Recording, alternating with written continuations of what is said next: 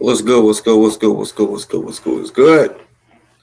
Welcome back to Boss Talks Podcast. As y'all know, on this show, anything goes. So for the newbies on here, the ones that ain't ever been on my show before, uh, first of all, welcome. You know what I'm saying? Welcome to my bosses and boss studies. Also, but I always gotta say, when somebody new, they might not know what they're about to get into.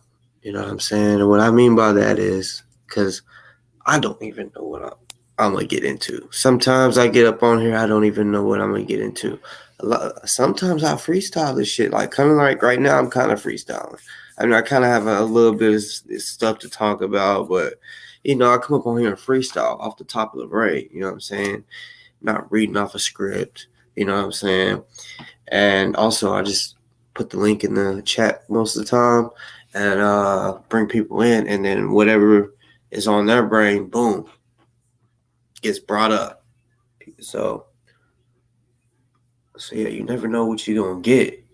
That's why I say on this show anything goes. You feel me? Put that right there. Cause yeah, I will be using this pen today. So I haven't got to do it just yet. I actually just did it right now. A new song. Okay, let's see. The last time that I think I was on was the 25th, 3 days ago. I don't think it was 3 days ago. But basically right now, hold on.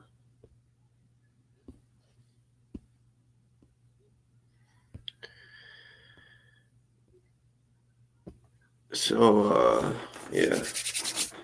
Right now, we're at 46,628 and 55 cents.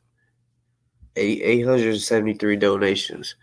So, what I do, so that I can keep it, like keep up with the numbers. Basically, at the beginning of each show, I write it down. Then throughout the show, especially if I do like multiple hour shows, like 5-6 hour shows, I might check 2 or 3 times, see just to see progress. So documented that real quick. 46,628 and I think 55 cents. I said I actually wrote 44 cents because that's what it's really been. It's been staying at 44 cents for a while.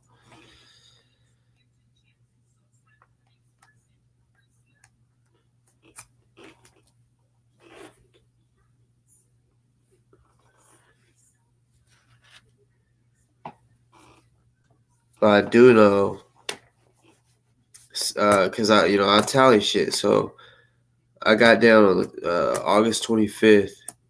There was 863 donations. So we basically had 10 different donations since the 25th.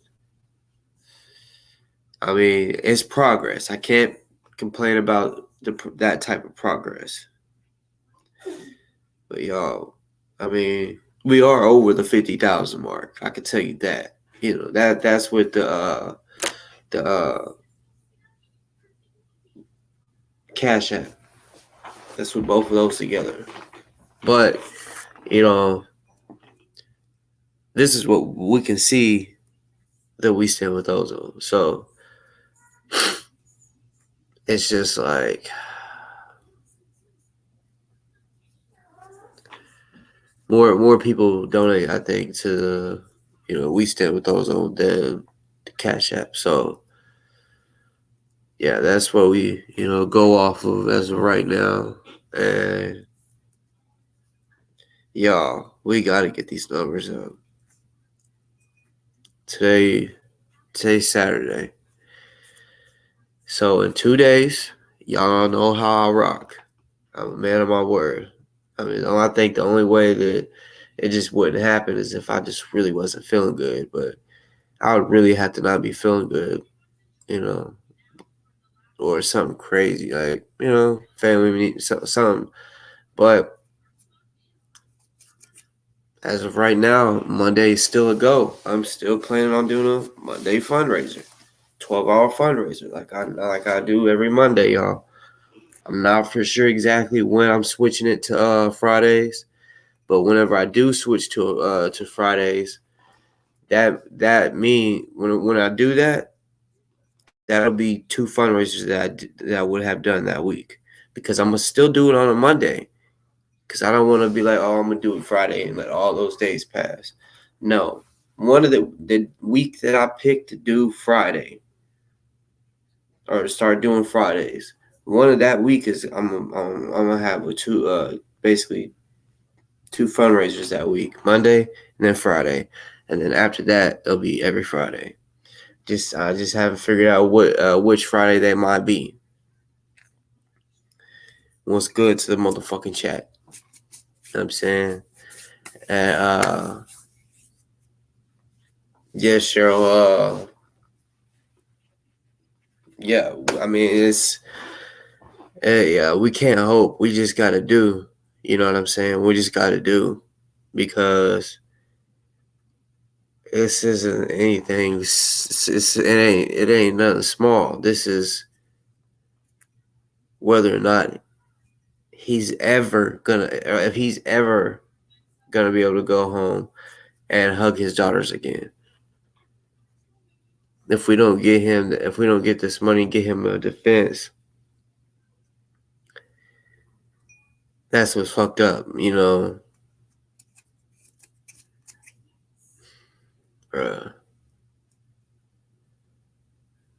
He Ozone, meaning he baked a cake with his daughter. You know what I'm saying? He baked he baked a cake with his daughter whenever the day all that shit happened.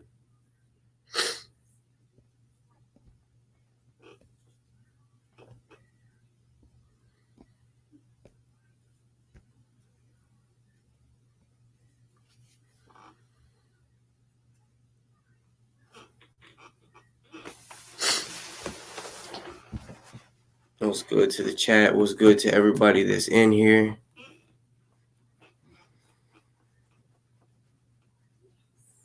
Damn, they're looking for a body. Damn. That's some shit. That is some shit.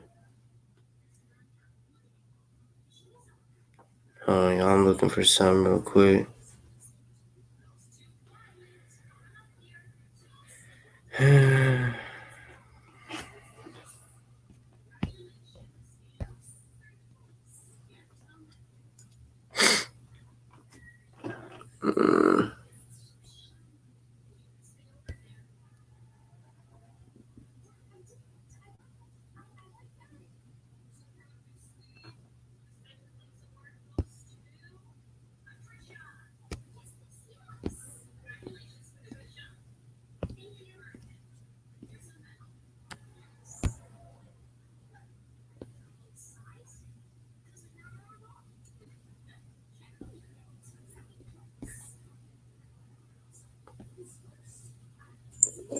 Hey, bro. We got them thing. You in the back seat of the car when I went over to Polite to film. I think it was on 124th Street in 3rd or 1st Avenue. You know where the fuck what I'm talking about. Where Polite had an Airbnb. For joining. I don't know why the fuck that shit just started playing, but I didn't click no motherfucking Signetta. Sometimes shit be doing that weird shit. It's like I early on my phone, like it's closed, right? It was just sitting there, and then out of nowhere, YouTube just started playing. I'm like, what the fuck? It's fucking weird shit. I'm sitting here like, what I was trying to do is find y'all the video of Ozone and his daughter You know, fuck playing with the.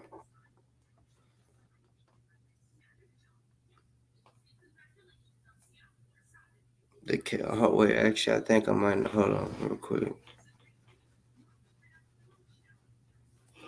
But basically, yeah, he, I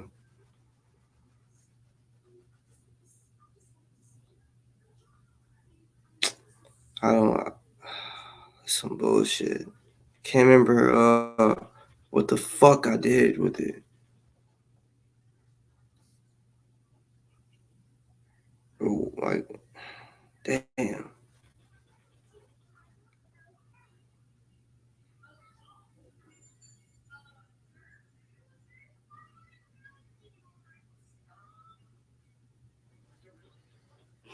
It sucks. Fucking sucks. Think I can find it though.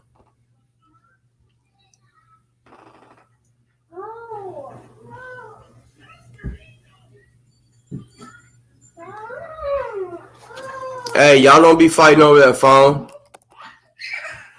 Hold on.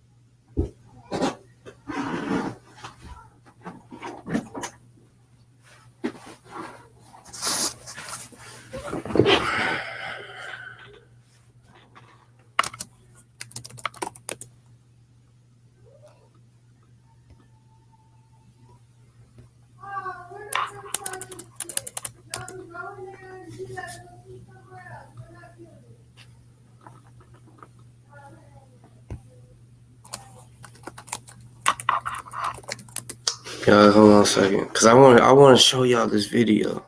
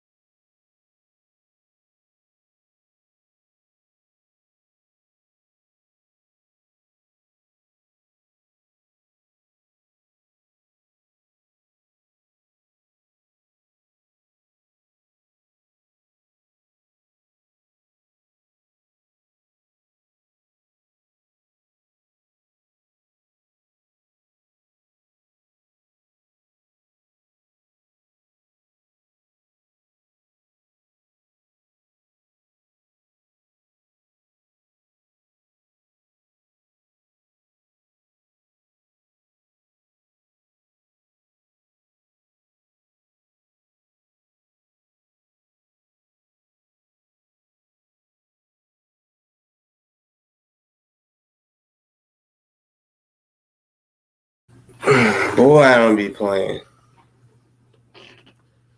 Fighting over that fucking phone or tablet or whatever the fuck ever. Anyways, I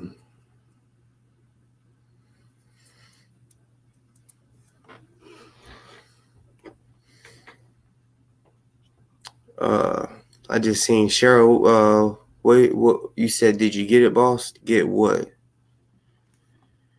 I'm not sure what you're meaning. And yeah, what's good to the chat? What's good, everybody up in here? You know what I'm saying?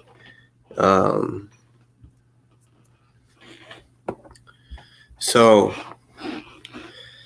I've been wanting to talk to y'all about, just ozone for sure. What has to do with ozone? A lot of people, I know a lot of people that say they're praying for him, they're wanting him to get the money raised, that they know him, people that know him, and even people that respect him, ain't really talking about it much. You know what I'm saying? Like this all goes back to that number that I told y'all. 46,628.55. And then 3 days ago, it was,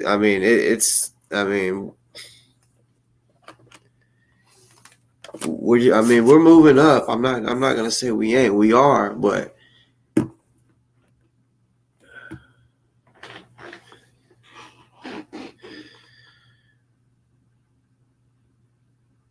all right.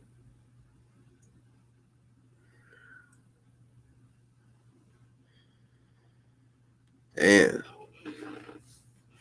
well, I hope Mama Red gets better. Real shit.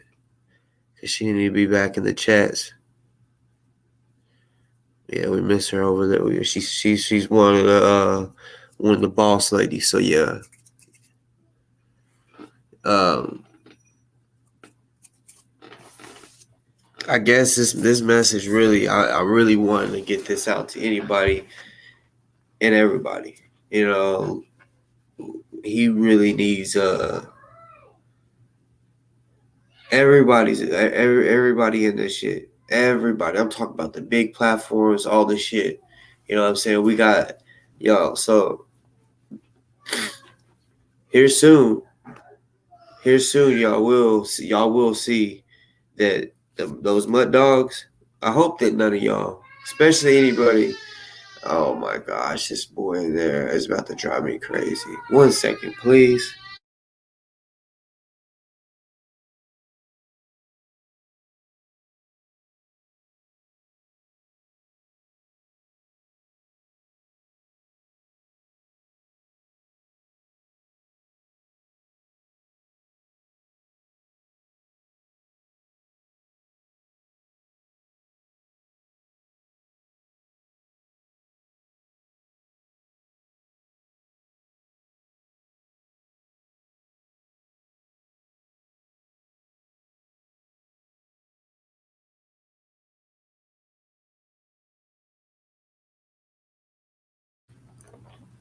Yeah, I ain't getting interrupted again. I just, no. I'll tell somebody to do something. I mean that. Do that. Do that. Sit your ass down and watch that damn movie.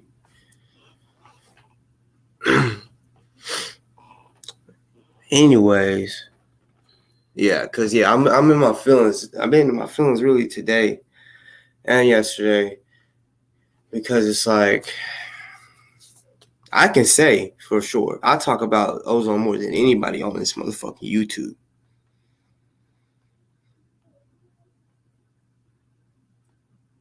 That's for sure. I'm riding for him. Oh, what's good, Mama Red? I hope you're doing good for real. I hope you get better, because I heard you're not doing good. But yeah, I hope you get better. I'm glad you're well enough to be in the chats, because I want everybody to hear this. Everybody, even the ones that I wouldn't even think of that would be watching this shit. You know what I'm saying? Because I don't even want to say names, because I'm not trying to cause problems at all. I'm just saying, when a person is real with themselves, they'll feel me today. When I say, look, when I say I speak on ozone more than anybody, that's kind of a problem. Yeah, I'm just a little over 800 subscribers, right? The people with the bigger platforms that fuck with ozone, they really ain't making no noise. You know what I'm saying? I mean, seriously, they really ain't making no noise. And it's fucked up. It's fucked up that people have. I mean, I don't mind letting people know about what's going on with Ozone. You know what I'm saying? But I feel like this should be a group effort, and I'm talking about a bunch of people. I'm not talking about people behind an intermediate circle. I'm talking about a bunch of people should be talking about this shit. You know what I'm saying? Down to the Tarkas, Tariqs, Kwame, everybody that say that they're for that they're for black media and shit. All of that shit, right? You know, I've been trying to. Well, I said I wouldn't mention names, so I mentioned names. Yeah, but you know, I mean, seriously, like well, actually, I can't even speak on this. Like, I've been wanting to, well, I can't speak on if she talks about it or not because I haven't been keeping up. But I've been wanting Michi X to, get in on this because, first of all, I'm pretty sure they've talked before. Like, not talked, but like they spoke and then they know of each other for sure. You know, she was supposed to be a part of that 24-hour live fundraiser that we did.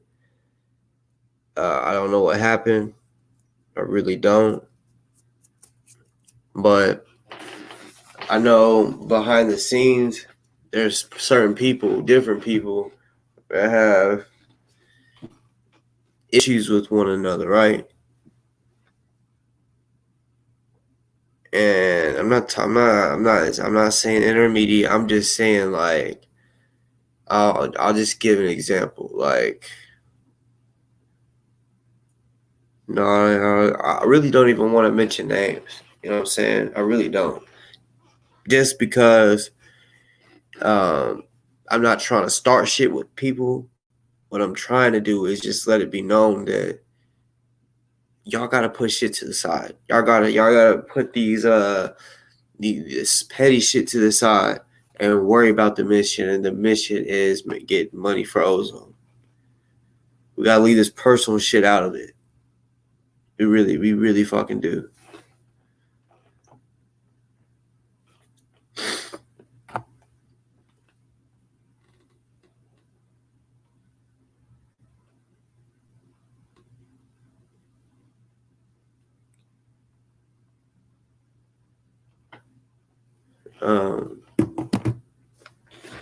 I mean,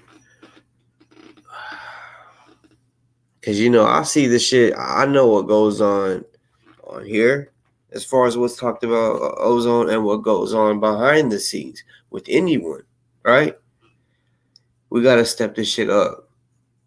If we want this motherfucking money to get raised, we gotta step this shit up for real. First of all, we gotta wake up and realize what the fuck we got. We got our own. We gotta. If I want to go to Texas tomorrow, go to Texas. If I want to go to Washington, if I want to go in there to give my kid a hug, I can do that. Ozone cannot do that. This man can't even decide whenever he wants to take a shower.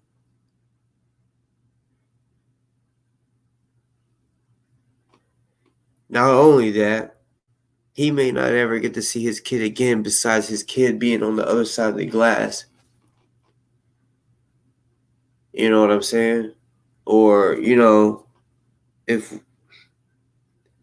like I really feel like this money really should be going up quick. If people actually was thinking like, okay, instead of being petty and holding grudges and shit, you know what I'm saying? Like the money should just be I don't know. This shit shocking me, man. Because I talked to with Delta about this type shit. What I'm about to say a while back, the people that will stand on just think of soldiers, military. People, they might say salute, thank you for your service, but truly, I don't really think they give a fuck about them and what they actually had to go through and the shit that they do and are willing to do for people they don't even fucking know. They don't get the credit they deserve, and I feel like that's what's happening with Ozone. He don't get the credit that he deserves. People come on here and talk about it. You know, it's just man.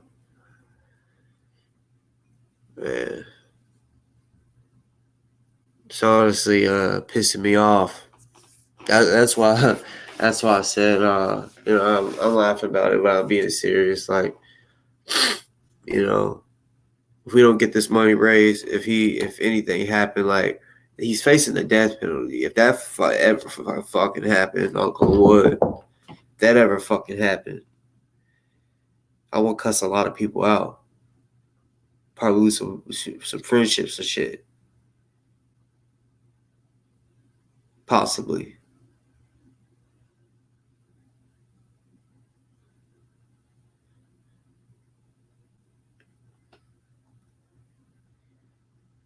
Yeah.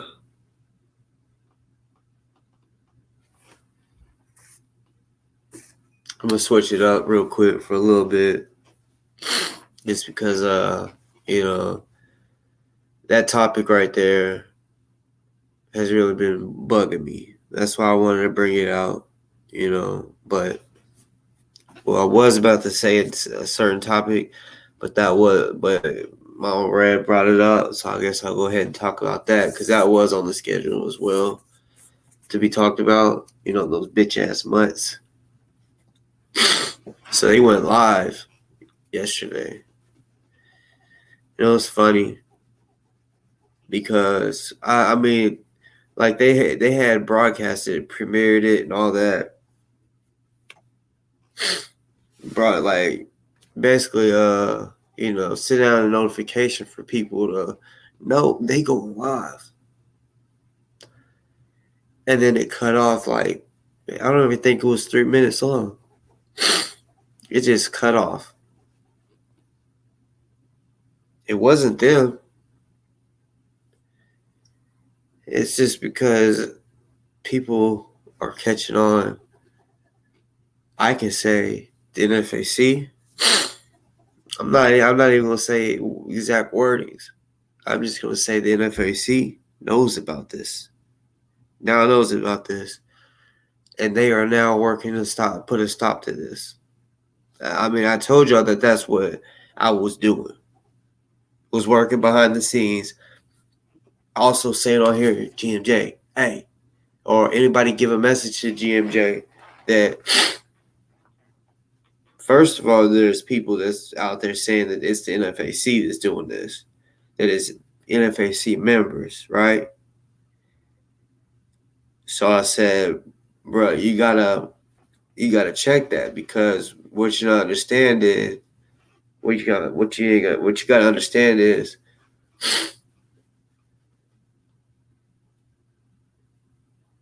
if this caused any issues with raising money for Ozone and nobody's coming out to say no, that's not NFAC, me and others are going to assume it is NFAC members, right? And I which I already knew it wasn't. But publicly, I felt like that needed to be addressed because, I mean, they're coming on here, doofus wants to promote him and shit as if they really are NFAC members, talking about, oh yeah, these mutts, they're serious. And I said, no, I'm serious. I'm serious. And the people I fuck with are serious.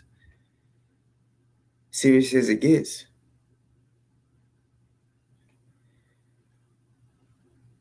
So that's being handled. I don't know how it's being. I mean, they're handling it their own way. just like I'm handling my shit my own way. So however they handle it is how they handle it. But what I know is, you mutts ain't gonna have nothing to write on anymore. Y'all just gonna have to only call yourself mutts. Y'all's not gonna be able to use the letters NFAC anymore, beside the mutt word.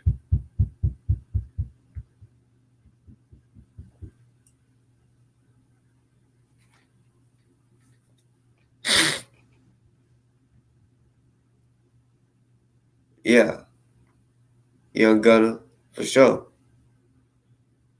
Him and me. We were the only ones they showed that I remember, that I recall. And then the video just cut.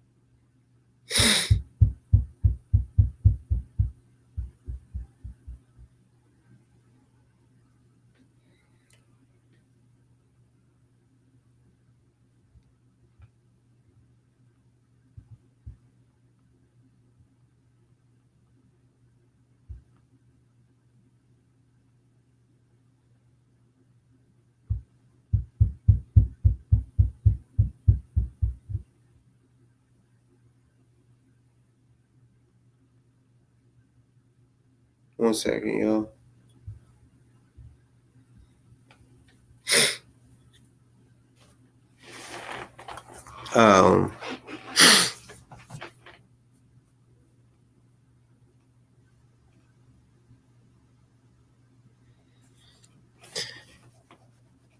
And Marty, you just hit it on the nail, and that's it.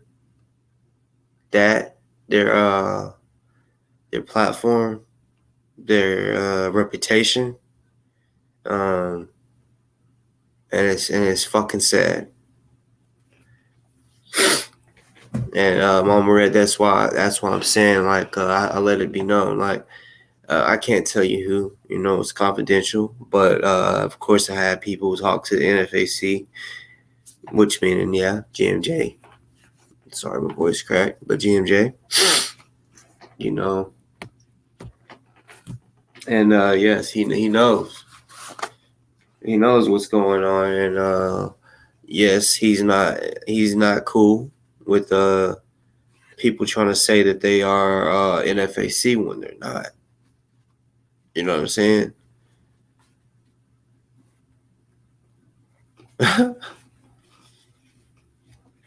So what it is this room.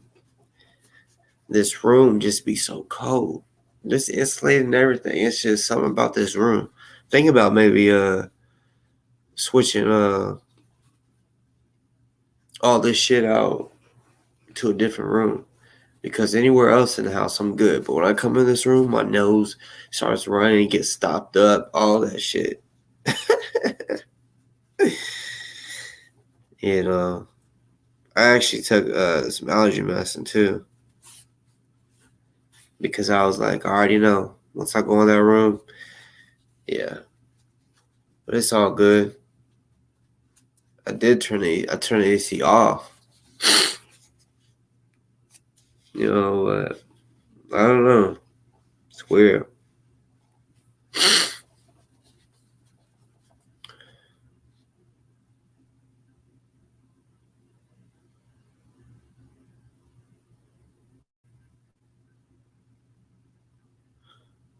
As I always do, welcome Gene Desaline. You could be a person that has watched my show before, you just have never commented.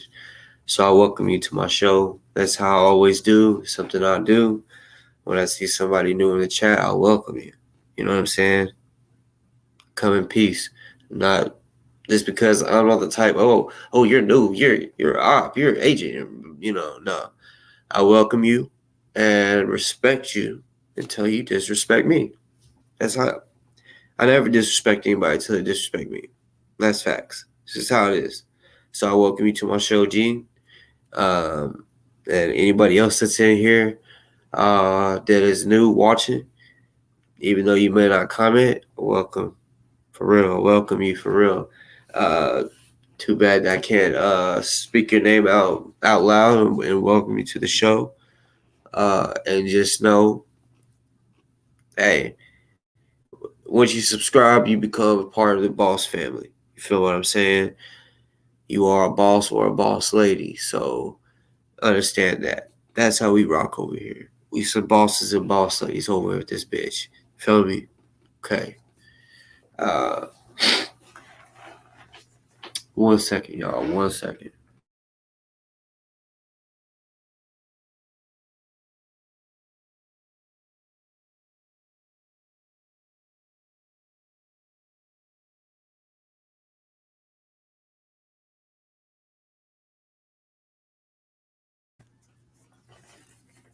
I will be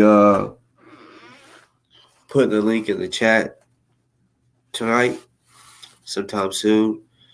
So for those that might want to hop on here, I would like to meet some new people, because I know for the shit the past like month. No offense, I mean it's cool the people that come on. I love the people that come on. The regular people that come on, but it'd be nice to have some new people. But like me and Mr. Black, we've said, I think there's more women in the chats than men, but more men come on the show, like hit the link. So I was like, yeah, we need to have more women to come on the show, and give their point of view on different things. And but like I said, I don't care, men, women, I don't care. Anybody can come on, literally.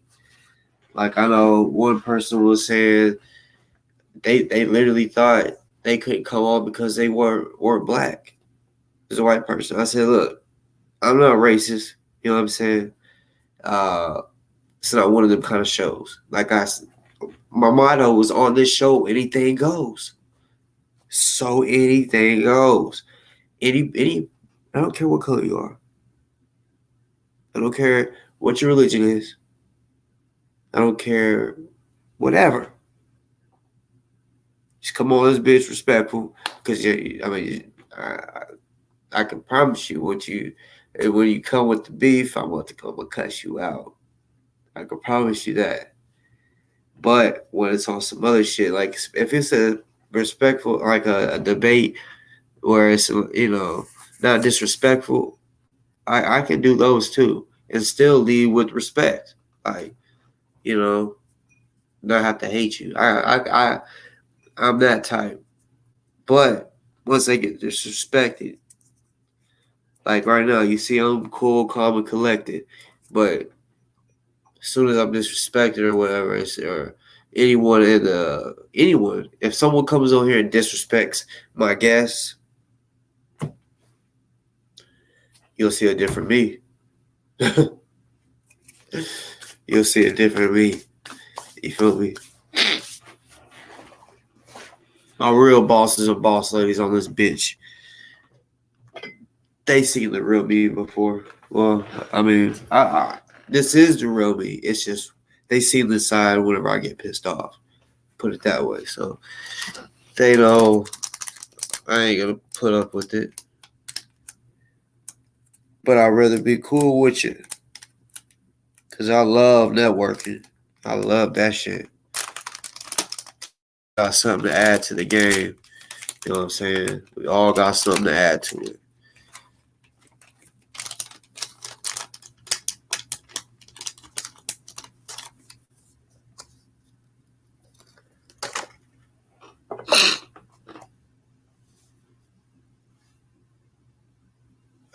I just laughed at what you said, Cheryl.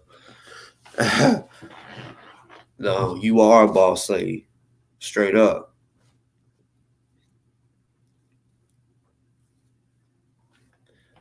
Think like one.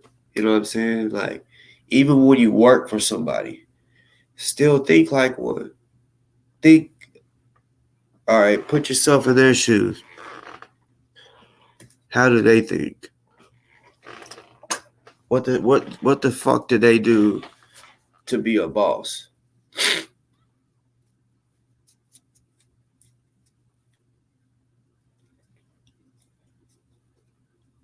I know bosses that don't do shit. It's like, nigga, why the fuck you a boss? But see, when I say it is to uplift y'all for sure. But at the same time, we all can be bosses and boss ladies. You know what I'm saying? By the way we think, act, all that. On some bullshit. Like, you know, like just say if someone is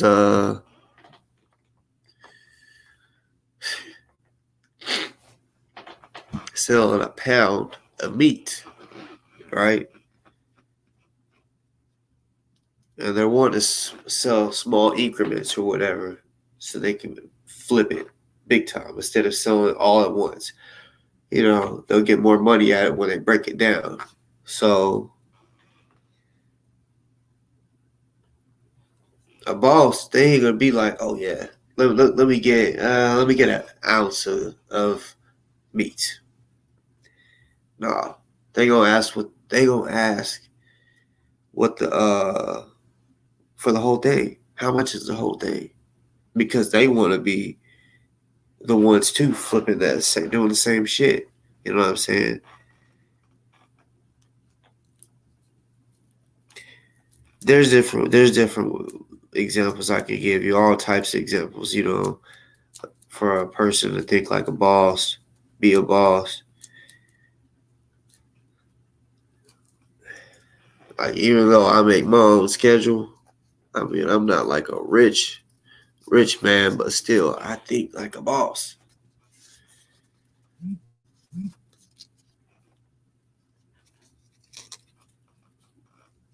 I hope I don't ever have to work for nobody again.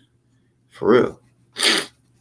That's my whole goal in life, is to never have to work for anyone, which ain't nothing wrong with working for somebody, but uh, I just have issues with being told, like, I just could, like, you know, expect the factory jobs. I work factory jobs, some factory jobs. I've even worked concrete outside all day. That shit, drilling concrete, hard as fuck, right? Like, hard work for cheap pay. And it's like, yo, I'm busting my ass, and like, and they don't give a fuck. The bosses don't give a fuck about you. So it's like, hell no. I want to be my own boss.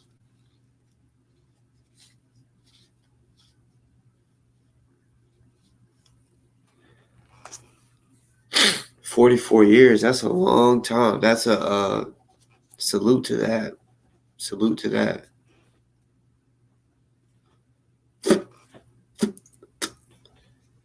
I would assume at 44 years, y'all hate each other and love each other at the same damn time. That's just my opinion.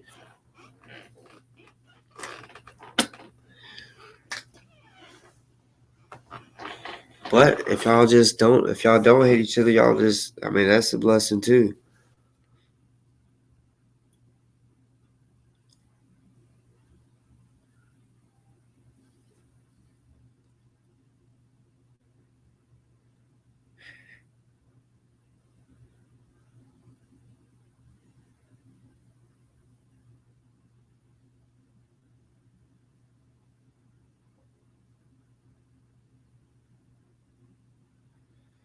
Cheryl, is your husband like a grave digger or something?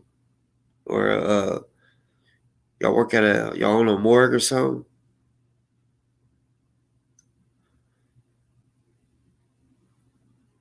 Like when you said buried, I was like, it clicked something in my head because I've been through some shit that I can't talk about on here. But when you said buried, I said, oh shit. No, I've never pulled tobacco in my life. But I'm from Arkansas. I thought it's crazy, but this we are ancestors. When they were enslaved, they had to pick cotton, right? I remember driving through.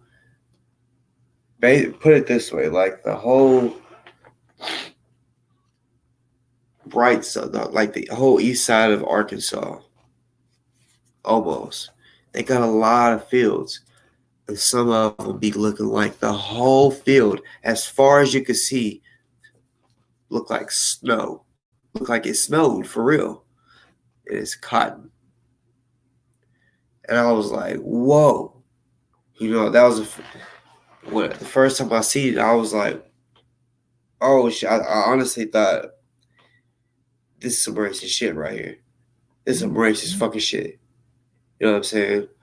And sometimes the wind will blow the cotton off the little stalk, and on the highway you just see cotton all over the highway. No lie.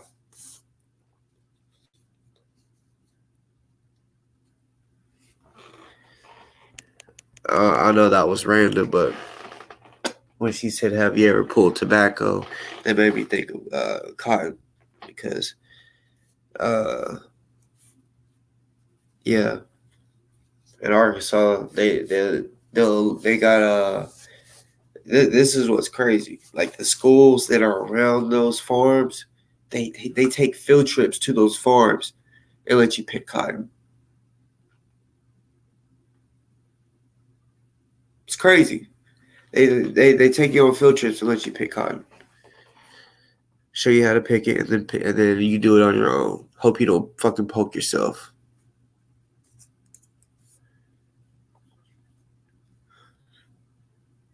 Mr. Black, what you talking about?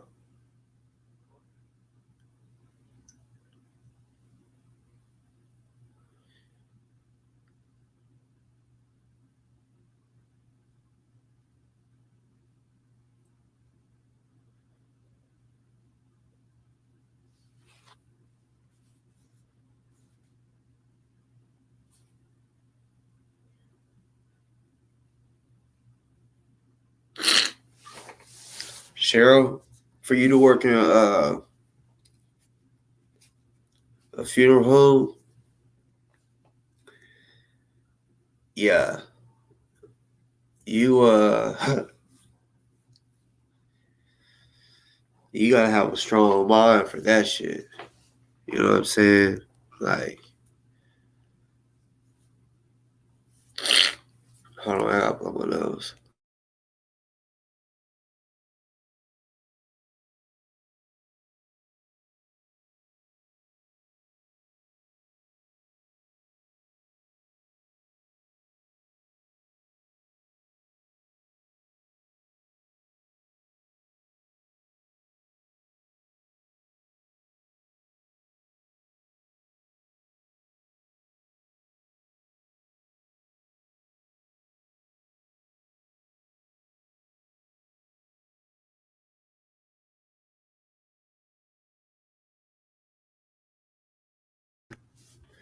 Yeah, Mr. Black, shit. Well, all right, I remember I had to drill some concrete, and it's the big drills, right? So if you fuck up, right, if you don't hold it right, the drill can just spin in your hand, and if you're holding it, can. I mean, when it spins, it can make your. I mean, if you still hold on to it, it can break your wrist. Like it will keep spinning. Man, that shit I used to hate that shit. Some days at work, I'll really get pissed off. Like, oh, I don't even want to do this shit. Because I sometimes even drilling, and then a little rock hit you in your face. Boom. Like, what the fuck? Want to beat up the fucking. It's the big cylinders that go in the ditch for the water to go through. Yeah, they'll spray paint us on certain ones that have like different drainage. Like it'll have 3 holes in it pretty much, because it'll have a ditch flow and then a little hole that'll flow to another area. So I had to drill like a big ass circle. That man, them rocks be popping in your face and shit.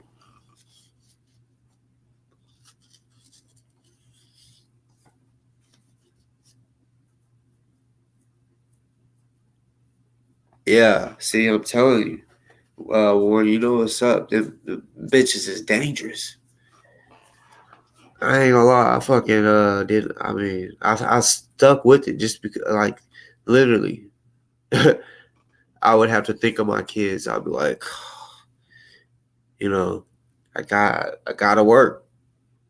That's what will keep me. Like if I don't, the bills don't get paid. That's the only thing that would motivate me to fucking stay. But the family was like, fuck this. And I started looking for a job while I was working there. Then I moved to a factory where it's indoor. I was doing wiring. Like conveyor belts and shit. I was wiring up the conveyor belts. And it was for Walmart, Amazon, shit like that. The conveyor belts.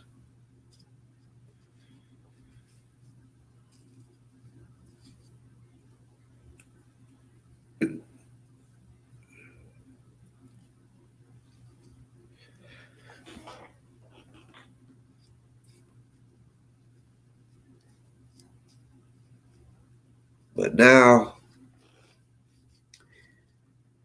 I teach motherfuckers how to hurt people. Oh yeah. And kill. Yes, I do.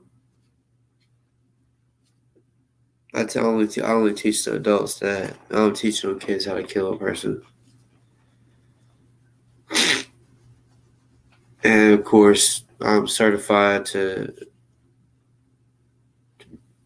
teach how to kill a motherfucker. Like, because in fighting,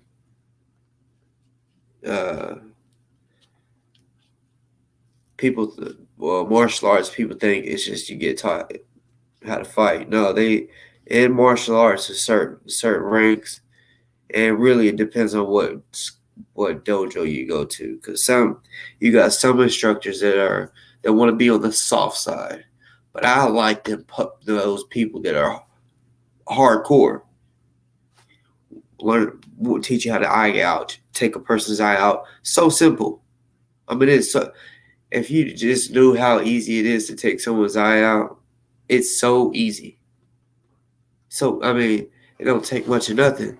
All it takes is the guts to want to be able to stick your finger in their eye and just pull out. You know what I'm saying? It's so easy. Yeah, that's another thing I teach, like, because if you're fighting a big 7-footer and he picks you up with a choke hold up like this or some shit, right? And all you can do is reach his face, right? Pull his eyes out. Shit.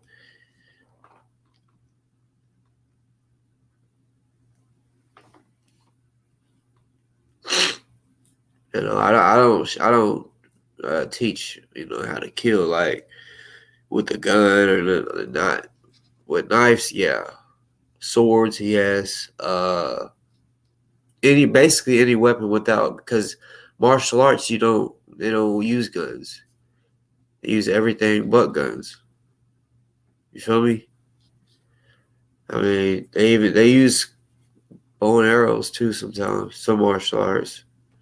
But the only thing they do with guns is teach you how to take it away from them. Straight up. And I know a lot of different ways to take a gun from a person, how to disarm you. And that's with rifles and pistols. Rifles is the most easiest way to, well, not even just taking the gun from rifles, the easiest way to get the barrel, move the barrel away from pointing at you. You feel me? Pistols, yeah, it's a little harder because it's smaller. They can hold it from here. But a rifle, it's longer, so you could just smack that easily, just smack that bitch. Just so many different ways. Take that fucking gun from somebody. You just gotta be quick and be brave. Cause you also gotta look. You gotta be smart. You gotta look at the gun. No! You gotta look at the gun. You gotta first see if their finger is on the trigger. If their finger is off of it, okay. If you grab that bitch, they're not shooting because their finger's off the trigger. They just gave you some game. It's common sense, but hey, you gotta look at the gun. You know what I'm saying? You gotta look at all that. Like, is their finger on the trigger? Because if it is, okay, now you can't fuck. You don't want to fuck up. You really gotta, wait for the perfect time.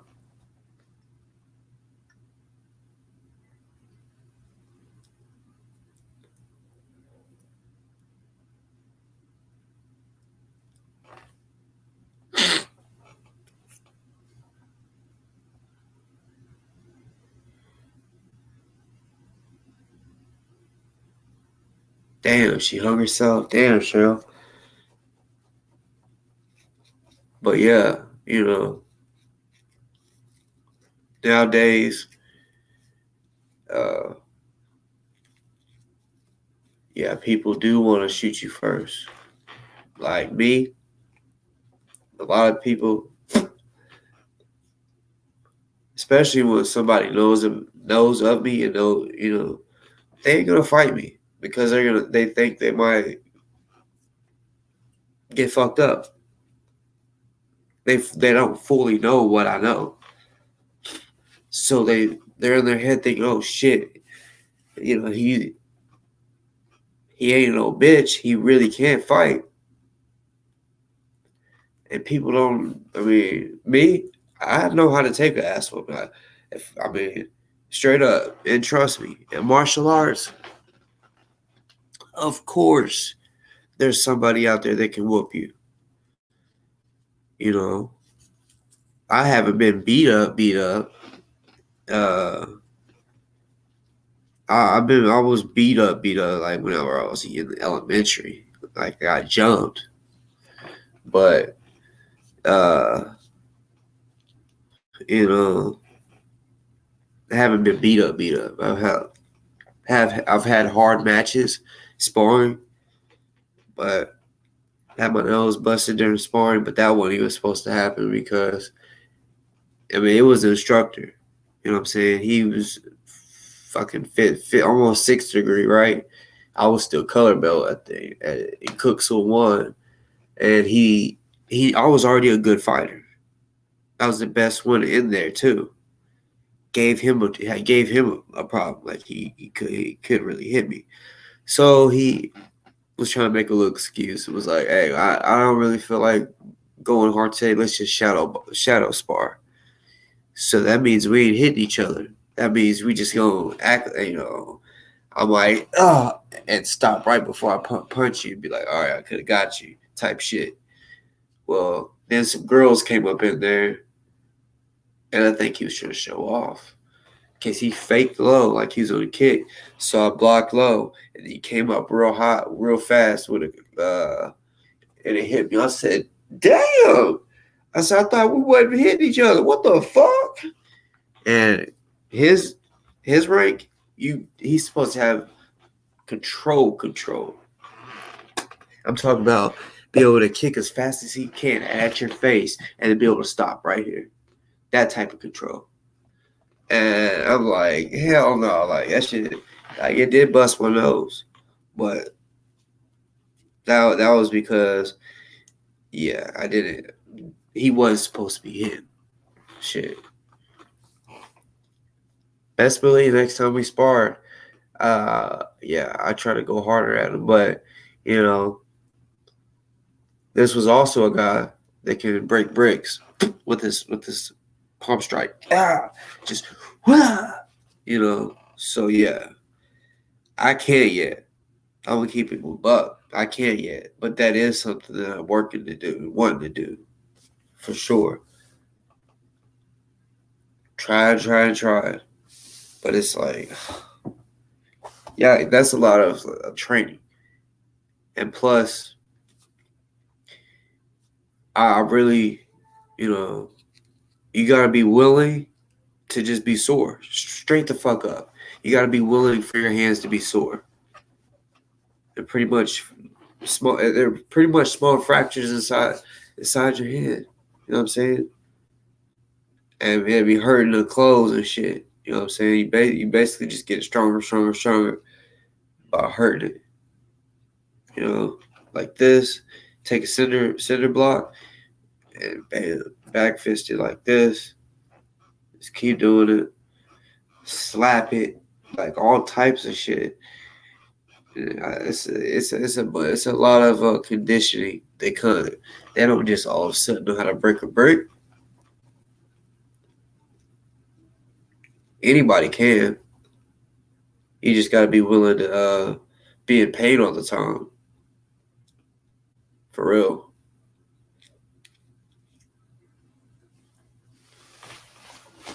Well, shit. Night runner. I guess you really are a night runner. Since you said you got to get your run in, guess you really are a night runner. So salute to that. Yeah. Definitely come back. You know what I'm saying? I'm about to actually put the fucking link in the chat. I would love for people to come in and keep me company.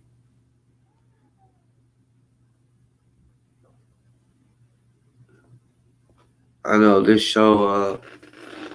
So a little update on Lil Kid Dick, right?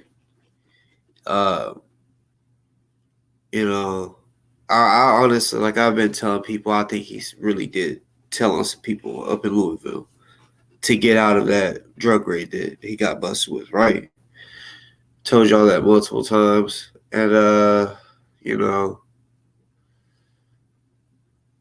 for him to be scared of the Louisville, I mean, he's not Louisville yet, but he wants to pretty much PC up. He wants to be by himself. And I'm sure his attorney has told him, well, if you want to be by yourself, all you got to do is say you're suicidal. They'll put you by yourself. Or some shit like that. Because that's what's going on right now. He's suicidal. It's the word on the motherfucking street. Can't tell you who I got that from, but it's very confidential type shit.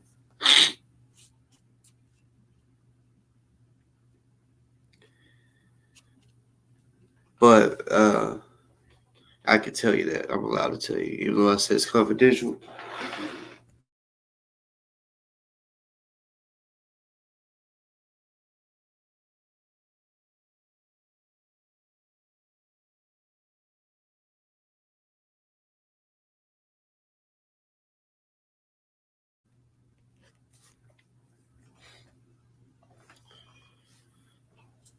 So yeah.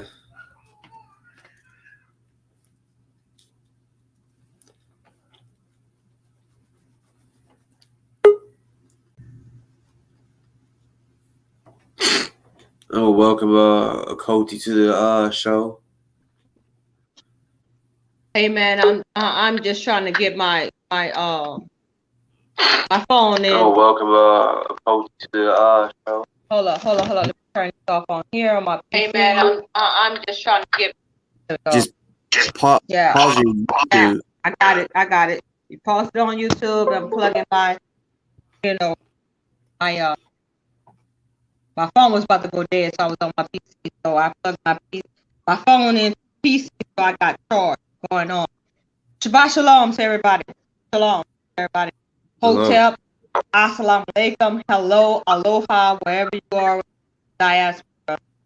Man, I just tuned in because I just my nerves was upset from some other brethren, but you know what I'm saying? I come to Boss Talk the real deal, you know, to let everybody know that occultism tomorrow is the real deal. Ain't no faking about our people, we about self-determination, about making heathens understand our human rights, and we want reparations right now. That's all about. You ain't talking about that. I don't have a conversation. That's point blank. And you and I talked often about what we need to do for ozone. You understand that? So it's all about human rights, self-determination, and black power right now. Black power. All black. Black power. So what's going on? What you talking about? I don't even know. I really don't even know. I just came on this talk. What you got going? That's pretty much what I did too. I mean, my main objective was, you know, I'm noticing not a lot of people talking about ozone. I'm noticing the numbers ain't going up that quick. Like it's slow, you know, it's slow but surely, like the term.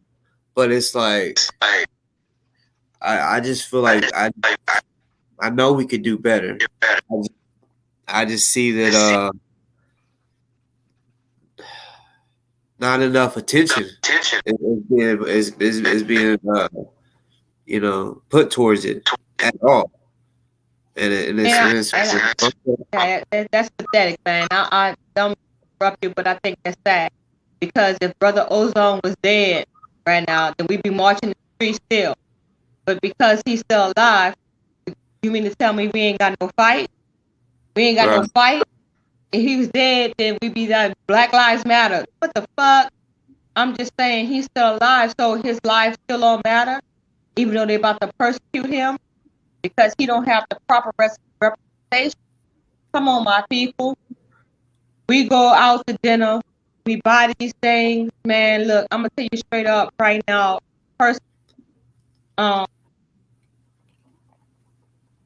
going to say the trip that I made on August 1st that you tried to broadcast to people, it was well worth it, right? But for the amount of money that I spent, for what I got out of it, I could have very well spent that same money on ozone.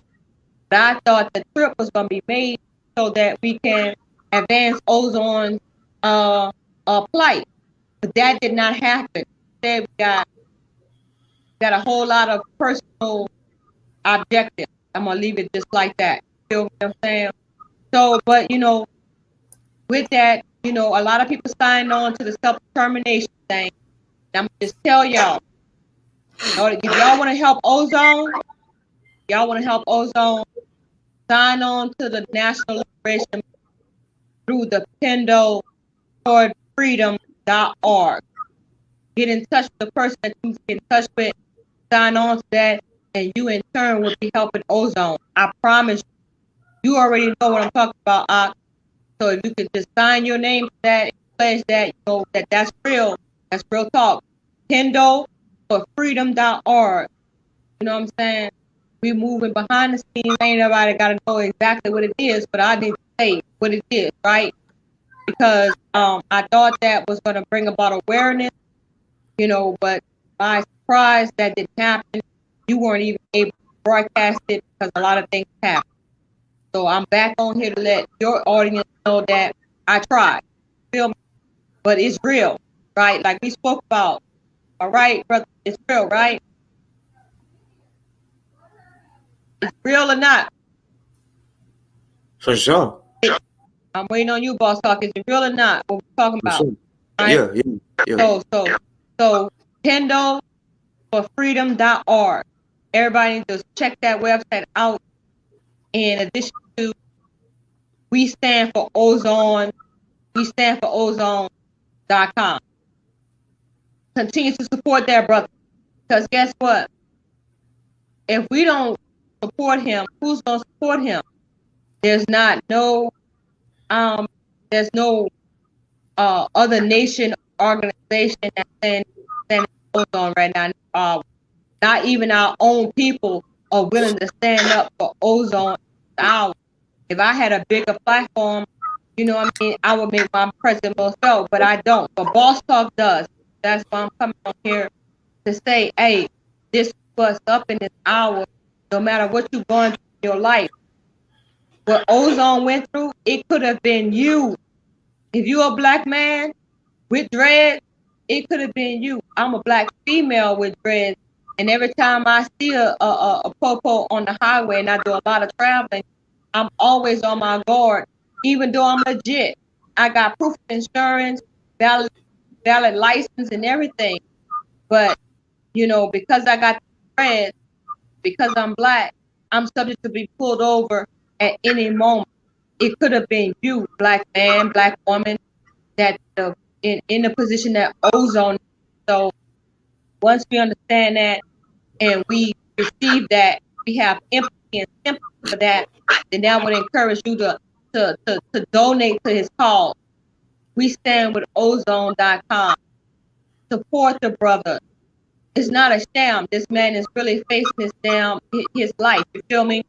And shouts out to you, Boss Talk, because I was able to get through to him, and I'm now able to communicate with him.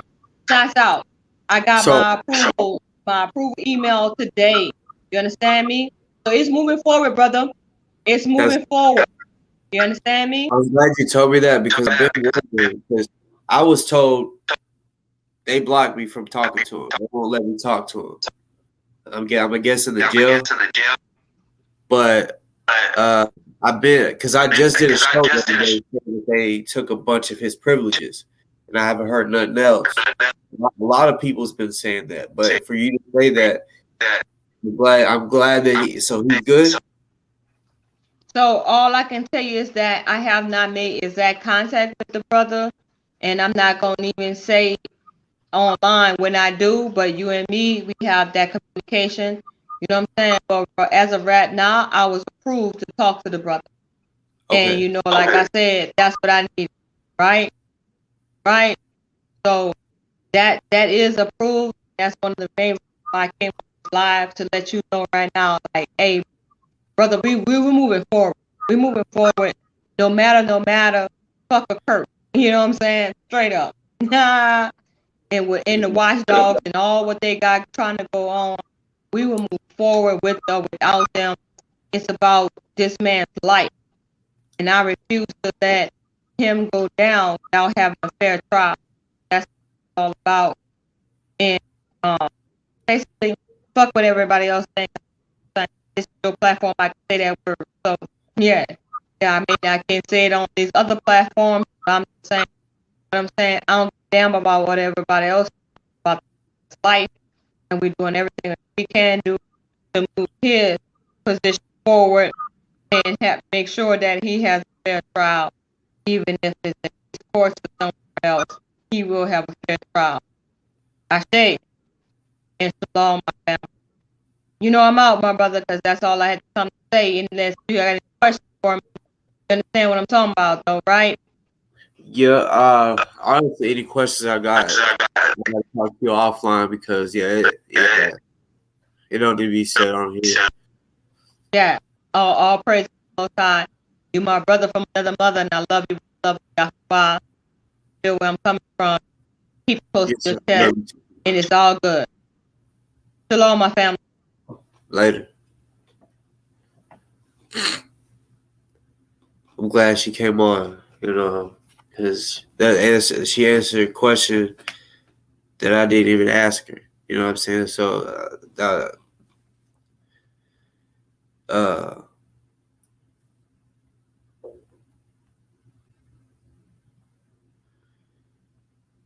because he got his privileges and shit too, but there's been a lot of shit, y'all, going on, a lot of bullshit. Like I said, I read this.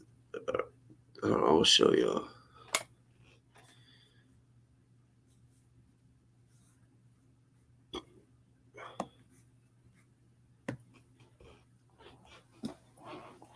I recently just showed y'all that how they took all of his products, pretty much everything, and then he has no phone or visits. Right? So what she just told me, that's, I mean, a plus, I feel like. You know what I'm saying? So I'm not gonna speak on that much because apparently that's why he got his shit took anyway, was because uh and honestly I don't even understand how that even, like, it's just crazy. They could take his privileges away just because somebody reads an email. That'd be like if he wrote to somebody, right? And they was like, yeah, I want to read y'all what he wrote to me. Like, since when is that a fucking crime? You know? So now we got to think smart, play it smart, play it differently because they want to act like that. Take his fucking privileges away because somebody repeated or some shit what he said is what they said.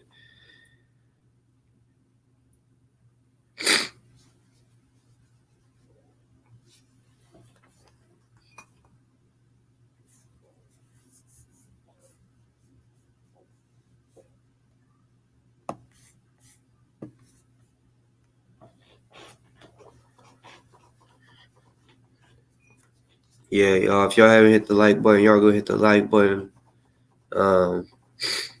Tonight we could talk about it, whatever. Talk about it all.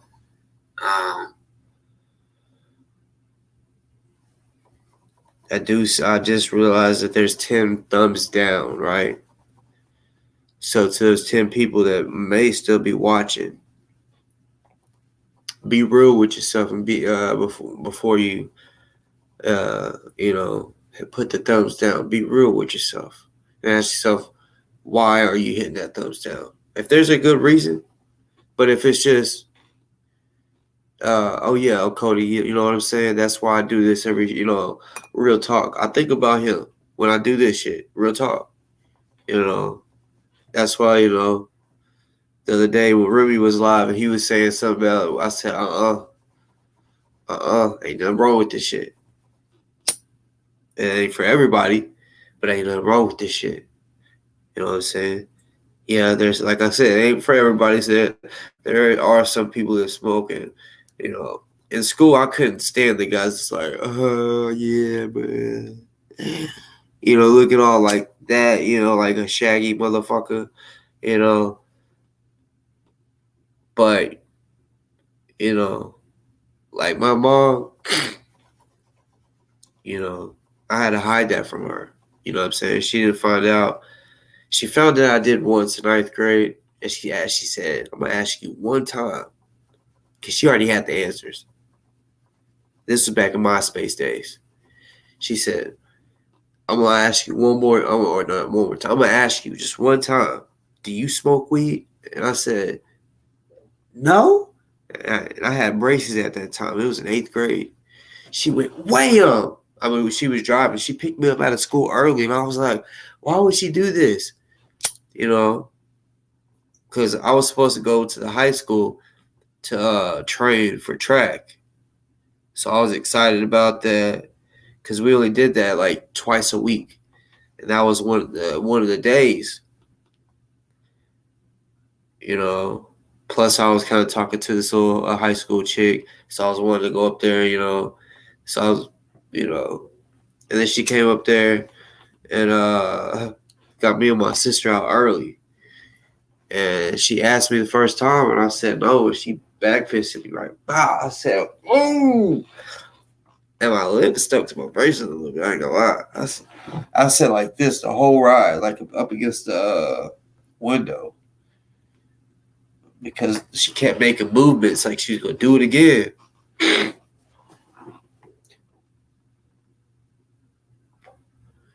Yeah, but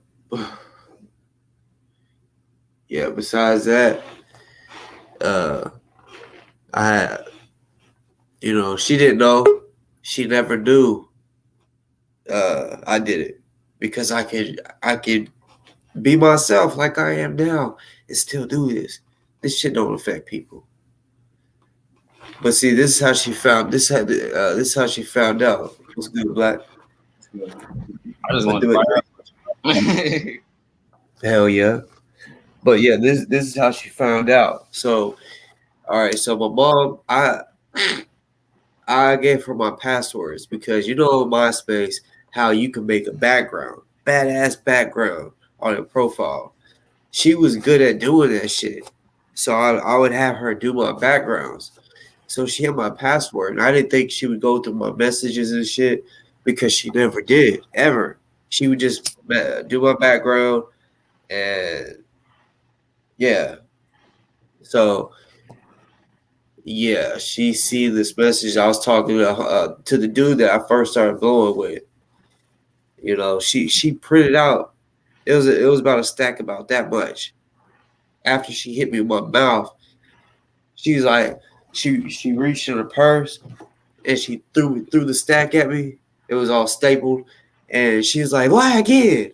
And right when I seen it, I just kept staring at it. I knew I was fucking busted. I was like, "Oh fuck." Yeah. But I still kept saying I didn't smoke. Hell no, man. I got kicked out at 16 for that shit. I ain't smoked weed though. I had already went to truancy court and being kicked out of school for skipping too much, and they drop tested me. I dropped clean. And it was like a year later after that. My mom left like a roach in the bathroom, right? Or maybe not even a roach. It probably was like this, like you know what I'm saying, like a decent size, something that you want to relight when you're on the toilet or something like that. She had knocked the ashtray over, I guess, and the blunt was behind the fucking. The blunt was behind the fucking or whatever, right? So I'm 16 years old. She come in the house and she like, boy, you been smoking weed? Because I guess she went straight to the bathroom and she could just smell it, but she couldn't find it. So she thought I boxed the bathroom or something.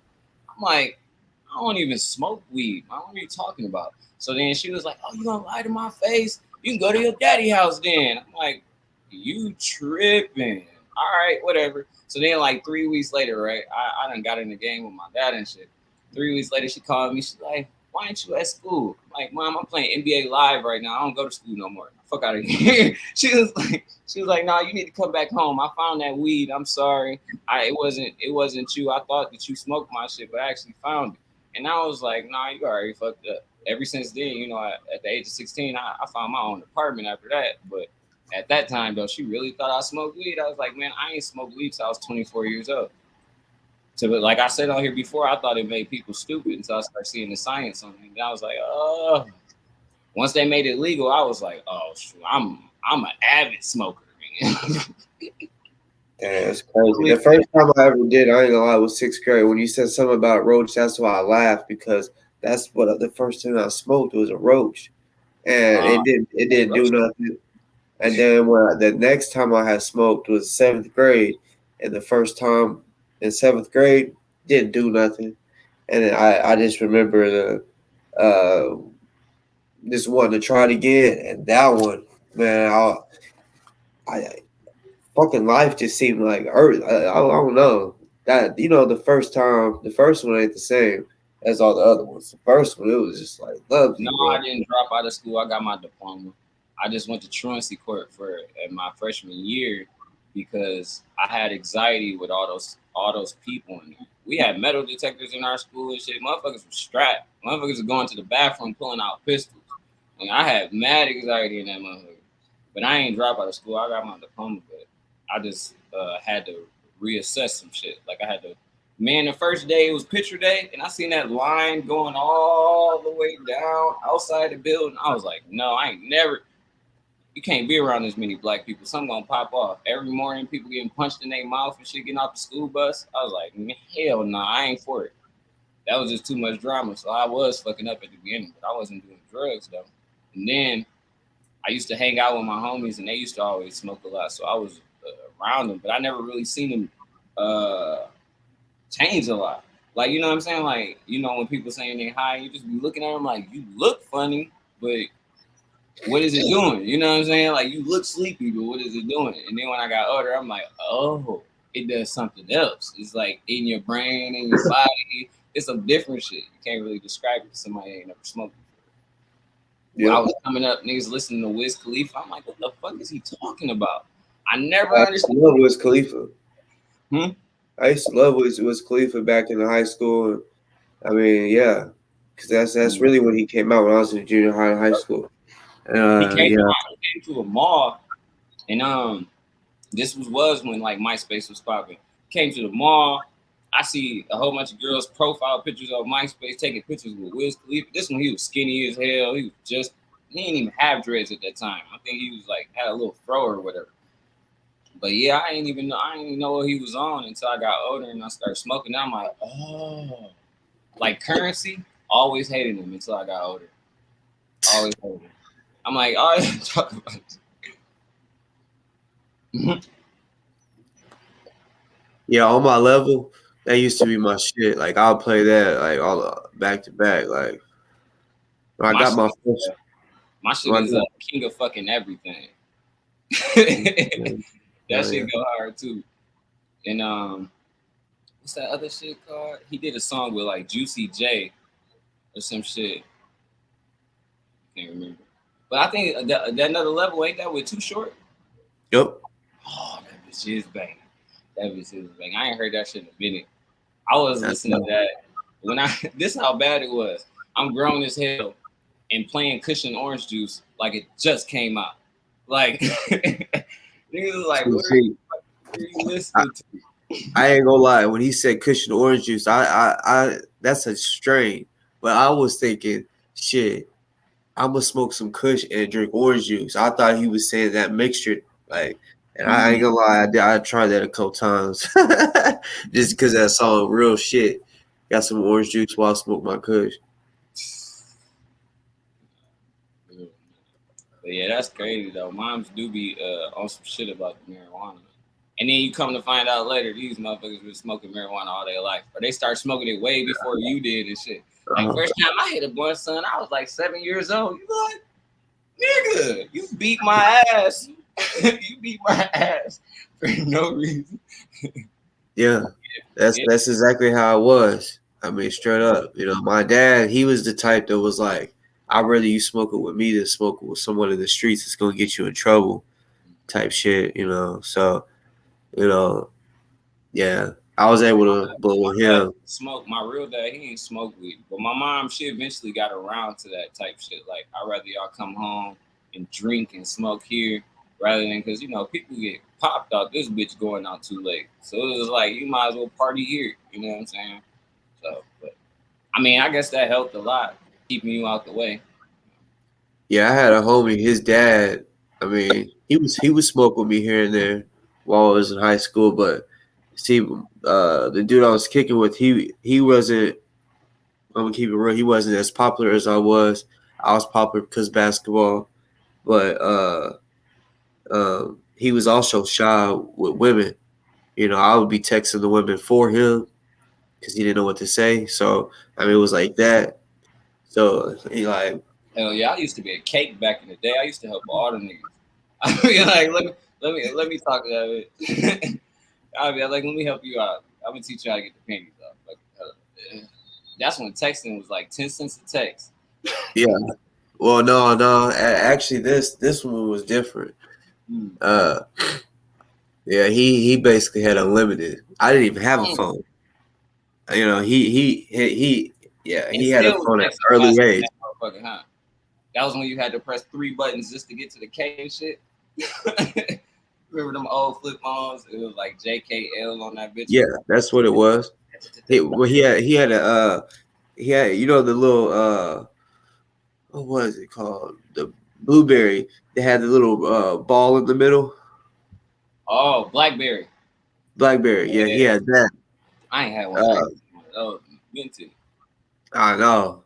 But yeah, he had that, so it kind of had the whole little keyboard on it. Yeah. But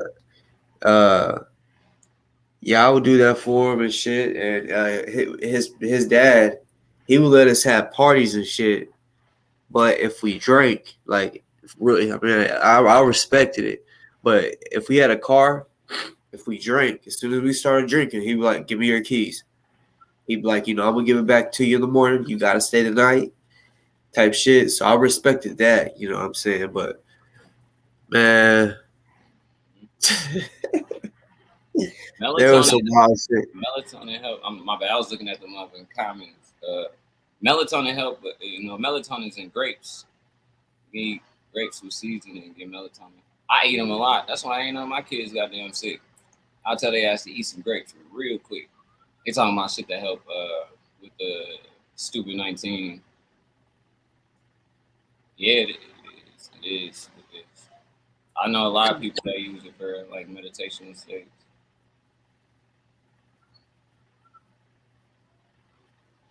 Yeah, people with square jobs, I'm not gonna force them to be avid smokers. But if you around me and I always tell people like, don't invite me nowhere I can't smoke, right? So if you're around me and you're not a smoker, I'm probably in the wrong spot. Like, why in the fuck? Yeah, I'm probably in the wrong gig. Like, but yeah, I still have them blackberries. Man, yeah. See, we used to have you gotta have to go away. We used to have some niggas in the city called Tony and Tony. Well, really, we called them AT&T. But them motherfuckers used to, like, what you call them? Like, hijack phones, make them so that it was, like, unlimited forever. You know what I mean? Type shit. Like, I don't know what they did. Like, they might have went to MIT or some shit. But they'd grab your phone. They'd charge you one flat fee. Your shit would work forever back in the day. I don't know what happened to that. I think they probably just switched from 2G to 3G or 4G or some shit and switched. But that shit, they would have helped you out for real. They charged motherfuckers like $100 and like, your phone ain't never gonna go off. You be like, what? They're like, yeah, you gonna always get calls and call out. You good? You directly connected to the cell phone towers. I'm like, this was before I even knew what cell phone towers was. I'm like, whatever, that shit sounds good. As long as I can chirp on this bitch, I don't care. Yeah. See, we are the generation of we got to see right before the smartphones and all that came out. Like, when we had to wait and be like, at midnight, I'll get all my minutes back type shit. Hell yeah. I remember when you had like bought a $10 boost card and you be on that last day and you ain't gonna waste that last dollar for unlimited chirp. So motherfuckers would be like, what they call it, like turn their phone off so they can have it for tomorrow and shit. I remember that shit. As soon as you get a chirp through, they taking your dollar. As soon as they do, like, damn it. They put that code in, they can't let their phone die. I remember those days, man. Shit was real. The sidekicks, the little T-Mobile boys, what they called? The ones they was called sidekicks? Yeah, okay. Yeah. I had one of those. Man. See, back to super different for us back in the day. Back to when we was talking about how you said you used to cake for your homies too. Mm-hmm. So like we was the generation too that it was house phones. So our generation and back when you had to talk on the house phone, them were the real motherfuckers that got real game, the real players. You know what I'm saying? Because you had to talk to them. You can't sit there and be like, all right, like what can I say? You know what I'm saying? You had to be a real player. You know what I'm saying? You got to be smooth. You got to be smooth with it. Even though I used to hate when my mom would be on the other phone listening. Hey, why are you talking about that?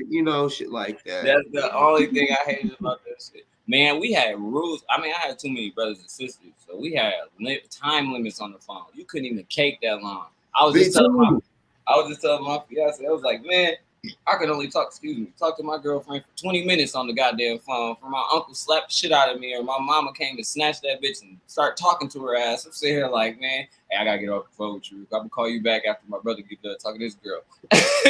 Like, cause that shit used to be hell.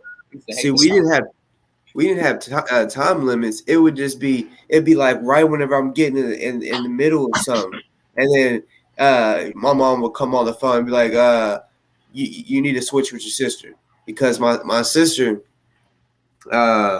You know, she likes. Well, I got three sisters, but the sister that was like, all right, one sister's on my dad's side, so she didn't live with us.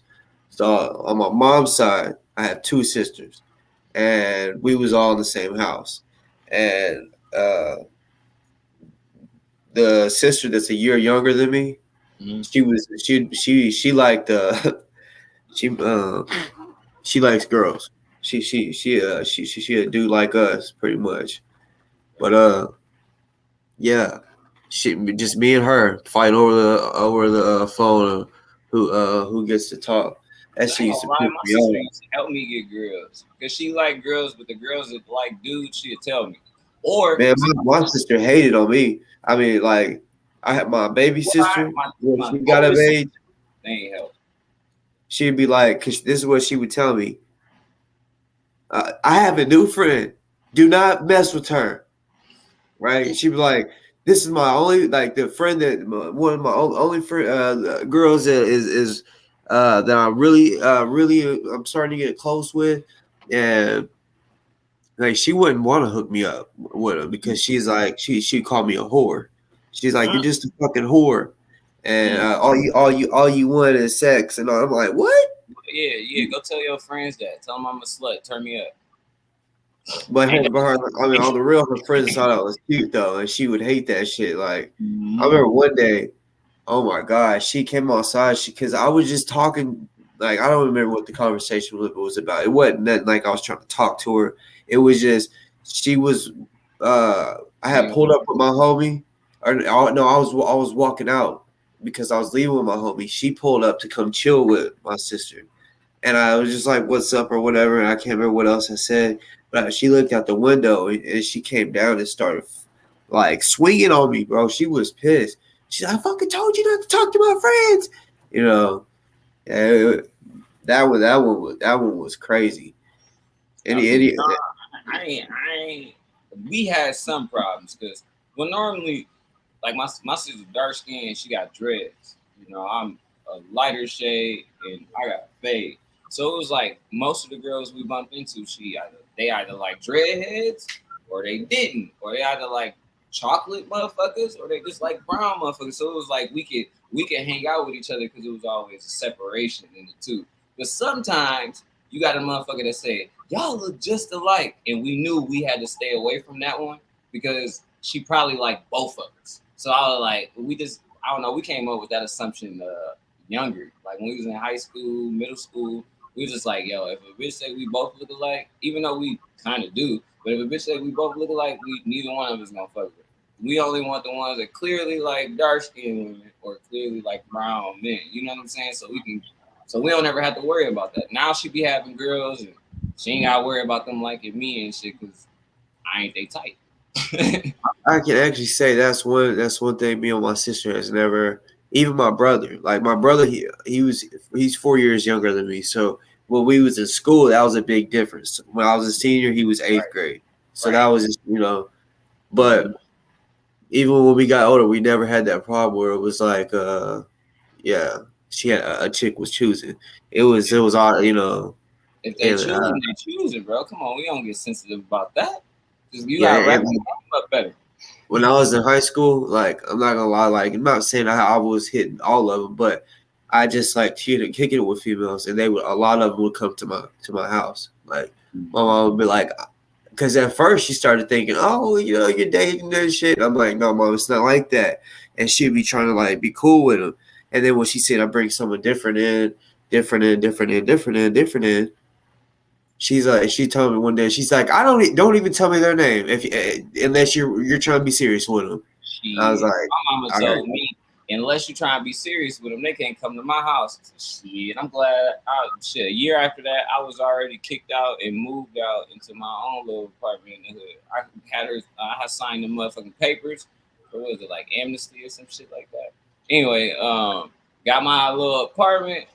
I was already on my grizzy, so I was like, yeah, I'm straight. You're not gonna stop the main goal of a 17-year-old or 16. You know what I mean? At that point, everything we did was wearing baggy clothes, anything in style. We was doing that shit literally for chicks. So when you telling me like, hey, you can't bring no chicks home, I'm like, shit, I'm going to school for no reason then. I mean, what the hell? And then my mom was a teacher. So when I was in school, if I skipped, I can just go to the crib, but I couldn't go to the crib after school. So it was like, so she had just hear from the neighbors, like, he had 2 girls over here, they was sitting on the porch and then they went inside. I'm like, bruh, I didn't even do nothing with them. They said they got thirsty. The other one needed to use the bathroom. What? Bro, I had that same problem once. My mom, she went to Alabama with one of her friends. I was supposed to be staying the whole summer with my homie, but we had a dog that she didn't take. So she said all I was allowed to do was come home, walk our dog, feed it, and all that, and that's it. I'm not supposed. She said I could stay there, or whatever, chill or do whatever, but and only have the friend that I was staying with. She was like, nobody else, no girls, no nobody. Man, I got told on one day. Oh, and I only had it happened once. I had like 4 people over. It was 2 girls and a homie. And yeah, he got told on. Got snitched on. Shit, I mean, I never had to smash. In high school, I never smashed nobody in my mom's house. We got so many abandoned buildings around this bitch, abandoned houses. I need to go to your house for that one. I'm glad I never had to do that. I always had. I never had to go to an abandoned house. I always had a place to go. I mean, it wasn't really abandoned. Like you would just walk to a block from your school, and it was like the party spot. It was like a whole. That's where they smoked. They went skipped and just went. See, that's what I'm saying. I'm glad I never had to do that. I had like I said, my homie's dad. He wouldn't let us smoke in the house. He would just say go to the garage or the back porch. But he would let us have girls over, let them stay the night with us, all that. My mom wouldn't let that happen. So we used to go in old schools and sit at their desk and shit and write funny shit on their chalkboard. So when the janitor come through, like, who the fuck put this shit up there? We used to do, random ass, dumb ass shit back when we was kids. I know my mom was pissed because she would be like, what the fuck you do have this shit for? I have no girls, probably. Like, what's the other answer? I was being stupid. But yeah, I done got booted for that same exact reason, man. A motherfucker just told on my ass. Like, I was like, yo, you know that they was only in the house for like a minute and a half. One person used the bathroom, the other one. I was like, I don't give a fuck. You don't need to be having nobody sit on the porch. I'm like, I can't have somebody sit on the porch. You really tripping.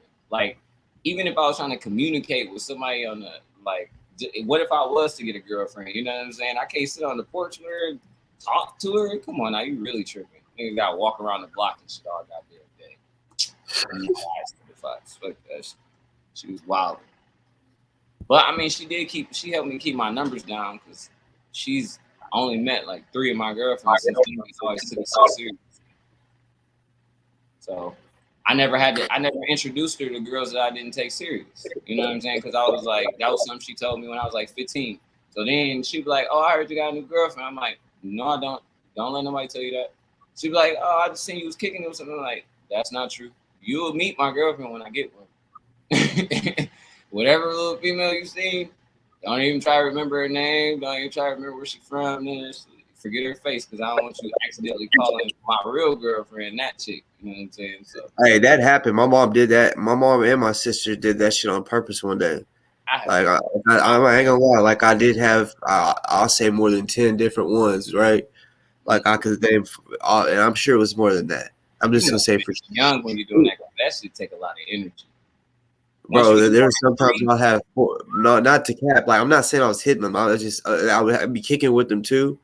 No, but, I'm talking about like sometimes I'll have four different girls in one day come to my house. Damn. One would leave. Sometimes they was passing each other out the driveway. And my mom was like, "Oh my god, this is ridiculous." And I was like, "We're just kicking it." You gotta set them times up better than that. No, that I'm telling you, well, the times was, but sometimes they would want to stay a little longer. And I'm like, that's why you do it. I got plans. I got plans. You gotta go. Before you even get over, it's like, oh, you gonna pull up, but I got somewhere to be at 3, and my ride gonna be pulling up around 2:30. Bro, I tried so that. 2:00, and you're like, shit, I gotta get dressed. You ain't even get dressed for shit. Putting your shoes on, motherfucker heading towards the door. 2:30. You got 30 more minutes to pick up all the condoms and get all her girl shit out, because you never know when they leave earrings. They leave shit, so they gotta come back. So then you throw all that shit away, and then you got a fresh room waiting for the next. You got spray too. You don't know how these funky hooks. got hit him with some Glade or something. Man, I got fucking wild stories, bro. I can't even go through all of it, man. But that shit, I can't. I don't even want to either. It's just, that's what I'm saying. I don't even want to go through all that. Half that shit. When I think of it now, 90% of it, 99% of it was pointless. You know? But being in that generation at that time, though, you didn't want people walking up to you saying, "Oh, you wet behind the ears," or this and all that shit. That shit was like, he was challenging niggas' manhood. Like, oh, this nigga's still a virgin. You like, bitch, like, you really was hurt about that shit. And it was niggas that really was virgins in high school. Like, they was like, you know, they might be popular, but they still ain't pop yet. They like, nigga, don't ever say that out loud again. Let me find out. You on the football team, you ain't hit nobody yet. I know linemen that's getting asked today, like today. So it was like, that's just crazy. But yeah, crazy time over marijuana. Yes, hit that like button. I'm so sick of that. All these damn views. I wish it was a way to make people hit the like button on their way in. But not JoJo. I didn't get your email. Mm-hmm. Did you send it today? Because I only looked down to the 23rd. Everything from the 23rd up.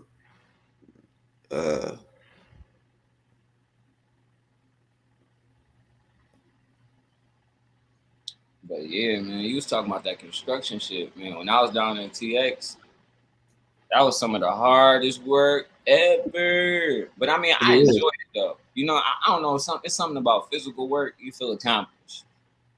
Like if you get a task at the beginning of the day and they say like you gotta do this, and that, and then in that 8-10 hours, you finish all that shit, you clock out, you feel, you know what I'm saying? You feel accomplished. I kind of like that.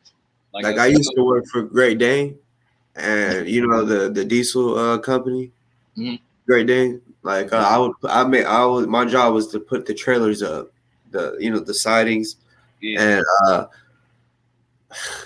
that right there, I'm telling you, like it's riveting, is what it is. There's someone on the outside of it, and they put these it's almost like these little bolts or whatever, and they basically had this thing that vibrates against it. And you push on it. If you push, you got to have that perfect push, because if you kind of slide off, it's gonna smear.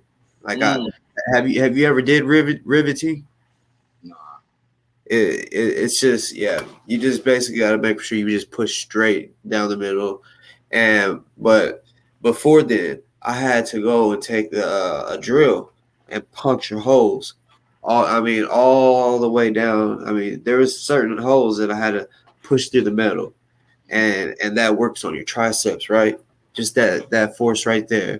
Right. So, and our goal was to get 13 to 15 trailers done a day, and it's 12-hour shift, and and they be wanting you to hit them. I mean, I'm not talking about slow. Just take your time. Like, no, I was working with Hispanics too. They be working though. They be overworking your ass. Yeah, I feel you.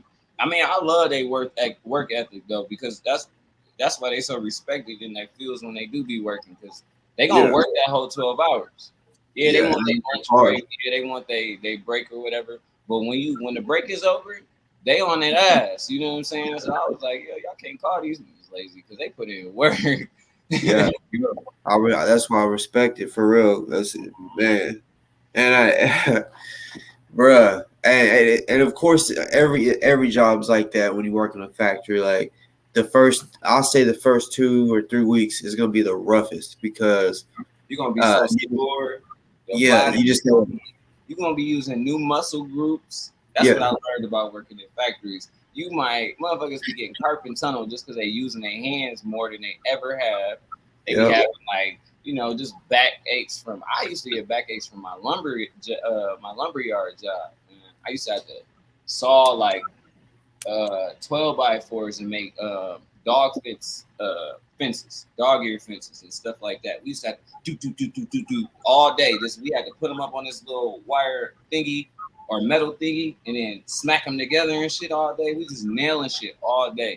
I promise you, I went bowling like that weekend of the first job. I had to bowl with the left, like straight up. I couldn't use my right hand holding this nail gun for 12 hours. For like 60 hours a week, I couldn't even use my right hand. I was like, man, I got to bowl with this one. Like, that shit hurt. I couldn't even use my wrist. I never even knew. It was like, well, what else do you do? Like, to exercise. And I'm like, you need to exercise before you come to the to work? You know what I'm saying? It was like, yeah, you got to start doing them stretches and shit and all that stuff. Yeah. And I'm like, I started taking it serious then because I was like, I ain't going to put no cast on my hand today. Because I see so many people at work and they had, I don't care.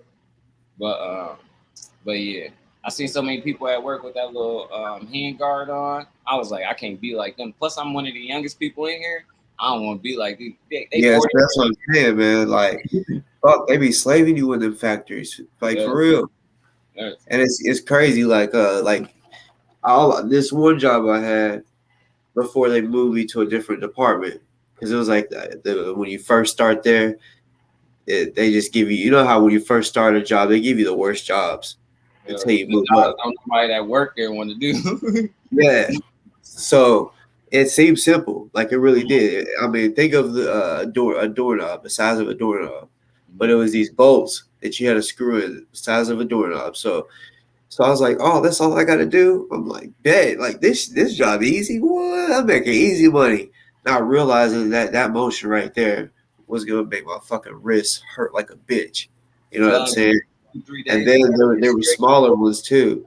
There were smaller ones. So just that motion right there, boy, your hand muscles, they be locking up and cramping and shit. Yeah, your fingers be like stuck. You be like, what the fuck is going on with me? In the middle of the night, you'll get home. It'd be like 1 a.m. You'll do something. You'll be doing something with your hands. Next thing you know, one finger just stuck like this. Like, what the fuck? I need some help. You over there trying to get your shit straight. Hell yeah, that shit's crazy. That shit's crazy. Charlie horse. That's a Charlie horse in your head. That shit be hurting like a motherfucker. That's why I push so much to open my own business and stuff like that because I was like, this is not long term. You know what I'm saying? I don't even think you can retire from some of these places no more because 20, 30 years of that shit, you're going to get beat down. Like, I mean, not just with the hands, the back, the standing for long periods of time. You know what I'm saying? I was like, I don't see a lot of old folks making it through like back in the day. You know, back in the day, you worked at GM, you do your 20, 30, you get your retirement money, they still was out here flexing. Nowadays, motherfuckers be medically fucked up. These niggas out here limping, dragging their foot. I'm like, damn, people having heart attacks on the assembly line. How you having a stroke on the assembly line? Come on now. I hope I don't ever have to go back to no damn factory. Like, I mean, like I said, I'm not shitting on nobody. I mean, you still I go back if I have to provide for my kids. I'll do it. Yeah. But I hope and pray that the Most High protects me so I don't have to go back to that. I mean, I got over 10 years experience in the warehouse, so I can always go back, but it's like I'm fighting tooth and nail to not have to, you know what I mean? But hell yeah. It's weekly money, so I don't disagree with nobody trying to get their cake up. I mean, definitely work, you know, to provide for yourself and your family. But that's just something that I didn't feel like it was long term for me. I had passion for something else, and I was able to do it. So yeah. If you're able, that's why I say if you're able to do something else besides factory, I do recommend doing that. Which we do need our factory workers because I mean, they're more important than they fucking like. The pay is ridiculous. Be minimum wage and shit, slaving you and shit, and I mean certain factors like Frito-Lay. they be paying pretty good and shit. I Some was about to say, place, I got an offer in San Antonio for free though. Like they was starting off at like 20. I was like, yeah. I might bag some chips up. The fuck? Well, see, I But went to the chicken plant and seen it, and I seen the most that they were paying was 15. So I was like, I want that. Out of all the jobs, I was like, I want that 15. I didn't know it was because it's the hardest job in the fucking building. I didn't. Have you ever hung chickens? That shit's my brother worked at a chicken processing plant. I don't want to say it was for Tyson, but he used to complain about coming home smelling like chicken all the time. I I was always smell like chicken shit. It yeah, was shit on me, bro, because when they get scared, because you gotta pick them up upside down and then hook them, right? Well, they want you to go like this fast, bro. Uh, uh, uh, that fast. No cap. so you It's like definitely I can't scare the even. shit out of them. If you yank them up, they're gonna be like, oh shit. You know what I'm saying? Yeah, So you definitely scare the shit out of and them. they got a black light. It's not like the light that I have on right now. They have a black light on to calm them down. But whenever you're picking them up, when you grab them, you gotta grab them quick, because if you grab them with the little softness, they gonna flap their wings. And man, I've had my fucking hands beat up by them, like, because I will grab it. You gotta grab it upside down by their not by their feet, but like where their knee would be probably, Okay. and it'd be because yeah. But one time the leg slipped out of my hand. So since I was just holding by one leg, it just started flapping me, and my hands was already sore because since I was going fast, like you have to put their feet onto these shackles. Well, sometimes I would accidentally knock these knuckles right onto the shackle. I worked there back in 2012, and my motherfucking knuckle still hurts from that job. Like I can't knock like this. I have to knock on my left hand or do a different beat, because if I knock, it just sends this little shock to my finger. For real, it's crazy. This shit still hurts from that job. That's that long term shit that you can't really, you know what I'm saying? That's that shit. But Y2K, we disagree, but you're right about that. Disagree a lot, but you're right about that. If we start working inside their factories, they shit will fall.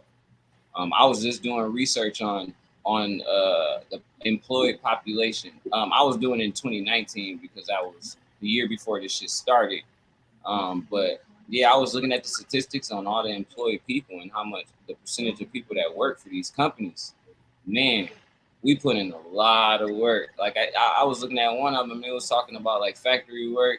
It was like 68% black. Like 68% of black people work in factories. Like another 65% of Hispanics work in factories. And they was talking about like college graduate levels. They was talking about Asians are like 80% more likely to have higher than a bachelor's degree, stuff like that. I was just looking at this shit. And I'm sitting here like, damn, I'm looking at all of this, and I'm like, we not even coming up off this shit, and we the main working force. You know what I'm saying? Like, why are we the only ones with high school diplomas and we ain't got this further education?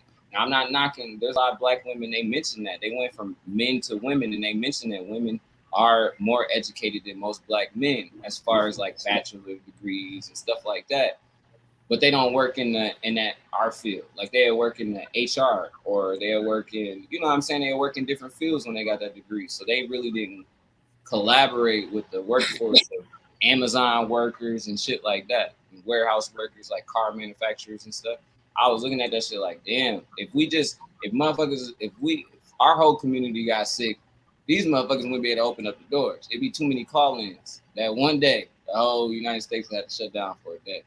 Like that's over half of the population that's working. But that was in 2019, not today. But it still was a lot. Today, unemployment is pretty bad. Right. And that was 2019 was when unemployment was damn near at one of the lowest points. So, you know, it's a hard comparison to today. You know what I'm saying? Because it's a lot of people unemployed now. But at that time, man, I'm like an hour behind chat. Sorry. I work on conveyor belts. Hey, that's what's up. I used to fuck with him, but you Yeah, know, he was. I think he was replying to what I said because I worked on conveyors for and they would sell them to Amazon and Walmart. Like it was the kind that slid that you could slide a box, and then it was the electrical ones, different types. And oh god, I got like there was these two that we made on a regular, and I mastered that shit, bro. Like I fucking mastered. I didn't have to have no blueprint no more, because they used to show it instructions like on how to do it step by step. yep, the wires and all that shit. I memorized it, the colors, what you know, and then they hit me with some new shit. Yeah, I hated that because whenever I know what I'm doing, it makes the day. I could like make my day go by Yeah, tell smooth. me what station I'm at. Tell me, because sometimes they have rotations and shit. They'll be like, tell me what station I'm starting. I want to see what jobs I'm about to do. Boom, boom, boom, boom. And I love it when it was a day you walk in that bitch and it was all the jobs you like. Like, Yeah. it's about to be a good day. You know what I'm saying? But I Yeah. never really worked on conveyors except for when I worked for FedEx. And man, some of them boxes smell so good. I ain't gonna lie. They used to send them in chewy boxes. You know them dog that dog company that send you food or dog food and cat food and stuff like that. I'm like, this don't smell like no cat food. Fuck it. Like y'all can have it. I'm scanning that bitch in. Somebody gonna be happy as hell when that shit land. But I'm sitting here like they be shipping some shit. I actually quit that job because they shipped a bomb in that bitch and it went off.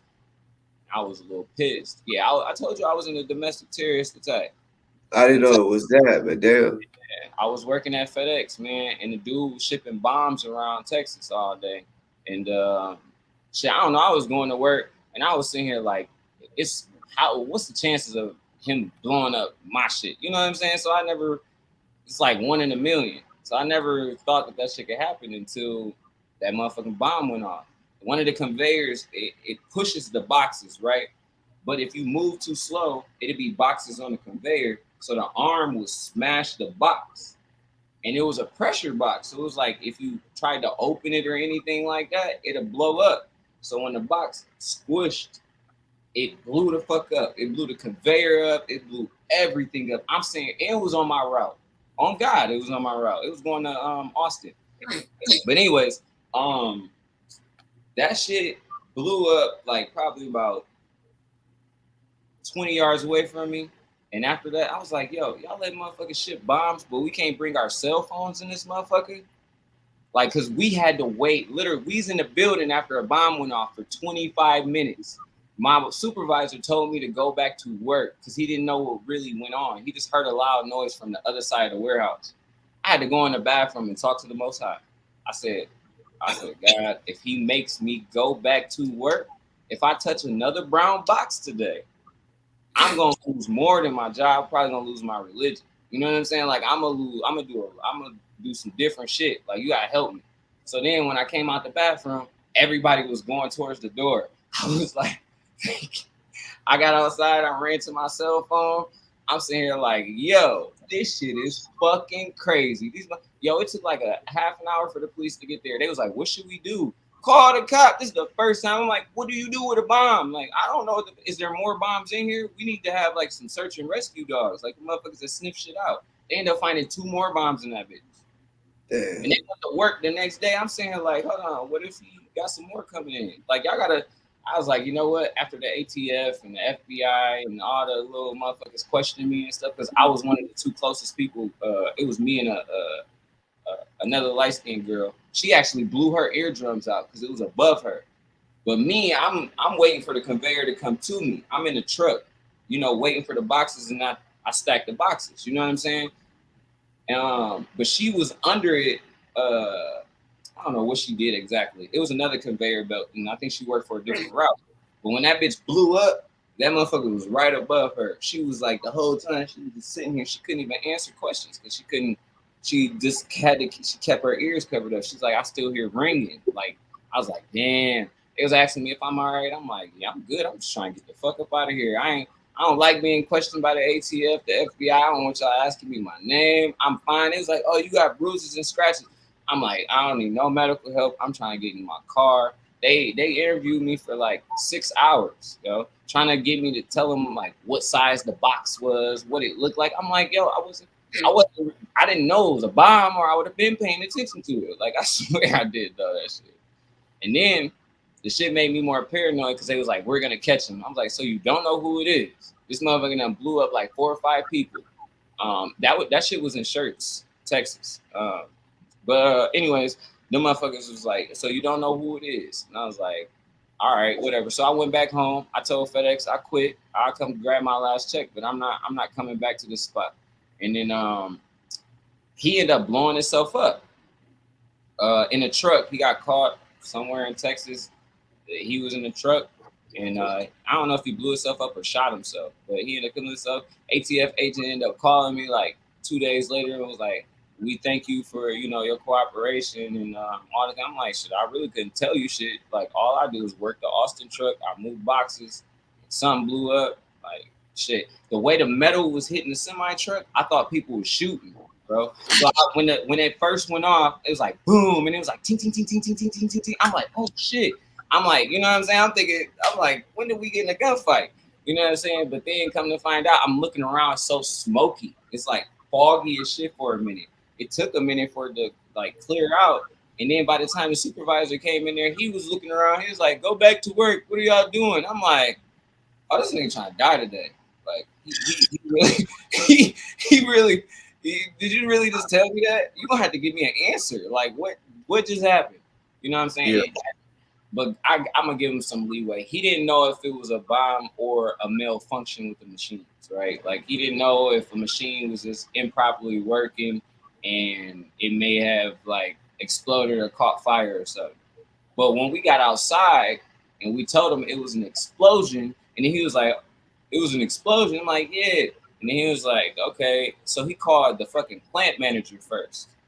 And the plant manager was like, why the fuck you call me? Call the cops. We can hear him on the phone yelling at his ass. Like, that's the dumbest thing you could do. You should have called the 911 before you called me. You know what I'm saying? Like, I'm on my way, but what the fuck? You know what I'm saying? So then we all outside, we done grabbed our phones. Other motherfuckers done called 911 now. Like, you dumbass supervisor, man. But yeah, that was a crazy ass experience. I had to go to therapy after that for a while. Because I really thought it was a motherfucker after me. Because I was like, yo, it's 1 in a million chance. You know what I'm saying? Why it had to be my route? It took me a minute for me to realize, I'm like, this nigga wasn't really checking for me. He was trying to get anybody. You know what I'm saying? So it took me a minute. Well, no, I don't think he was trying to get anybody. I think it was business. He was just trying to sell bombs, and it just so happened that arm, Now that could be true. Yeah, I don't think they was really trying to kill anybody there at that time. Oh yeah, I mean, FedEx. I don't want you feeling like FedEx is a bad job. They pay you lovely. But they ship everything. You know what I'm saying? Because I know for sure they get. I mean, like they can ship you if you wanted to. Like I was watching Good Girls. That's a good show on Netflix. Y'all should check it out. But this dude is wanting this woman to be to continue working for like selling drugs for him and shit. So he had something on her. They had a body. It was his body. It was a dead person. So he had that on her. Like he got rid of it. The feds was about to find the body. They were going through the landfill for it, and the dude was like he wanted 200,000 for the problem to go away because the woman was about to go away for murder. So he goes and gets the body and puts it in a freezer. So what she says, she basically paid him everything she owed, and she said, "I'm out," because it was like causing problems between her family. I know I could say that's what happened with me because I was out there doing my thing, and it was causing problems with my family. You be fucking with the plug more than you fuck with your kids sometimes. You really not just the plug, just clientele, just all day long. Once you run through the clientele, you gotta go back to the plug and then go back to the clientele. Well, I was the plug. That's the thing. I was the plug, so I never had to go to the plug because I was the plug. And I never ran out. You know what I'm saying? It was a consistent thing. You know what I'm saying? It was a group effort, but yeah, it was really good, and yeah, so yeah, it's the same thing with that. So it fucks up marriages. You know what I'm saying? They're like, yeah, you're not here with the kids and all that, and that's what was going on with her. So she's like, okay, I'm not told. She told him I'm done. Well, he started sending figures through the mail. Like she'd get a little package in the mail, and it'll be little figures. But he was basically saying, like, I'm back, like holding the blackmail over her. Like, I got the body. Don't forget that I have the body that y'all apparently had killed. Mm-hmm. You know what I'm saying? So, yeah, like, I know for a fact they ship all types of shit. You know what I'm saying? Shit that I mean, anything. Literally anything that you can think of, they can ship it. There's ways to wrap it up so it don't look like it and shit. They ship everything. I mean, I thought once 9/11 happened, they would have you been more would ship a bomb. I wouldn't think you'd be able to still ship a bomb after 9/11. But I know you can ship drugs and you know all that shit. You know what I'm saying, through the mail. Like they wild. So that's why I had to leave them alone, because I felt like it was gonna be a reoccurring problem. I mean, mind you, I was in a different mental state when that shit just came. That shit popped up. I wasn't really hearing shit. I wanted to be in a safe place. I moved to Texas to bring my family down there. I was the only person in Texas, and I'm working as hard as I can to get a house so I can move my kids down here. And then you all blew me the fuck up. I go somewhere else. That's literally what my mind. I was like, yo, if I would have died in Texas, my parents and them wouldn't even have fucking known. You know what I'm saying? Like, they would have just seen some shit on the news and it was just like, damn. You know what I mean? Like, that's how it be though. Yeah. Like it's fucked up. Like the most recent matter of fact, it was FedEx recently that a bomb or no, it was a shooting, mass shooting. Yep. And they locked everything down, so everybody had to wait to see if it was their family member that got killed.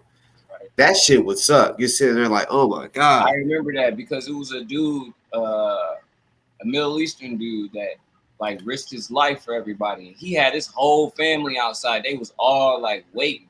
That shit kind of twinged my heart a little bit because I'm like, yo, just imagine you being outside, your kid work at some, place, they earning decent money, and then you find out there's some tragedy at their job and you just sitting outside to get the bad news. It was your child that died. You know what I'm saying? This is like, they gotta do something better. Because they told me they wouldn't we can't have our cell phones in there because they ship iPhones and people like to switch their old iPhones for the new ones. And I'm saying here like, yo, but what happens when we need to call 911 and you got an inept fucking supervisor that won't even call them motherfucker? And I'm not no 911 calling motherfucker. But when a bomb go off, what are you supposed to do? If somebody throw a grenade at you, what you supposed to do? Like, what the fuck? Yeah. What is Amari Cole on? I don't know. I'm confused on what like scared, react, life, love. That shit up. That shit happened a couple years ago. So I still got messages in my Facebook Messenger from CNN, all these people, NBC calling me, messaging me like, "Can I get your story?" I was so paranoid, bro. I wouldn't even go on camera. I wouldn't give him a statement because I was annoyed, and he was sending bombs to people's houses. The first person that got killed, he just got a random package on his porch. He opened it. This nigga died in his kitchen. Like, deep on some real shit. I wonder who that is. That would be crazy if like you was dealing with, you got blown up by ISIS. You know what I'm saying? Like I wonder who the fuck that shit really was. Well, I mean, I don't know what his motive was, but I know he was ex-military. Oh, they found the person that did it? Yeah, and he killed himself. Yeah, that's all documented. That's all, like, y'all can all check that shit. But like I said, I didn't personally get on the news, but they didn't mention my name. They mentioned a male was also harmed, but I wasn't really harmed. I got hit by some shrapnel and stuff on my arm. I wasn't trying to get wrapped up for that shit or going to ambulance. I was trying to get the fuck home. I was like, shit, I'm about to strap up and hold my door down. And for a minute, I was tripping. My cousin had ordered a hoverboard, right? It was a box on my porch. I kicked that shit down the stairs so quick, bro. He was like, This nigga opened up his hoverboard. That motherfucker was fucked up. He was mad. He got the claim and say that he got a bad package, but he was a little upset. He was like, "Oh, you can't be doing that shit." I'm like, "Dog, you didn't tell me you ordered something. I didn't know where that shit came from." You know what I'm saying? Like I was nervous as fuck. I thought it was my day. Man, I kicked that bitch away from my door. Like I ain't know what to do. I was tripping. So I ain't gonna lie, it took me a good year. Like I sat in my room. I ain't socialized. I had to go to therapy for a while. I was tripping so bad when I went to the hospital. Because I ended up going to the hospital on my own. I didn't let the ambulance take me. They put an IV in my arm. I felt like the nigga was coming in the hospital. I took the IV out, slipped out the hospital, everything. Like I was not playing. I was tripping. Like now I laugh at the shit, but when that shit happened, it was real. I was like, nah. I was like, I want to get checked out right now before y'all even write my name down, tell them where the fuck I. No, I want to get checked out. Right. It was like, all right, we come back. It was like an hour later. I'm like, these bitches setting me up. They probably called this nigga. That's how I was thinking though. I was tweaking. I was like, these bitches trying to set me up. I pulled that shit out of my arm so quick, put some tape over that bitch, looked out the door, left and right, gone. It's like, I gotta get to my car. Fuck that shit. Like, got to my car, got home, and then FedEx called me and said they was providing me with some therapy and shit like that. They wanted me to come back. I was like, nah, I'll take the therapy, but I ain't coming back. Fuck that. They left me on the payroll for like 6 more months after that. On God. And I was like, I appreciate it. But when I applied for some other shit in Texas, they was like, yo, you still work at FedEx? I was like, oh, I got called them and told them I don't. Like, you gotta take me off the Western end. You know what I'm saying? Like, I'm trying to work somewhere else. But yeah, that was a crazy situation. That was the first time I started paying attention to domestic terrorists. I really never thought that I'd be in a Vegas situation or a Florida situation. You know what I'm saying? Like, because I'm so aware of my area, my surroundings. But you know, that's why I carry my thing with me everywhere, because this type of shit right here, you never know. Mm-hmm. I feel you. I've been on it ever since then, because like you said, you never know. That shit's crazy. You never know what somebody going through. Either you walk by somebody, you don't know what mental state they in. That's exactly the reason. I teach that shit all the time. Like you bump into a motherfucker, he might have already decided this was his last day when he woke up. And you around here playing. And he already decided, shit, today I ain't making it to tomorrow. You around here acting like everything's smooth.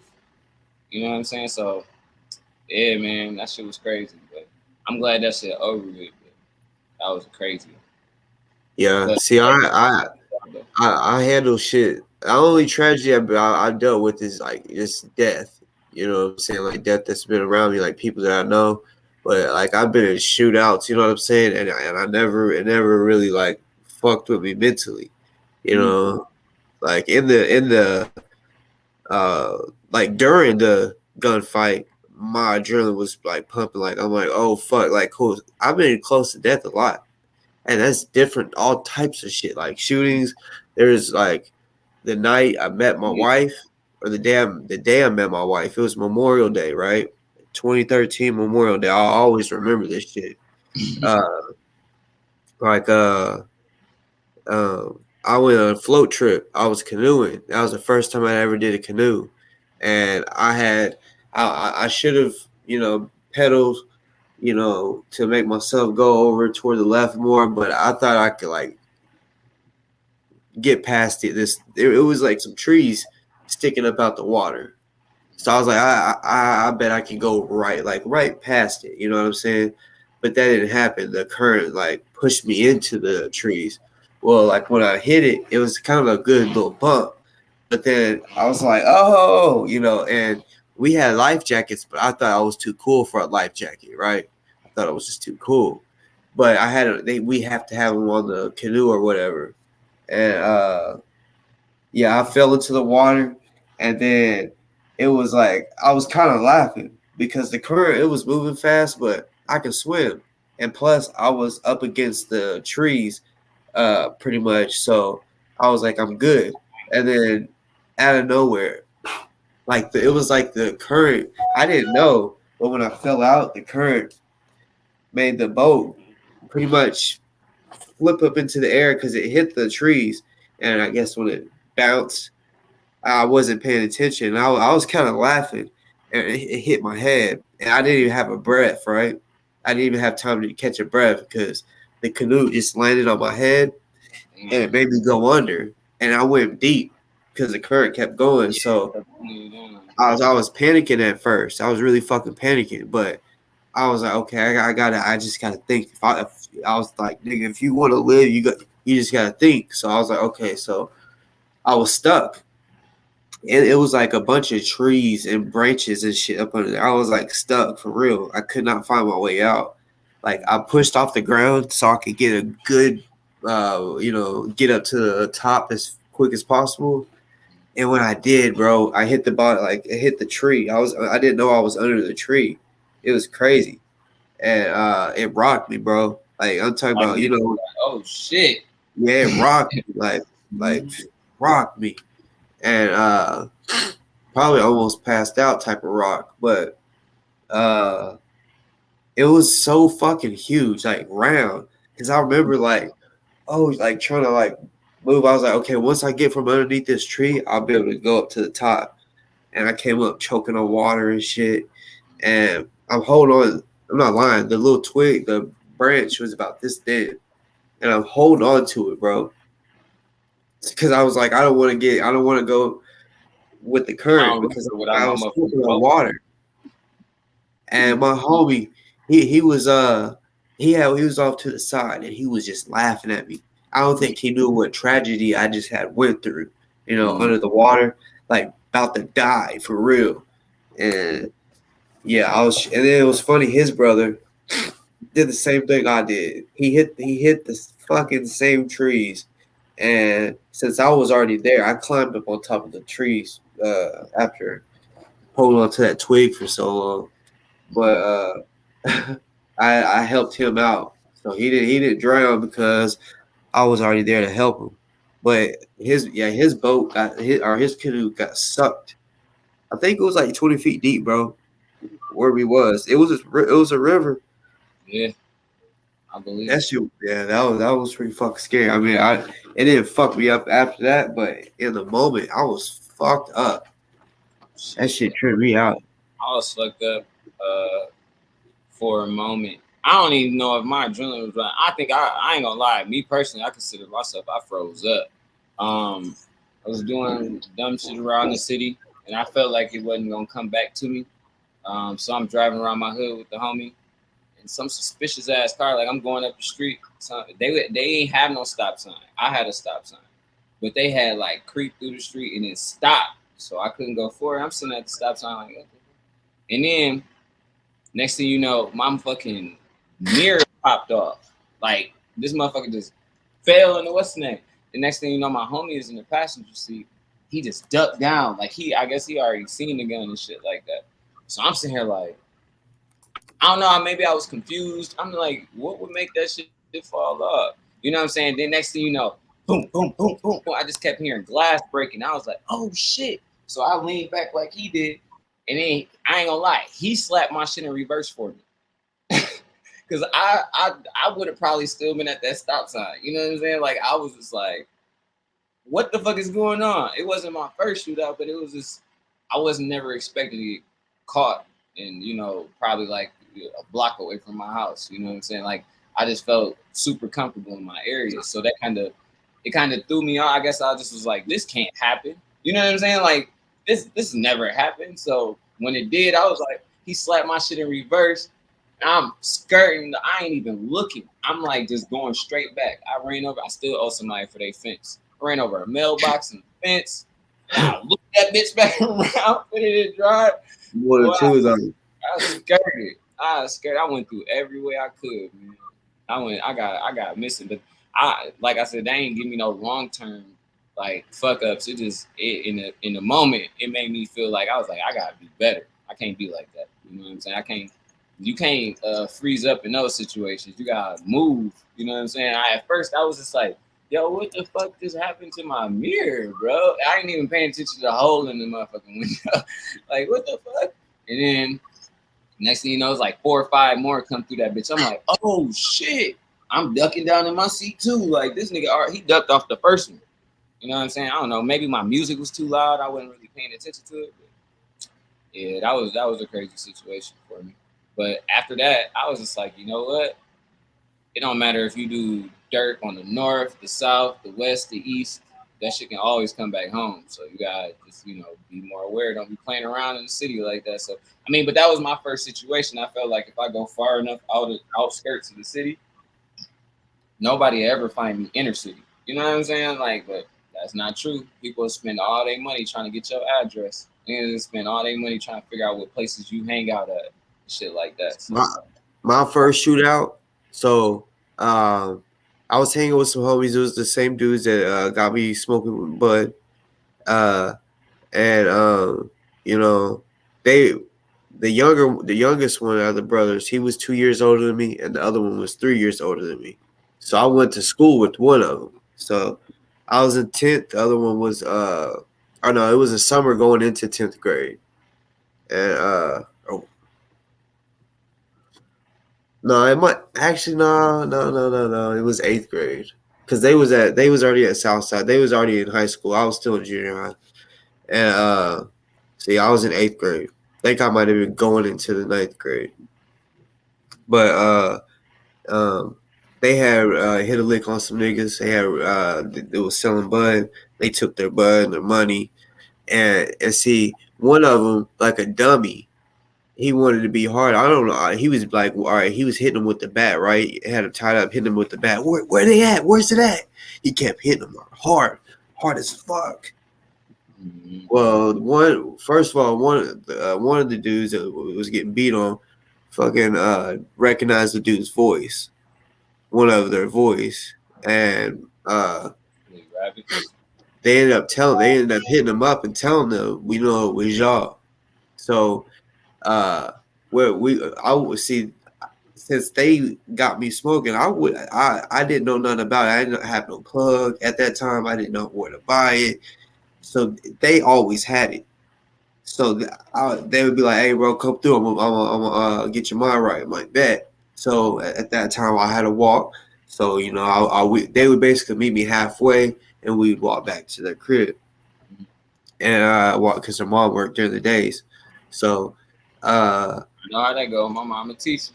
She be at work all day. So when he was walking up, the way he was walking, I was like, what the fuck did he do to his leg? He's walking with a limp. And I'm like, why the fuck you walking like that for? And then he was like, he's just looking around. And I was like, where's your brother at? I ain't gonna say his name on here. But that's why. But I was like, yeah, where's your brother at? And he was like, we got some shit going on. And the way he was holding on to his pants, I was like, you got a gun? He was like, yeah. And I was like, what the fuck you got a gun for? I was like, you ain't gonna bust that bitch. I was like, I don't even know why you carry that bitch. I was like, you act like we in some trouble or something. And he was like, I am. He's like, it was a grown man that they hit a lick on. We was cool. So he was like, tell me what that he wasn't trying to tell me exactly what happened at first. He was just saying, I just got for protection just because it's a just in case. So I'm like, oh, okay. Well, then his brother was the one that came out and told me what the fuck happened. And I was like, oh shit. Well, I still wasn't thinking about it. We was smoking the bud that they took from dude, right? So we was at this elementary school blowing at this little pavilion thing. And then this car pulls up and we don't think nothing. And they're paranoid every day. Every day I'll meet up with them, they was paranoid. I think this was after a while after they had did it. I don't even know how the fuck they knew or the fuck we was. This is before cell phones and shit. And or smart cell phones and shit. I didn't have a phone at that time. Addresses. The OGs used to pay for. That's how I learned that shit. I had beef with a motherfucker. My OG said, put $500 on his address. His best friend to tell you where he live. I was like, yeah. I ain't think about that shit. Well, bro, we was just chilling, blowing, and this silver car pulled up with fucking 10 windows, and they just parked. It never got out. They just stood there, and it was like, man, I hope that ain't them. Something tells me that's them. They kept saying that shit, and I'm just, I'm not even nervous at all. Like, I'm not worried about shit. And then the window rolls down halfway, and it was still dark inside the car, even though it was daylight. And I couldn't see nobody. They had that tint on the front window too. It was like, I don't know, but I see this. I see that. I see a black dude's arm with a pistol in his hand, and he taps the side of the car like this. He said his name. He said, "Hey," like his voice was deep as fuck, right? Like one of the deepest voices I still have ever heard. He said his name, right?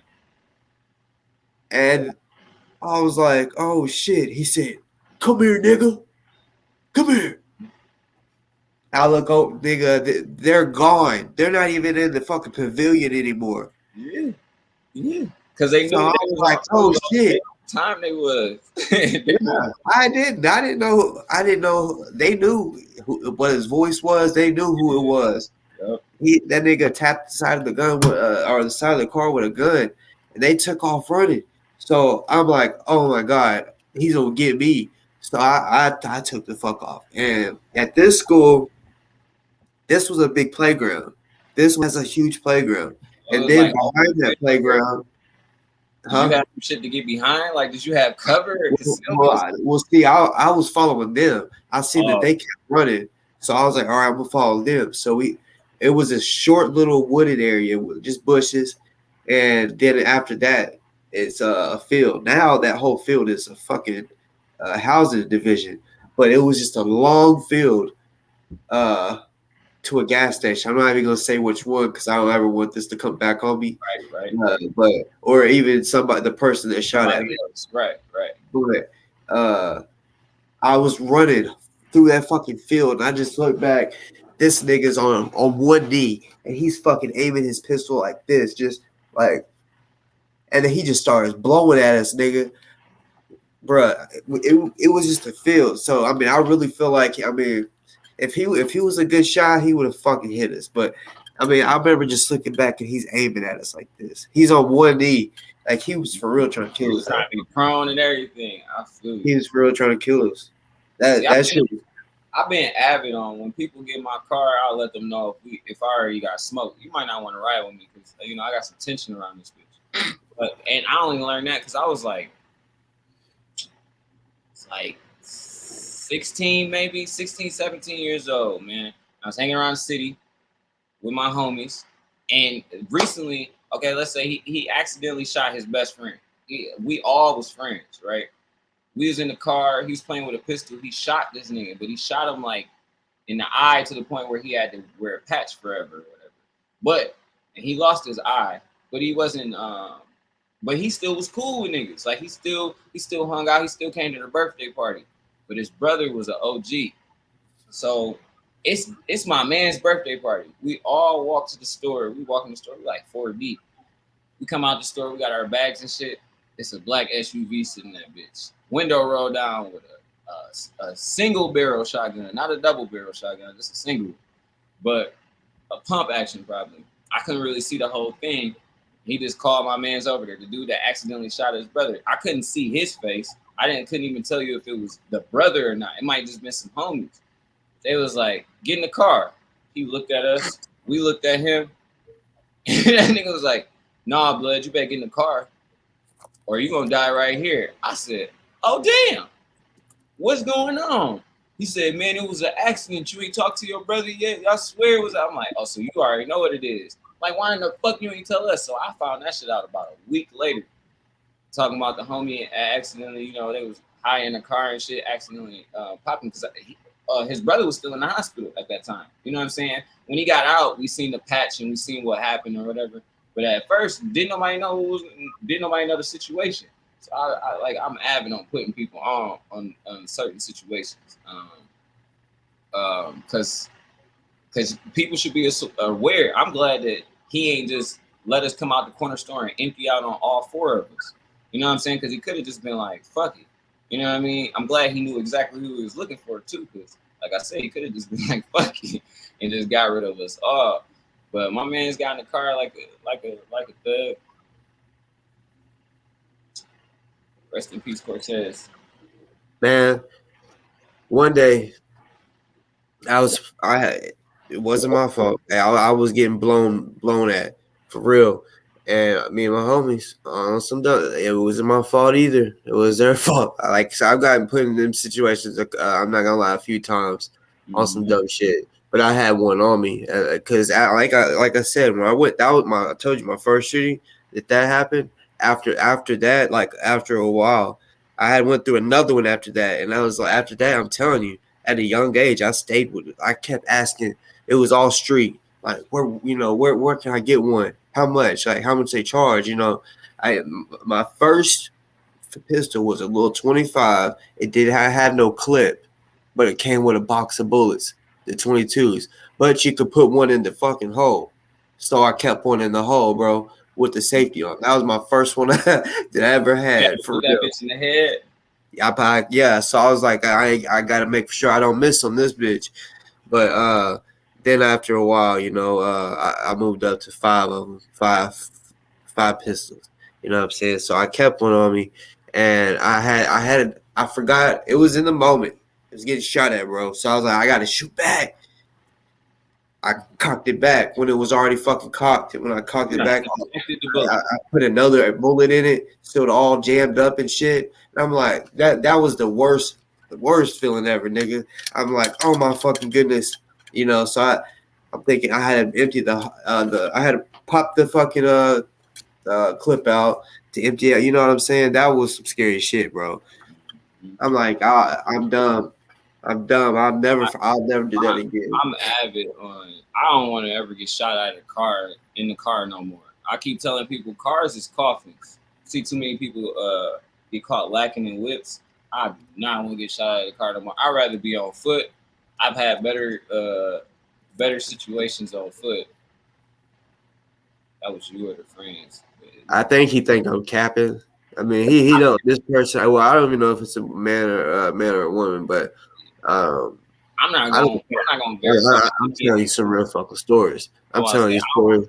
I don't have to cap that FedEx shit was real, but I'm not about to show you the documentation and all this other shit that go on in the city though.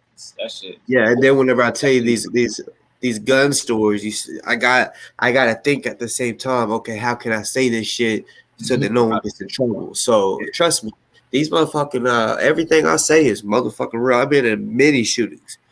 You know what I'm saying? Think about vital details for a specific reason, but that shit happened. One of my homies really lost his eye. He walking around with a patch right now. Another thing, I know another one of my homies got his dick shot off. He was cheating on his girl. She shot him in the dick and took him to the hospital. She went to jail for assault, but he got married to her like I think it was like 3 years after that or something. Can he still fuck? I never asked him that shit. When he came with them crutches, we was laughing at his ass for weeks. Came over there, we was like, your legs look good. What's wrong? That's crazy. He married the woman that shot him in his dick. That's crazy. Well, I mean, after you get shot in the dick, who else you gonna talk to? You missing like not her inches now. So I mean, like you have that. I mean, I guess. Yeah, I guess. Fuck. If she still wants you, you better take that shit, G. Because there ain't nobody. Everybody else gonna be looking like, what happened to this? Why is a 7.62 hole through that motherfucker? You be like, oh, that's shit. Crazy. Yeah, that shit crazy. But I mean, it's a lot of. I got a lot of gun stories. You know, people in Detroit play with guns all day. I remember the first time I got certain ones that I can't say because, and once I say it, like certain, I mean for real, like it'll come right back to me somehow. Like I can say the story, but they'll be like, oh, that's what was reported. Yeah, there's missing information out there, so I don't ever want to give people the pieces to it. But yeah, man, the first time I seen somebody get bodied, I was 11 years old at a block party, and ain't nobody react to that shit. He got killed in the car too. That motherfucker rolled to the stop sign and then hit the stop sign and stopped. I thought you were talking about shot. Yeah, the whole windshield was red and the other window was red. And when I woke up in the morning, because we were still in the block party, it was nighttime, niggas went back to hooping and shit. We had cones out, so we blocked the one way. This was on Crane and Forest. And yeah, we blocked that bitch off. Dude got noodled. Everybody went back to playing basketball. That shit was crazy. I woke up in the morning, that car was still there. That's when I realized, like, police don't come on the east side. It don't matter how many gunshots go off. Like, they're not pulling up. They're not coming over here for no reason. They're not driving down the street just to check on people. They ain't like, you don't get no help over here. You get shot, boy. You better drive to the hospital. Like, unfortunately, I mean, he couldn't drive, but I'm saying though, like, they ain't coming like that. You know what I mean? So I was just like, damn. That kind of put me on to like how I guess how the world works. You know what I'm saying? Like, you just get a little buzzed and they overreact. You should be aware that anybody is capable of taking your life, even if they don't look like it. You know what I'm saying? He could be homeless, he could be a bum. Everybody's strapped in Detroit, so talk right. So that shit. Yeah, I want to reply to Amari. Like I keep saying, like I said, anything I say, it's gonna be a story that I know wasn't ever reported or nothing like that type shit. Like, and like I said, I worded it the way I worded. Like, okay, what if a cop was to, if the cop was to come ask me about all this shit, right? Okay, well, huh? They gotta prove that shit. That shit was like I said, this was street shit. Nobody in the streets was telling on each other. That's what I'm saying. I didn't tell them for shooting at me or anything like that. So that, hey, it is what it is. Them cops don't give a fuck about people that are shooting at each other. You know what I'm saying? And then so yeah, you ain't a street person, so you wouldn't know nothing about that. Like I said, I was put in positions, yes, I didn't want to fucking be in. You know what I'm saying? Real shit. Who wants to be in a shootout when your life literally, you could literally get hit by a bullet and die? I'm telling you, after nobody wants that shit fucking happens sometimes.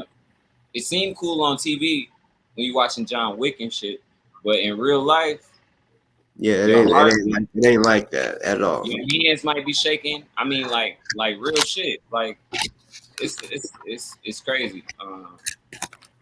Like I said, I got my nerves are so bad. I forgot I had it already in the chamber, and I fucking put another one up there, and it jammed up. I'm like, oh my god. Yeah, I'm hiding behind the car, like, oh my fucking goodness. I'm the only one. I was the only one with one to fire back. You misheard me. I said the shootouts are not like John Wick. And you say in your street. I'm saying it's not. First off, suppressors don't sound like that. When you shoot a gun with a suppressor, it's still loud as fuck. So I just want to let you know that, like, half of that little shit on the movies is not the same. Like, people is not that calm. There is people that's calm because they you know, straight up shooters, and that's just what they do for a living. You know what I'm saying? There's people like that they get a rush out of it because they like the adrenaline rush, but they ain't nervous about shit. You know what I'm saying? I know real killers, people that's been in prison for killers, so, and they still, everybody gets nervous when if they about to die. Like, people can say, oh, I ain't afraid to die, whatever, but okay, once they start getting shot or whatever, I bet they duck. I bet they don't come walking at him like they're He-Man. No, they duck because they're fucking scared. I seen the motherfucker pull a Uzi out, and dude was on the front porch. He started running towards the nigga with the Uzi. This nigga ain't have no aim, bro. This nigga, I swear to God, it was like you ever seen, what's that shit called? Not Con Air. What's that movie called where the dude delivered the package to the wrong house?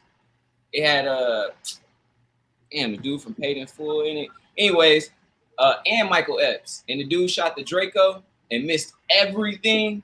Like, he missed I swear that shit was like that. That motherfucker got to him, pushed him up.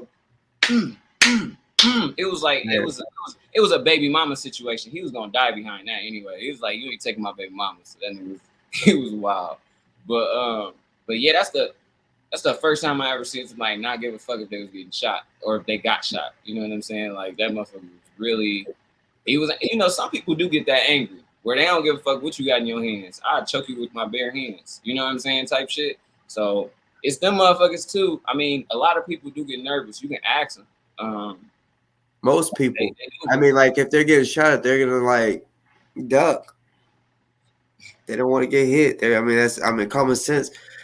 I mean, it is. You're stupid. You're crazy. If someone's shooting at you and you just stand there and let them like keep busting at you and risk you getting your melon popped. Like, I mean, but I mean, anybody in the chat, I don't care. Like, if a person believes me or not. Like, I've been through it, and I know this. If anybody ever just thinks that I'm not like that or never been that's cool. Then do something that would make me do that. Come do something crazy. Come shoot at me and see what I do. I'm gonna shoot your ass right back or shoot right back at you. You know what I'm saying? Because yeah, I can do that. But no, you just it is real. not How new. you real? Your camera don't work and your microphone broke. You ain't real. You real broke. That's what the fuck it is. Since your shit don't work. No, it's all good. I mean, like he talking about, I know killers, bruh. I know killers for real. Killers that really did time and now they back home. Yes. I know killers ain't do time at all. I used to hang out when he got out of prison. I hung out with him like for 2 years straight, every day, every fucking day. And that was when I met him. I ain't even gonna tell you that because I ain't trying to put like blast him like that, or if anybody ever like knows him. But it was, I'll just say he dated somebody in my family, right? When he got out of prison, he had ended up talking to someone in my family, and because I told him, I was like, you be dating someone in my family. I was like, what'd you go to prison for? And he said, I'll show you my papers. So I opened it up and it said first degree murder. And I said, and I was washing dishes when he showed me. I was like, hey, what'd you do? He said, shit, my brother's killed this bitch ass nigga. He said he was since he wasn't he didn't shoot him. I guess there was 2 others that participated in the shooting. They all went down for it, but they participated in the shooting, right? And I said, okay, what'd you do? And he said, shit, since I didn't kill him, shit, I was like, I got to do something. He said, so I shot his dead body 3 times. Bah, bah, bah. I said, okay. So I wanted to know. Say he was involved in that at all. He said that was somebody dating his family. So I didn't say that. You said now you now killed someone. First of all, if I killed someone, y'all would never know. You right. know? But like I just said, I can speak on it because he went to prison for that and did his time behind that. No, I ain't a narc. He went to jail behind that. I could talk about that shit. Why? Because he went to jail for this shit. Why he went to jail. Why couldn't he be ex-military with 23 confirmed kills? Yeah. Like, I mean, you call me a narc all you want. That ain't narking, bitch. Trust me. If he wouldn't have and I ain't even say his name, dumbass. But either way, like I said, he already served his time. Anybody else if I knew that killed somebody, I'm not saying it right here, bitch. I'm saying it because he already that's documented. Like the cops already know about it. They know what happened. They know he shot the dead body 3 times. They know all that shit. He served 15 years. Spelling the wrong version of Amun. That's Amun Ra. Anyways, but yeah, you right about that. I mean, like that's if it's already paperwork. Like I ain't never been in nobody's paperwork, so can't nobody call me nothing. Like I'll just tell you to prove it. But yeah, I am far from a snitch. I do things as snitches. So I don't really care about that name calling shit because if you was on my block, I'll just tell you to prove it. Yeah. Get it together. Oh yeah. But I'm just saying though, you act like killers in America is not real. Like people don't go to the military and kill for the country and come back. So I'm just trying to figure out why can't we possibly know real killers? Why is it impossible for you to know real killers?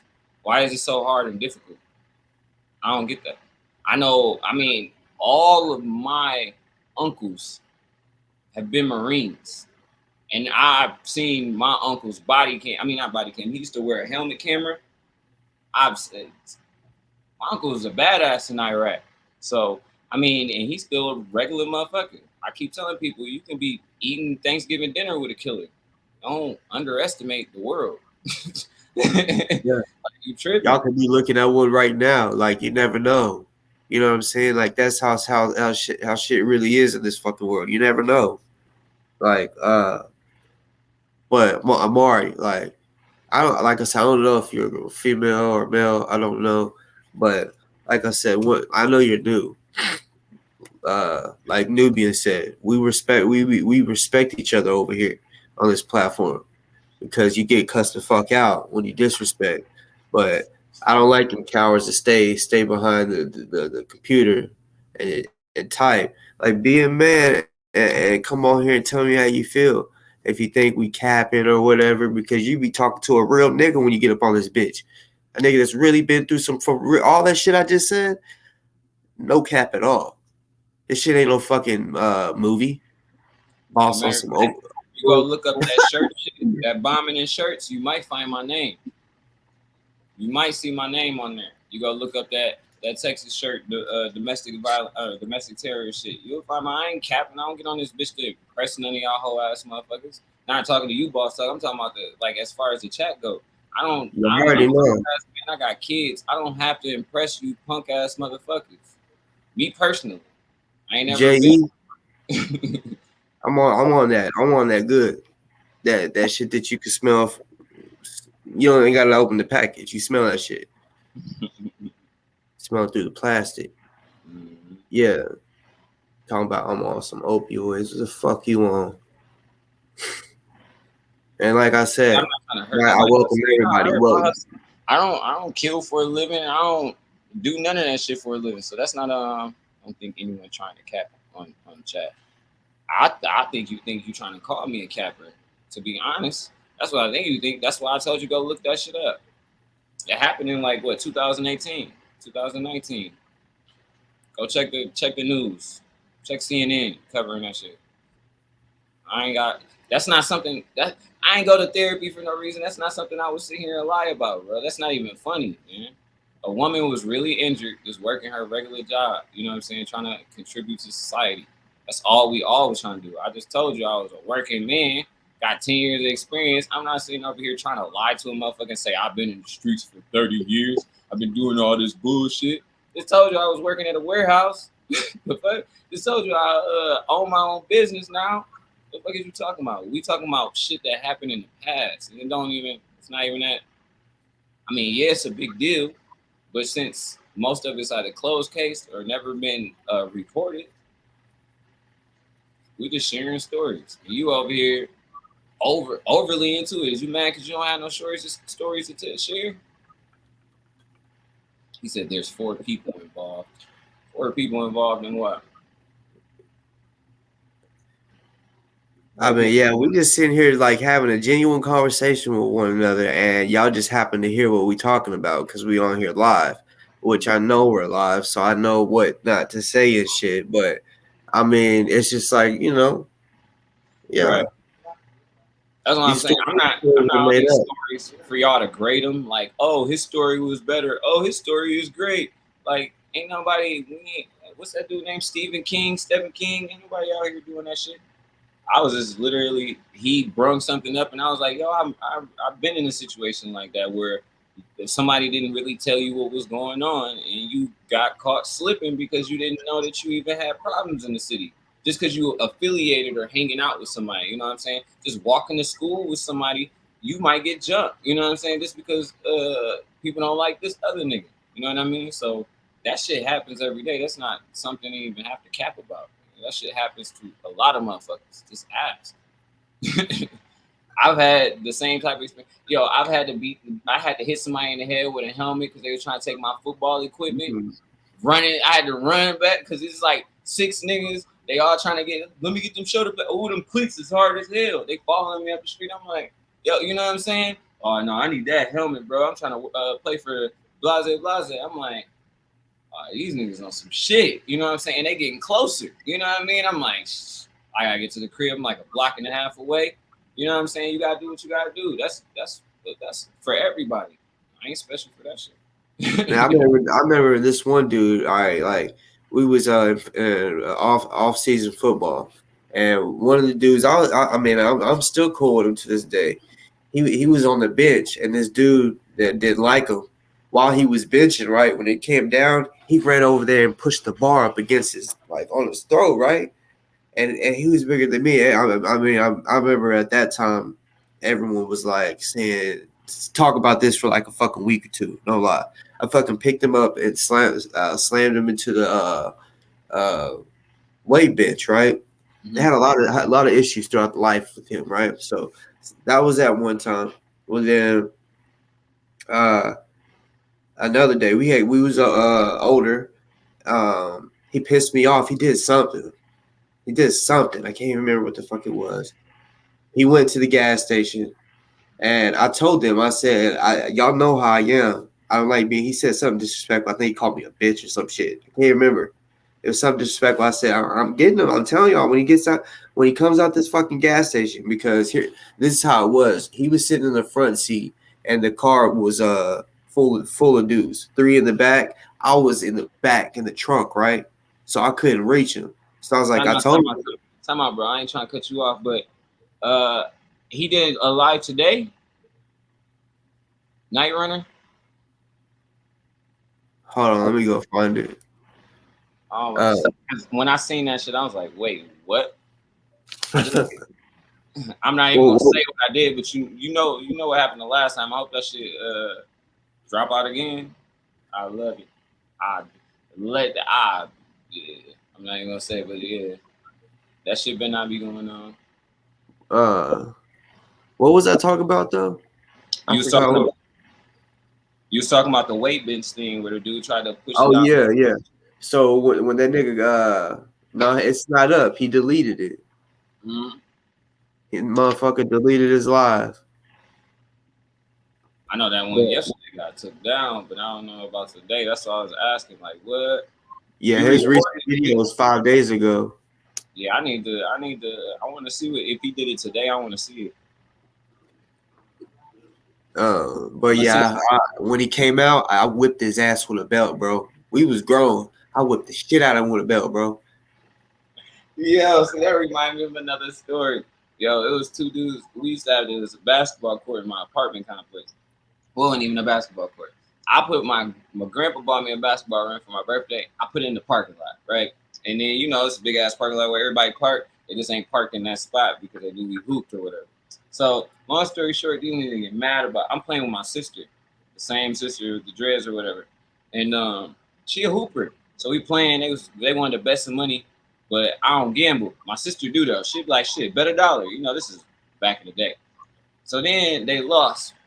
They ain't gonna get the money up. My sister took her belt off, bro. Started whooping this nigga with the buckle until he climbed up the tree and was yelling loud as hell, like, Mama! That shit was so funny, bro. Me and his brother ended up getting in a fight because he was trying to stop my sister. I'm like, yo, don't touch my fucking sister. I don't give a fuck what's going on. Don't touch my sister. You know what I'm saying? I'm like, I'm a sleep your ass if you touch me. Like, and my man's running and she over there just like trying to get it. And she only swinging head level too. My man's got that belt came around like all the way in the front. Like it came around his face and this nigga, oh no. Like, you know what I'm saying? He climbed up the tree. She up there swinging that bitch. Me and that nigga ended up getting a tussle on the tennis court because he was trying to hit, he was trying to put his hands on my sister. I was like, I can't go for that one. Like, I just couldn't, like, especially if it's one-on-one, maybe. My sister got hands and she like girls, so she can defend herself, you know what I'm saying? But Yana, it ain't about to be no 2 niggas trying to hit on my sister. Like, she can go one-on-one. Y'all got me fucked up though. Like I said, I'm sleeping the nigga. So there was 4 of us. We had to jump. My mom was like, if your sibling is in a fight and you don't help, then you gonna get in trouble when you get home, spanking pretty much. I can do that. But see, I'm one of 16. It was unfair. It was like 7 of us in high school together. So what my dad told us was like, if one of y'all scared to fight, can't none of y'all do that shit. Like the person that was getting bullied or they was talking shit, they literally had to swing first. Like they had to be in defense of themselves, and then we can go on their ass. But it was Yeah, like me too. if he Me was too too. scared because he was big or you ain't want, you was acting like a bitch, then we just was like, hey, you know what I'm saying? I'm not about to do your dirty work for you. But if you put some hands on that motherfucker, then you know, then I can help you out. Yeah. See, my mom was like that too. But see, I ain't gonna lie. Niggas that I want to fight, I'll tell my sister, I'll be like, just go up to him and push him or something. Go kick him. Like one day, this dude, he was sitting down. I was like, just kick him. I was like, I promise you. Because she was like, no, he's going to beat me up. I was like, I promise you, I'm going to run up and I was like, you know, I'm fast. This was in elementary, bro. I was like, you know, I'm fast. I was like, I'll catch him before he does anything. I was like, just kick him and take off running. And because she kicked the fuck out of his back, bro. And he got up and started chasing her. And I started saying, hey. And that made him stop chasing her. And I just started fighting him, bro. Fight for real. That's how I used to do. Just tell my sister, just go hit him. Because as soon as he tries to do something to you, that's going to give me a reason to fight. Mm-hmm. Well, see, with my older sisters, I used to get in a lot of fights because, you know, dudes used to call girls bitches and stuff like that. So I got in a lot of fights with them. And then with my younger sister, I wasn't playing that shit. I was beating niggas' ass before that. You spank your brother and sisters, you going in there. Nah, what? Nah, I'm talking about as far as if somebody was to try to harm my sisters, I ain't gotta spank them. They grown. Almost all of them is grown. But nah, it was more so that my dad was big on people defending themselves first before we come in defense for you. You know what I'm saying? Because we was real deep. And you don't want 20 people pulling up for a one-on-one fight if you was scared to fight. It made us all look weak. You know what I'm saying? So you had to show up pretty much. It was just like that. And then if, you know, something happened, then like I said, I was getting on their ass. But my brothers and sisters really held their own most of the time. Shit. We just was like that. Not saying we just knocking people out left and right. It was just that we protected our own and we made sure that people put the initiative in. I wasn't gonna jump in and protect you if you was scared to protect yourself. You know what I'm saying? Now, if you speak up, like what's that girl name that dropped out of the Olympics or whatever? Simone. Yeah, Simone Biles. You know how she was talking about mental illness? Now she said that to defend herself. Now I can go and defend herself like, yo, the shit y'all talking about, y'all need to stop because she already said she got mental problems and this is gonna make it worse. You know what I'm saying? Because she spoke up for herself or defended herself. Now, if she never tell nobody nothing, then how can I stand in front of her and just be like, I gotta make up some shit. You know what I'm saying? I'm speaking for this motherfucker. So that's why he just always made us, you know, go in defense for yourself first. All right, so Night Runner, she's talking about the show last night. I think she might be talking about the first couple seconds, and I honestly thought this too. But whenever they played the live, they showed you for the first few seconds, and I was like, but your head was out of it. It was like halfway to the side. I was like, oh, he's gonna show who it is. I was like, this bitch is gonna finally come out, and we're gonna know who it is. And then I was like, oh shit, that's Mr. Black. And then it popped to me. So is that what you're talking about, Night Runner? Because yeah, that was, if you're talking about the first couple seconds, that was Mr. Black that he showed. Yeah. With a bitch ass. Yeah, I was heated about that because I was sitting there waiting for that live. First thing I seen was me in my green screen. I was like, what the fuck? And it me talk. Like, you motherfuckers, not saying I want to talk on a bitch ass show, but it's like, why are you at the end too? Oh, they showed me at the end. I was reporting that bitch before it even finished. I ain't gonna cap. As soon as I seen my face on there, I'm like, nah, I don't want to be conducted with none of this punk ass shit. So, but yeah, I seen that motherfucker live. I'm not really pressed about it. Like, I spoke to Boss Talk offline, and a lot of other people that's in the organization or this community offline. Like, I ain't trying to get no money from nobody. I already told people, even when I'm donating crowns for people that donate. I said, send that shit straight to his website. Then give me a receipt. I ain't want you Cash Apping me. I didn't share my Cash App. I ain't share my PayPal, Venmo, none of that shit. So I'm not. That's why I'm like, yo, you shouldn't even put me in that shit. I'm not the one that's trying to collect money. I don't want money. If anything, I'm giving money out. I'm losing money shipping crowns and knuckles and shit.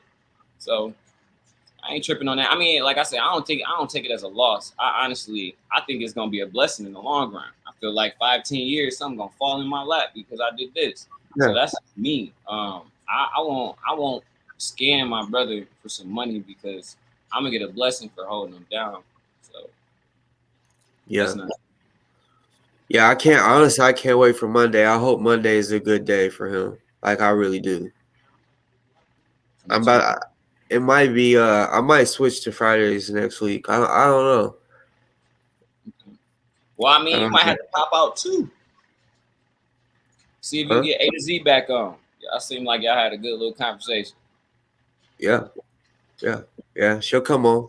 I'm sure. Cause I mean that's what she's wanting to do. If she said she could help host it. So I mean, yeah, that I'm gonna hit her up I guess tomorrow. It's late already, so I'll hit her up tomorrow and just because I think she does shows on Sundays. So maybe she could tell her people, hey, y'all come over to Boss Talk sometime, anytime throughout the day, because I'll be on there all day. He don't really need to clear himself. All he was saying was the watchdogs was saying that Remy wasn't giving money to the family, and what Boss Talk said in that video was that Remy's job is not to give the money to the family. Remy's job is specifically to raise money for the defense team and the attorneys. Now there's another person raising money specifically for the family and commissarial needs. And that is the person that you would, if they weren't getting any money, which they are, if they weren't getting any money, that would be the person that you would point the finger at. But since the family is not, said you need to clear yourself because what about me? Because I thought that's all he said was that because it was me talking saying that I need to clear myself. You know, he talking about me because I'm good in my community. I know that's not even the NFAC because the people that I speak to, they are looking at this shit like, what the fuck? So, and they don't like this shit either. So I don't need to clear myself. I'm not really worried about that. The people that I hang with, the community that I'm with, they know I'm solid. This fed ass cop can keep on doing what he do. But the people I hang around know I'm solid. And I'm a good person. So.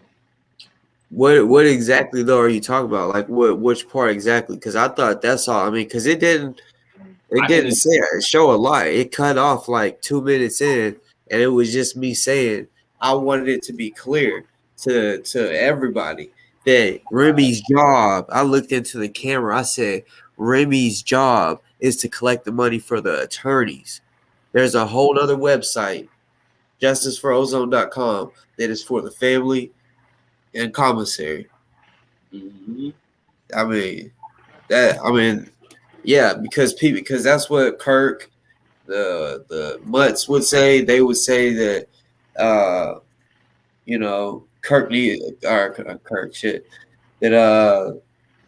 Remy needs to give the money to the family, or he didn't give any.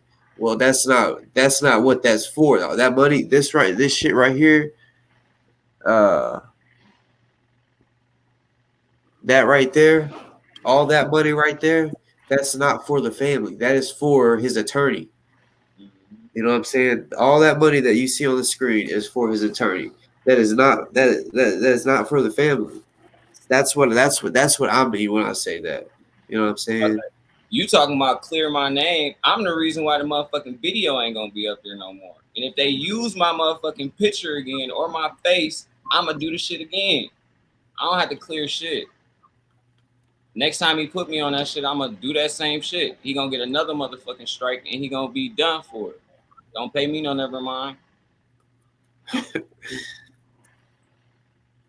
Was not talking about you, boss. I'm going to. Oh yeah, well yeah. Stay out of. I'm about to say because I ain't got shit to do with that watchdog shit. I ain't working against my brother at all. Like I said, I don't really need to clear myself because I have conversations, hour-long conversations with a bunch of people in NFAC, and that shit is That shit is Yeah, but what part looked shady about you? Because I only see in the beginning, the beginning, and it Yeah, was that's just what I'm saying, like- you was just sitting there. You didn't even say anything. That's what I'm saying. I ain't even speak, so I'm trying to figure out how in the fuck. Yeah, like I mean And I got it taken down before the motherfucker even finished. that. Yeah, I thought they did that. I was like, why the fuck would they go live? Nope. They gave me an email. They sent me an email like that shit has been taken down. That's what it say, but I can't show you the rest of it because the personal information you got to enter and shit. So I can't really. Because you got to enter your address, your phone number, your name, all that shit. Like, just to get that shit taken down. Not like you got to worry about YouTube. I just don't want to put my shit on YouTube. But you can tell YouTube that for them to stop the copyrights. You know what I'm saying? You got to be able to prove that you have a channel. You got to prove that they're using your either your likeness or your artwork or your content. And yeah, I mean, it might have looked shady, but like I said, to me, I handle it as quick as possible. So I don't really know. I don't really know how else I can, put in work for that. But people know what it is, at least for me. Yeah, because I don't like I said, I don't really I ain't out for the money. And these motherfuckers I think they really just mad because the money ain't coming to them or something. I really don't know what they go with. Yeah. Mm-hmm. I don't know. It went to private. I have the recording. You recorded it last night while it was live though, or did you? If you have the recording, I would love for you to send it to me. Like, but I'm trying to think. Because I don't put my email out like that. Because I did that before and I got a bunch of trolls. So I only give I'm trying to think about how can you see it if it's private? Did they send you the link? No, she probably screen recorded it. Right, but she said it's not deleted. It's private. I'm like, it went to private. I had the record. I'm like, I don't think it went to private. YouTube removed that motherfucker. Yeah. Now they can try to re-upload it if they want to, but they gonna get another strike. And I don't think YouTube do 3 strikes. They do 2. So I guess it depends on the level of infringement, though, right? So if you was playing music, I don't really think that's a strike. They just delete your video. But now if you was to, I don't know, talk about Stupid 19 or something like that, they might fucking take the channel down.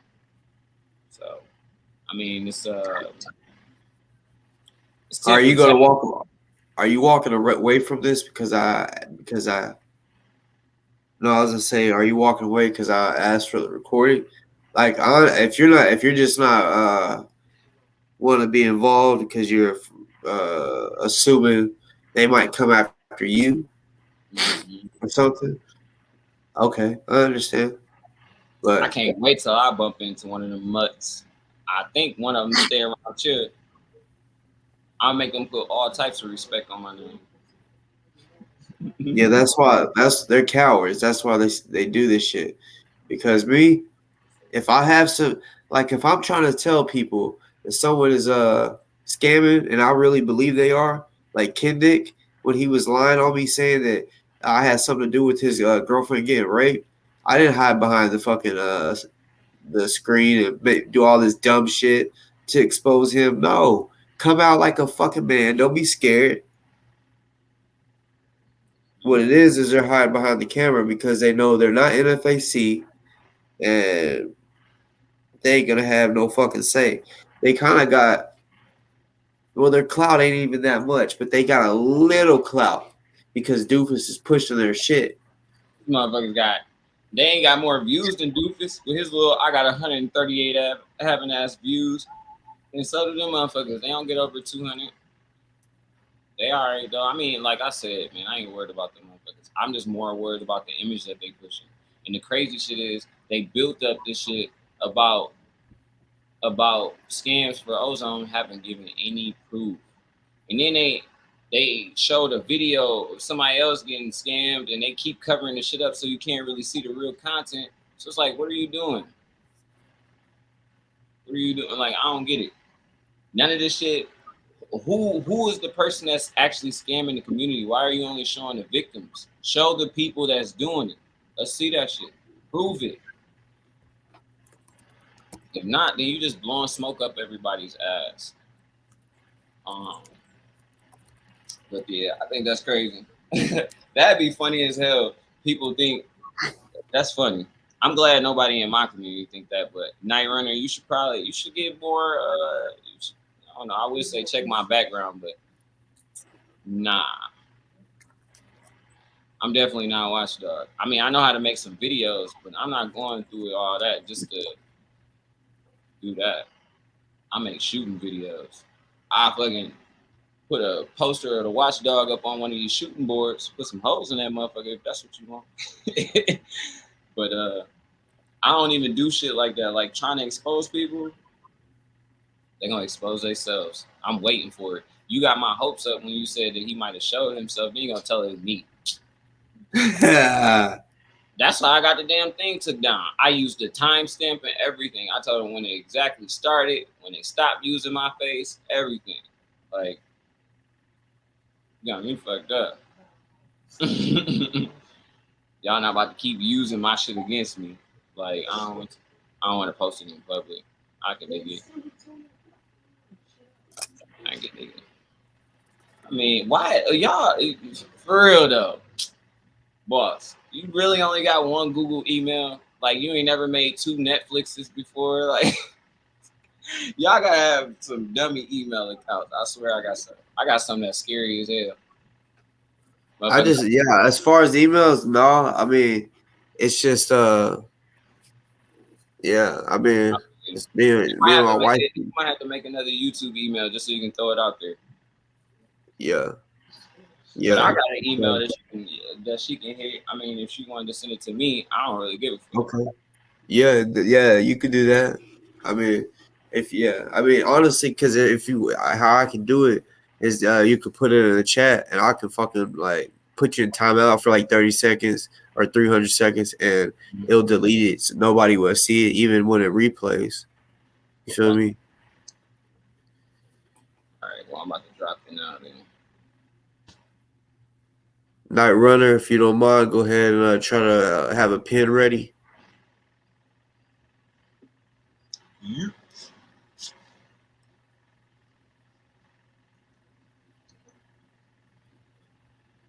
Where's that shit? Night Runner, if you don't mind, let us know when you got that email.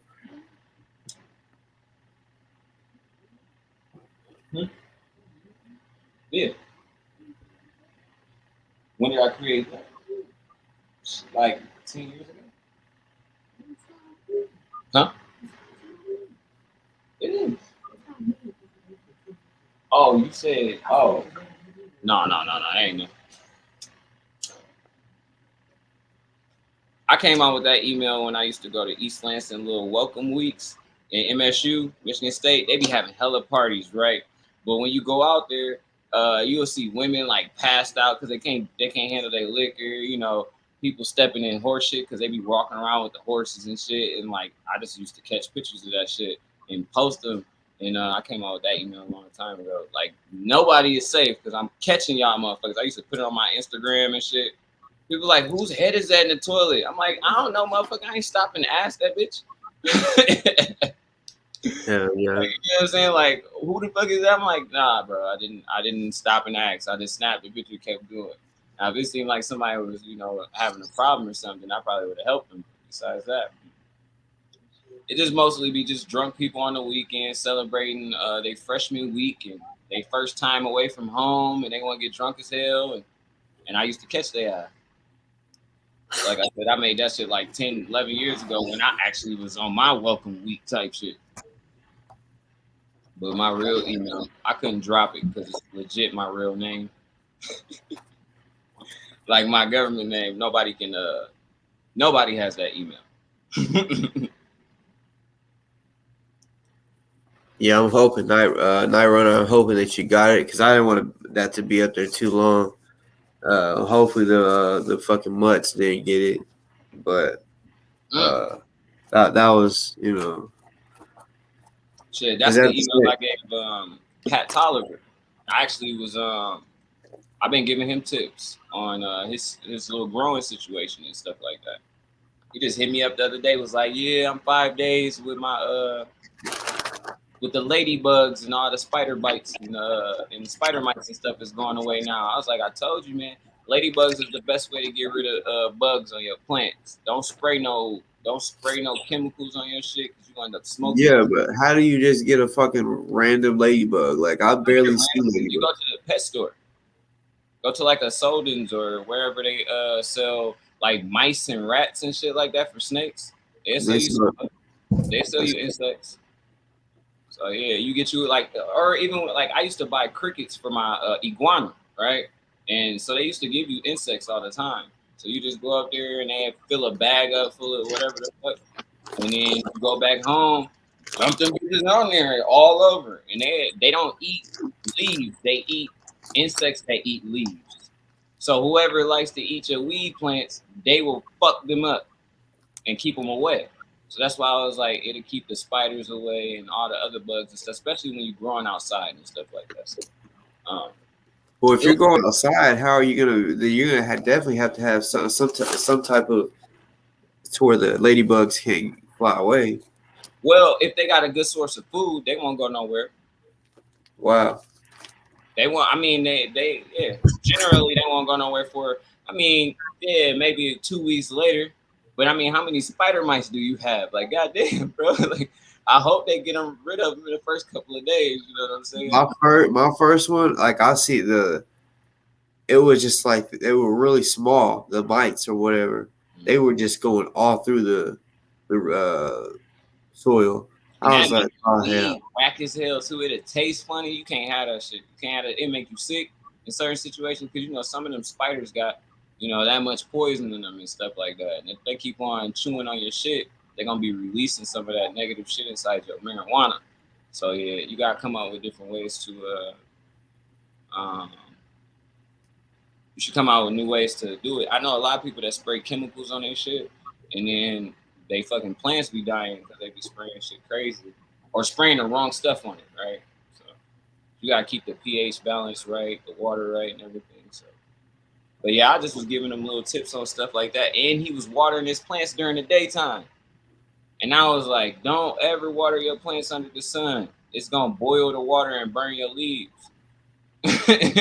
Like you gotta either spray it before the sun comes up. I would recommend you do it at night when the sun is going down. But if you're gonna do it, you water them motherfuckers in the morning. You know what I'm saying? Before the sun come up, really, before the lights get hit, and then have enough time to like drink the water, absorb the water, and then won't have so many burn spots. But if you in the middle of the summer just spraying water on your shit, that's why people don't really turn their sprinklers on until dusk.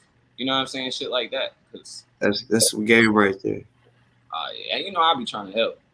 I'll be trying to help. But I mean, with little shit like that, like I told you, I mean, that shit was in the culture. I was learning growing plants, not necessarily weed plants, but my mom, like I said, my mom was a teacher. She was big on growing strawberries, bell peppers. And at one point in time when I was living with her, she looked like she had a rainforest in the house. There's plants going around the ceiling, spider plants and shit that's going around her. So she was always like big on growing shit. So when I got older, it was kind of like, damn, I already know half this shit. You know what I'm saying? It wasn't like I planned on knowing it. It was just some shit she taught me, especially with the ladybugs. She used to love them motherfuckers. But yeah, I don't know, man. Try it out in the future if you ever get around to it. Try it out. And since I live in Michigan, it's so easy to make perk because it get cold in certain, like in the morning, you had that morning dew on the grass and goddamn near frozen. That's how your shit turned purple right there. You shocked that motherfucker. Yep. I used to love doing that shit. That's why they call it Croptober. Motherfucker, get around to October, start getting cooler. You wake up in the morning, your shit damn near froze over a little bit. You be like, oh shit, I think it's gonna kill it. No, when that sun come out, it's gonna dry out, be normal again. But that motherfucker gonna start having purple veins in that bitch though. That's really bruising. Yeah, it is. But at the same time, some people got that preference. So yeah, for sure. I like perk too.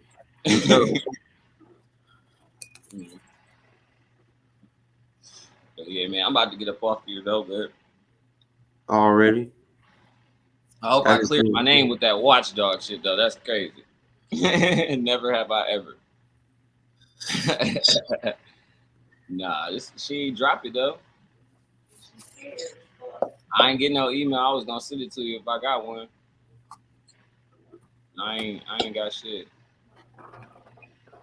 Yeah, I ain't got shit. I don't know what she's talking about. Yeah. Yeah. But shit, if I do get it though, you know I'll send it to you. Already.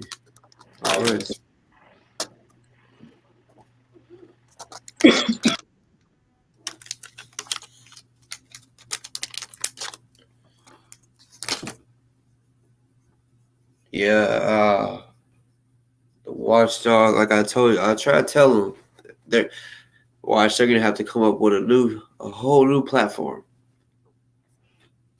Because you see there's already somebody that's striking, the game will strike. There's other people that's doing it too. Could be a lot, could not be. I guess they'll have to see, because I know if they're not watching right now, they're gonna watch later. But now when you watch this, you'll know because I'm sure they're wondering what the fuck happened. What the fuck? Now you know.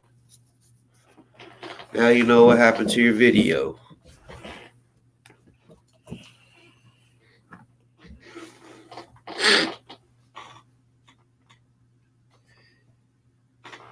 But yeah, like I already said, y'all's YouTube channel wasn't gonna have life much longer anyway.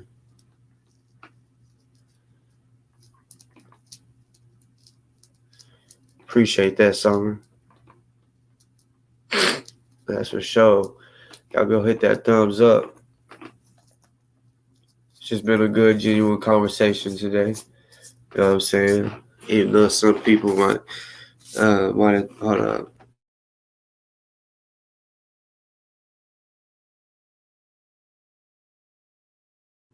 Some of y'all might have thought this stories was cap, but I don't care. Take it how you want, you know. You can take it as a lie. Just say it's just a random story.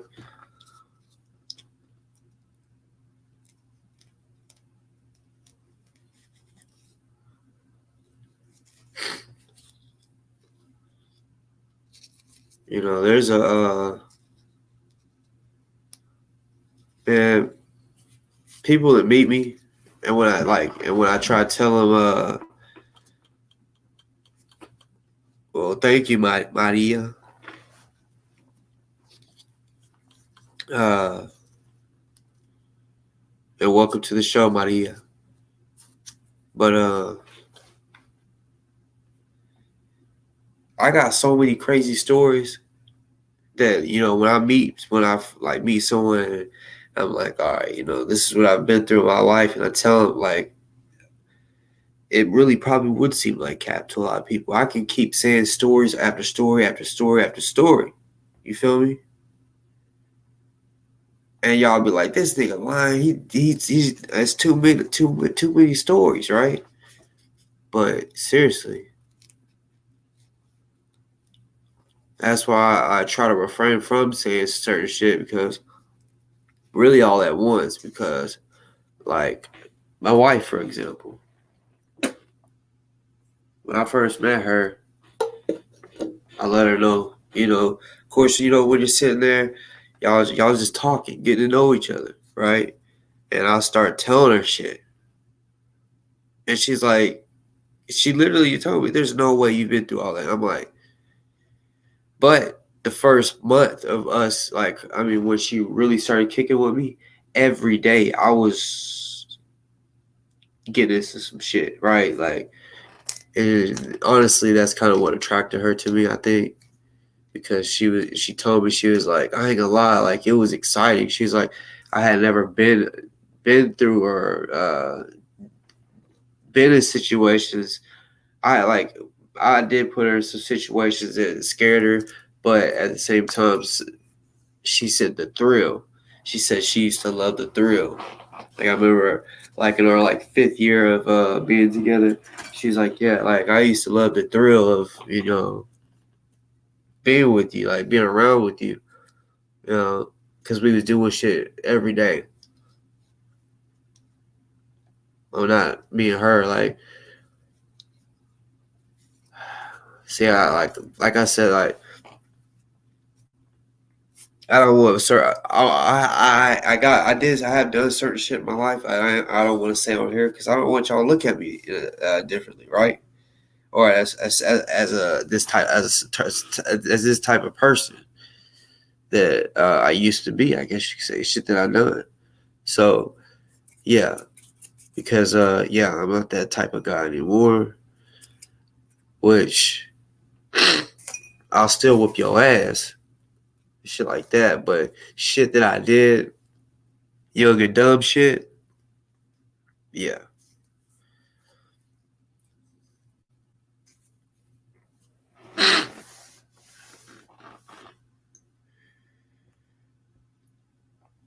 Um, I don't even. Sorry, Maria. I don't know how to pronounce your last name. I'm assuming you're Hispanic. That's why I say Maria, because I know that's how y'all say it. Uh, but yeah, welcome to the show. I hope you're subscribed, because you said my your view matters, or what'd you say? Hashtag, yeah, your view matters. I appreciate that. Oh, you're Italian. Do y'all still say it like that though? Like in the like Maria? Or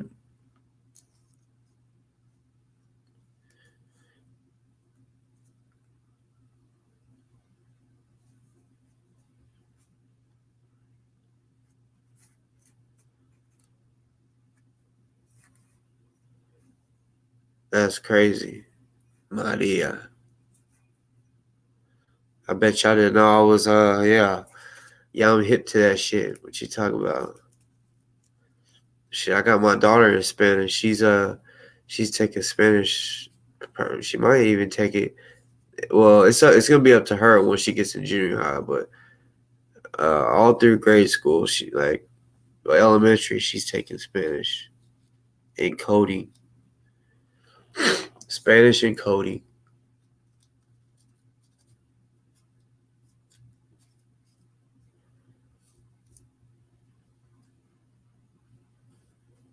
Right. Casey, I hope you start to feel better. You're one of the you're the second boss lady on here that's sick, not feeling good. Mama Red, she's going through it too.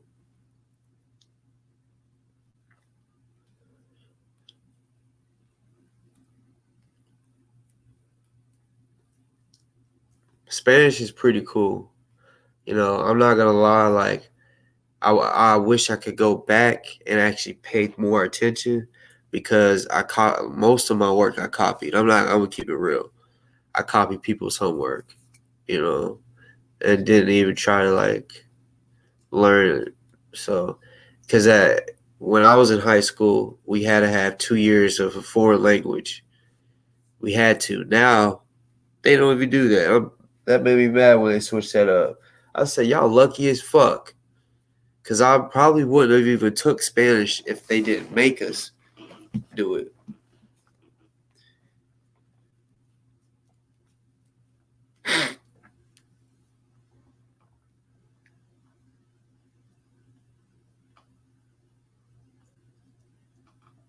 Yeah, but Mama Red is sick too.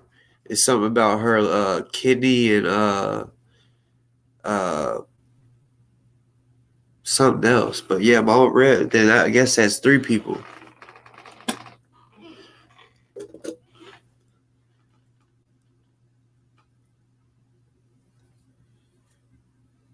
Damn, Black, you pinched a nerve.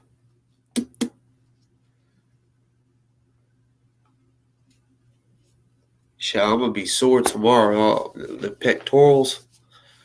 Yeah, today was upper body day. My fucking arms, my fucking triceps, like I worked them out so fucking hard today. And then I swim after at the gym. Me and my daughter swim laps. Boy, and my son. I usually have my son on my back to give it more weight, so it's a harder workout. Woo! I know I'm gonna be sore. I know it.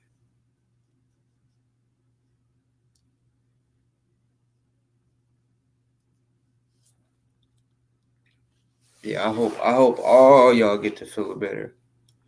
Shit, y'all probably think I'm sick because I'm not sound stopped up, but it's only in this room. As soon as I walk out, everything's gonna clear out.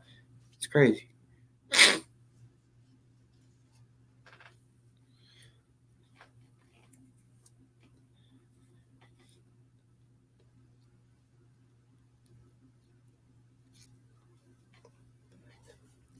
Maria, are you I'm trying to see if like how you came across my show. Are you a Louisville chick?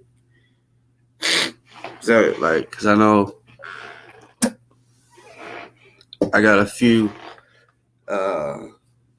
people, quite a bit of bosses and boss ladies that are from Louisville.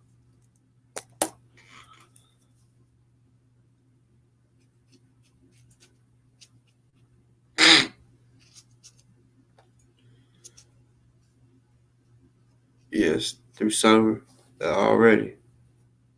Well, I hope you're subscribed. You know what I'm saying? I hope everybody on here is subscribed, is watching, you know. And to the mutts. How you doing? What's your job? What is your intention behind all the shit that you're doing? Because did you did you think that you was gonna get away for a very long time with acting like you're NFAC?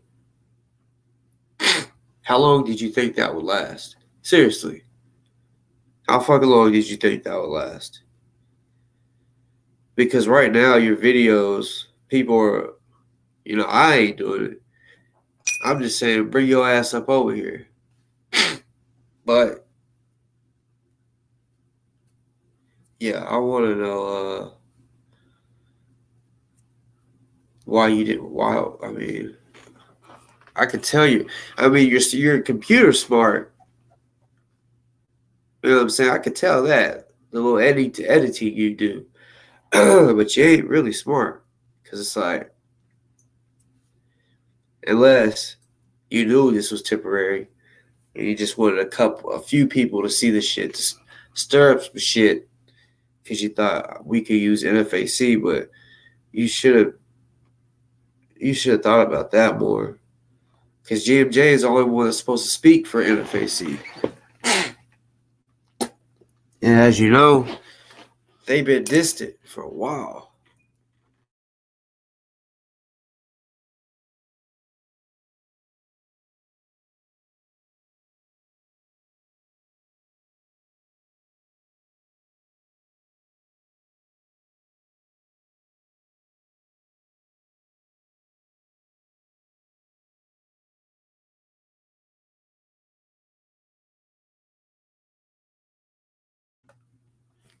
Shit, y'all talking about snacks and shit.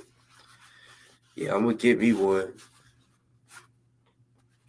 Yeah, I'm one of the types that eat right before bed. Sue me. I know people say it's bad for you, but sue me. Can't help it. I don't know. Sometimes, like tonight. See, I fucking love those strawberry and cream pies from McDonald's. Like, I don't ever fuck with McDonald's, like, because, like, I fuck with BK more than McDonald's as far as food. But that's really about the only reason why I go to McDonald's is sweet tea And if y'all from the South, y'all know about the McDonald's sweet teas. The bitches is, yeah. But the fucking strawberry and cream pies, telling you, I go like right now. Like say when I get off, if I go pull up on Mickey D's and they say, "Oh, we're out," oh, that's okay. I'll wait the 12 minutes. Yeah, and I'll just sit there, just be watching videos or whatever, or talk on the phone, whatever. Yeah, because sometimes it's like they, oh, we're out. We just got Apple. Oh, well, I'll wait. You can make them.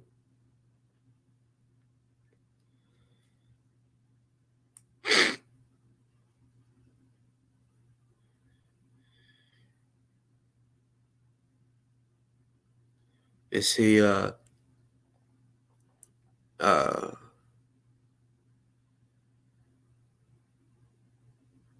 what's it called? It's called Dodges. It's a gas station called Dodges. I grew up calling it Dodger Dogs, right? If any of y'all know about Dodges, you know they got one in Memphis. Got them all over the South. It's a Southern thing, you know what I'm saying? Got them in Alabama, Arkansas, you know. Dodges. Them bitches got some fire ass fucking strawberry cream pies too.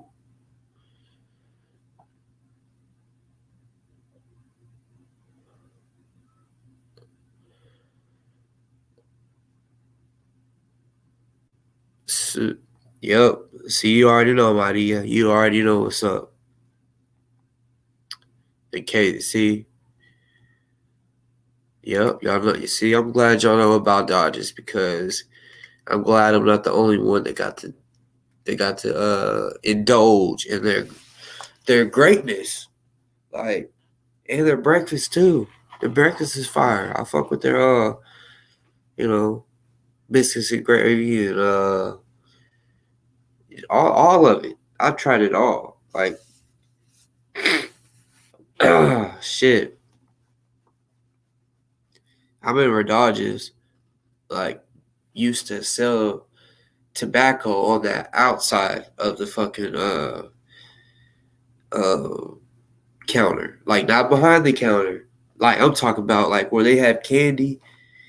So as soon as they turned their head, yeah, we was stealing cigars. I'm talking about like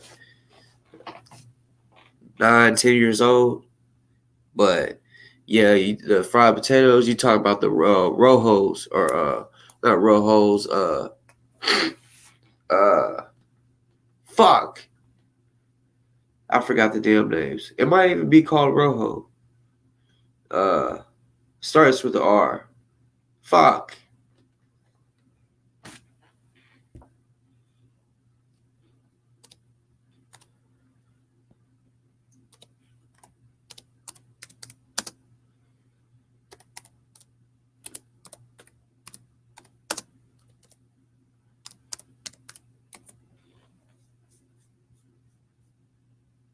Ho ho. I said rojo.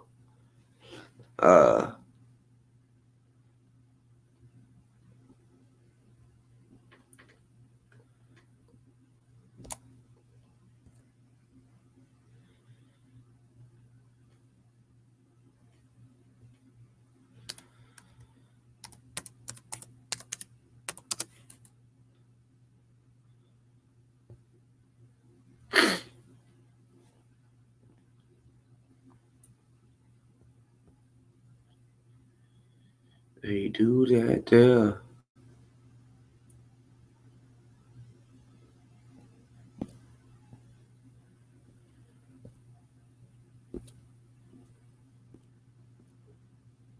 Yeah. Motherfucking ho-hos. But yeah, I like the ho-hos, the fucking piece of sticks, and then the telling you, if it wasn't so far of a drive, I would go to Dodgers because they open 24 hours. But yeah, I would definitely go pull up on them and get some of them pies. That story brings back so many memories. Cause like where I'm from, Arkansas, where some of my family lives, they yeah, that was the gas station that I always went to when I would stay in the summer with my grandma. So yeah, I got a lot of memories. Cause like I said, like I was young, and they sold tobacco on the outside of the fucking counter. Had cigars and shit, and the big fat cigars.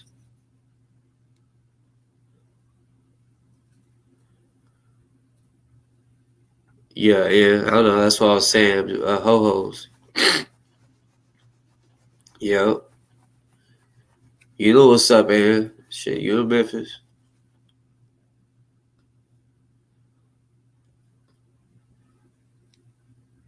Yeah. The bitches, woo. I'm telling you. If y'all ain't tried it, if y'all ever go past the Dodges, think of me and be like, let me stop and get me one of those motherfucking fried strawberry cream pies. Woo!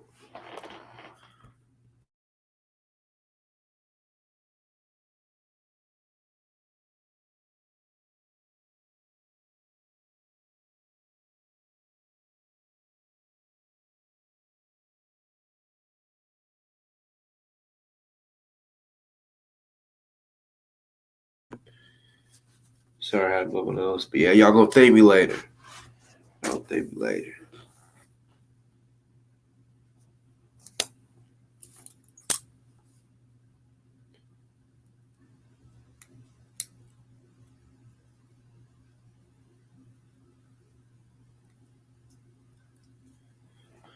Hey, do that there.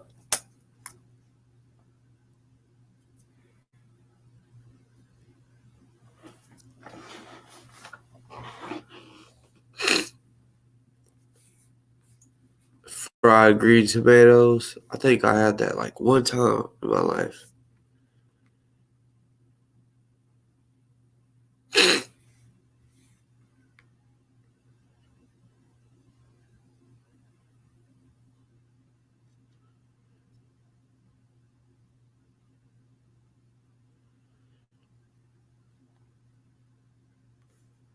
Man, tomorrow is fucking leg day.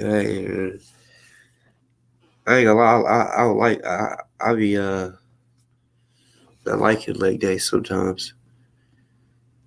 Cause I be walking and then my leg just give out and it just I'm like fuck. Or if I'm sleeping with my leg bent, I get this fucking Charlie horse out. I guess the worst. I'm telling you, it locks up, and even when I try to stretch my leg out, it still feels like it's locking up. But boy, yeah, leg day. Shit, gotta do it because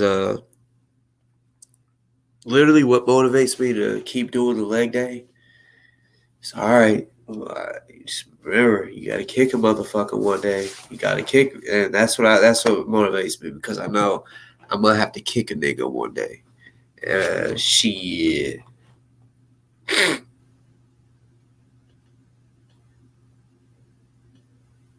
Boy. See, it's been a while since I've been in a real fight. Been a good little bit. Well, I think it was 2019 last, but he didn't fight back. I made him cower down like a sad puppy. Yeah, there's some more shit that I can't even talk about on here, but yeah, he was a sad puppy that day. He was crying with snot coming out all down his shit, you know. Please.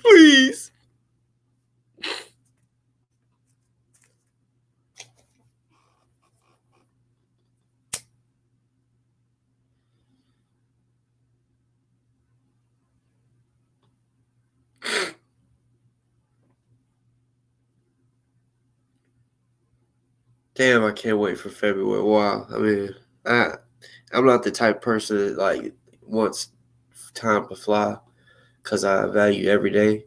But February, the end of it, pretty much March, I get to sign my son up for martial arts because you start when you're 3.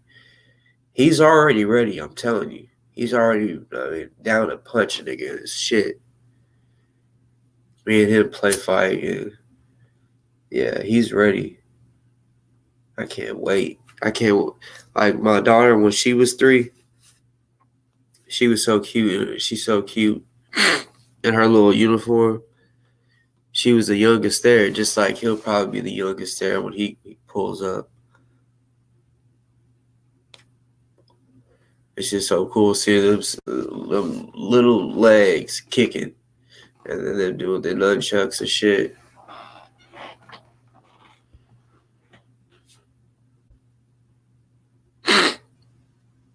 He do that there.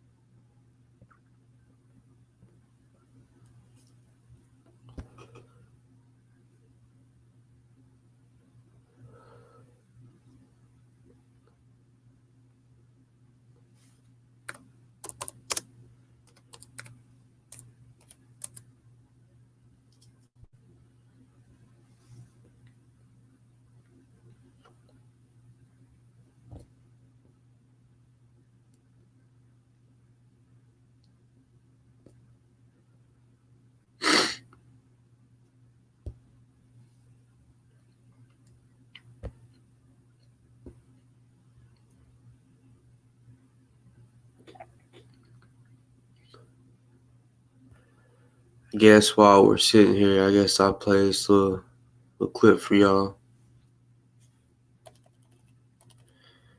Because yeah, man.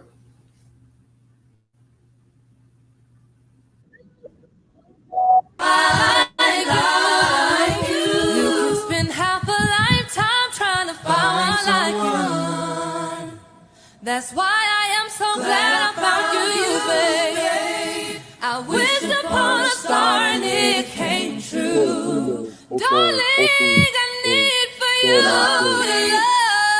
Hold me, touch me, deep in my soul. Never let it go. Oh yeah, the love we share, no one compares to you. I'll never let you go. I'll never let you go. 'Cause I really love you so. I'll never let you.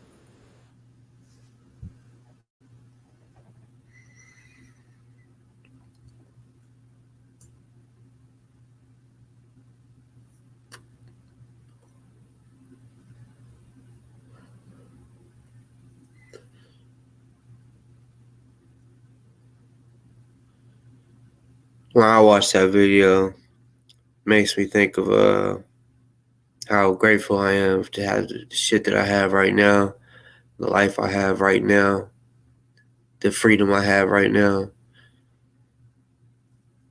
the ability to see my kids right now. And that's what, people can think he's, I know there's people out there, a lot of people out there that think he's guilty, shit like that, right? But, it's, when you go off of the video, like what they show, the only video that they've been showing, I don't see how you can get that he was the one that did it. We don't know if the cop accidentally shot himself. Besides when they bring that second cop out, whoever that was, because that will be brought up in court. don't give a fuck what they say. They need an answer for that. But we'll never know from his side of the story, the cop side of the story, of if he accidentally shot himself in the head, and if he ever would have said that wasn't Ozone, I accidentally shot myself in the head. You know what I'm saying?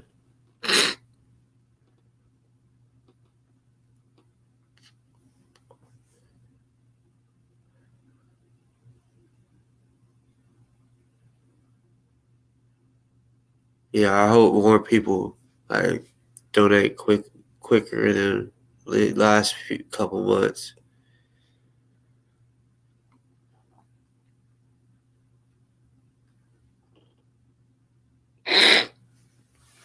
Yeah. So technically, I'm gonna be doing 11 or 12, something like that, fundraisers for him total up until his court date. So hopefully by then, everybody in this YouTube world catches on. I blow my nose.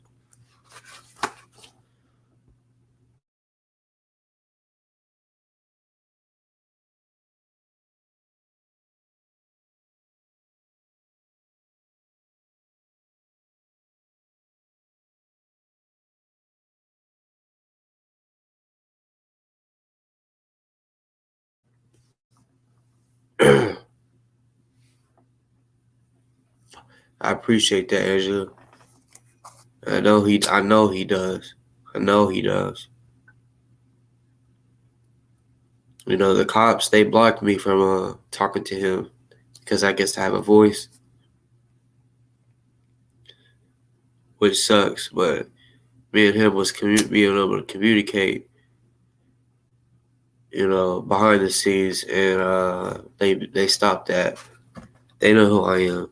That's why I tell people I know I'm being watched because they know who I am now. You know, they know me as Boss Talk though, because when I emailed him, my name was Boss Talk. If I'm like, yeah, I'm pretty sure it was, because I wanted him to know who it was, not them. But still, what's good, Maggie? Where you been? Shit, it's early morning for you. Shit, you been asleep. But yeah, guess I'm gonna put this up. You know, I tell people these days to donate to WeStandWithOzone.com. I also tell people, hey, if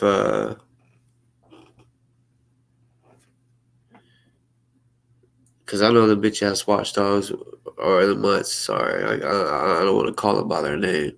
They got a lot of bitch ass bullshit going on out here, trying to cause us to not trust each other and all that bullshit. I tell you, everything's good in the hood.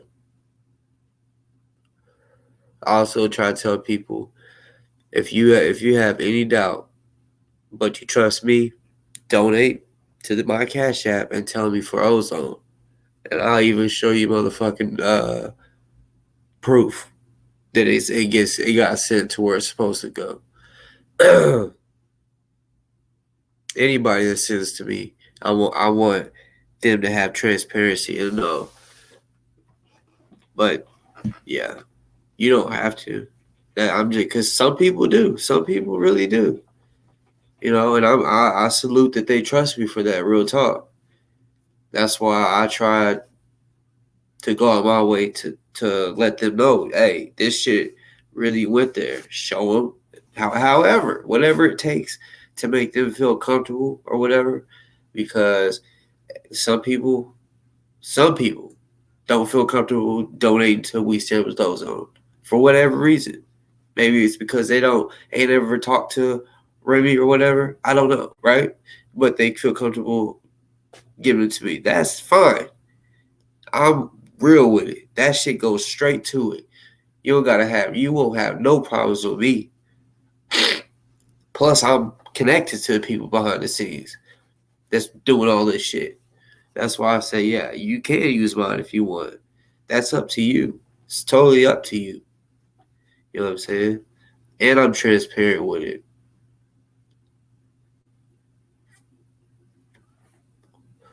Because I don't want nobody to think I'm pocketing a dime. Because it ain't like that at all.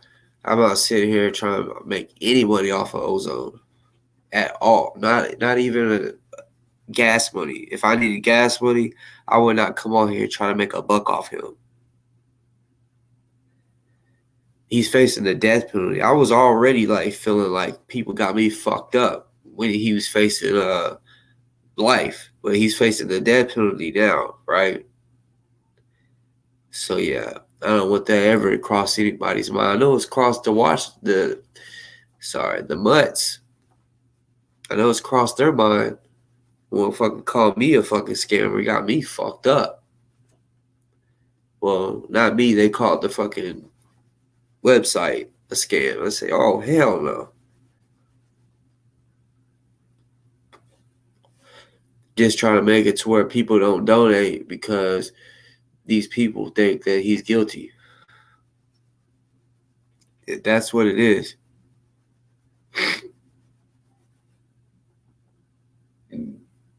I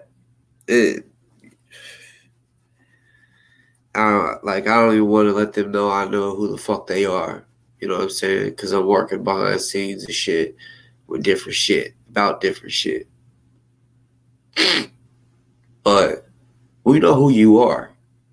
Just like you know who we are. Like you're watching me, you little butts, and you watch me and you take my videos and all that shit, do all that. We know who you are and what you look like.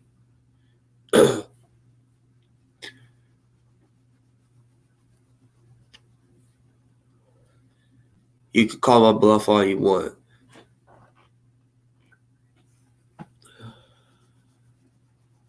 Just know, did you hear the key word we?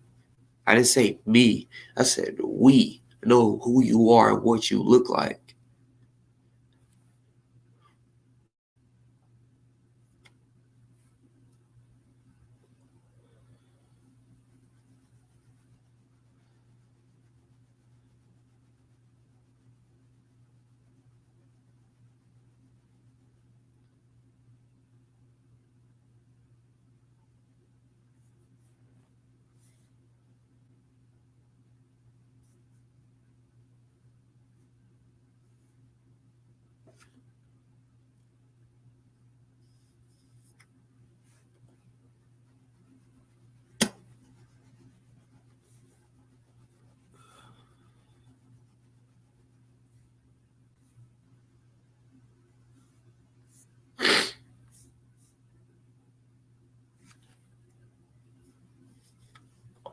Yeah, I appreciate y'all.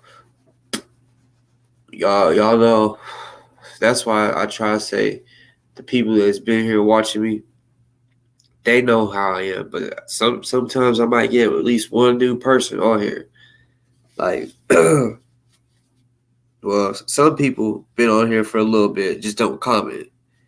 But for the people that really are straight up new, they ain't never watched one show, don't know what's going on, don't know the type of person I am, I don't expect them to donate to me, to give to Ozone. You know what I'm saying? That's why either way, either way, it's cool, you know.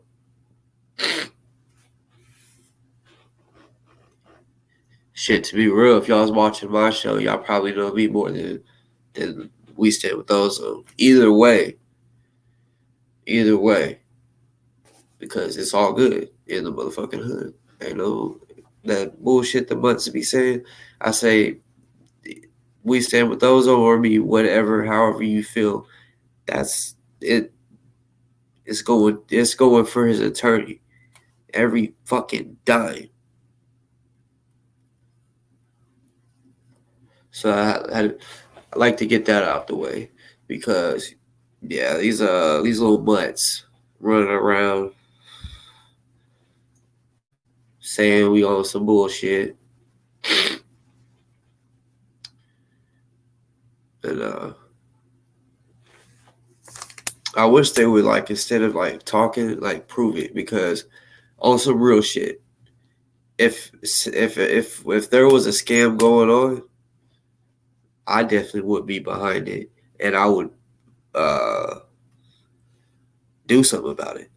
Put it that way. I'm not playing with Ozone's life, and I'm not gonna let no one else play with Ozone's life. Understand that. That's why I said everybody behind the scenes, like, we'll check each other if they need be. You feel me? Check each other on anything. Like, yeah.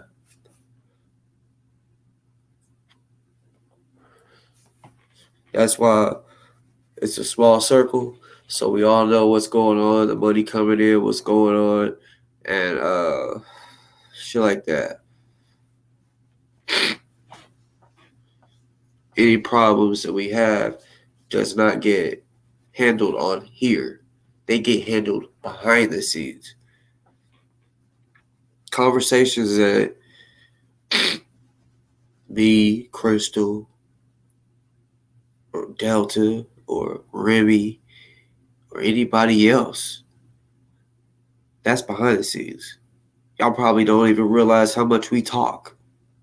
You know what I'm saying? Y'all probably think, yeah. Y'all be surprised about how much we talk. I ain't gonna lie. It used to be a little more here lately. Everybody's been busy. But sometimes more than once in a day, every day.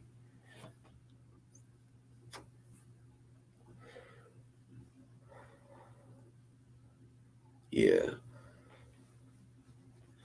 That's what I'm saying. All that shit's getting taken care of through months. Because they ain't doing nothing but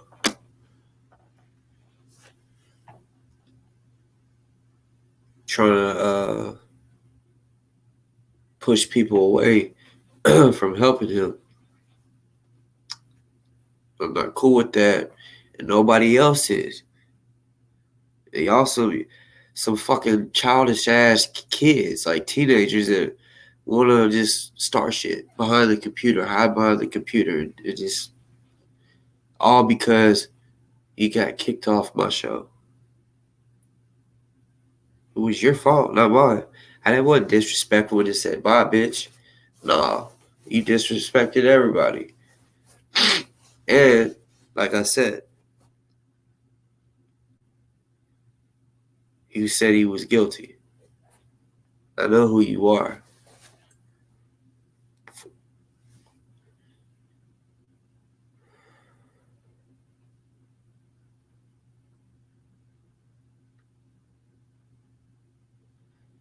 Yeah, Maggie, she's been in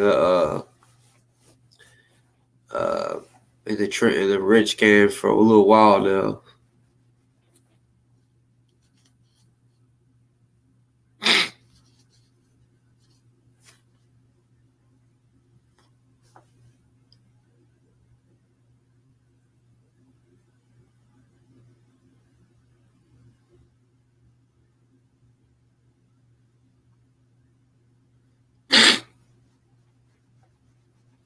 Sean. But most of the time, y'all block everybody over there on Morris World. So really everybody that y'all see in the chat support y'all.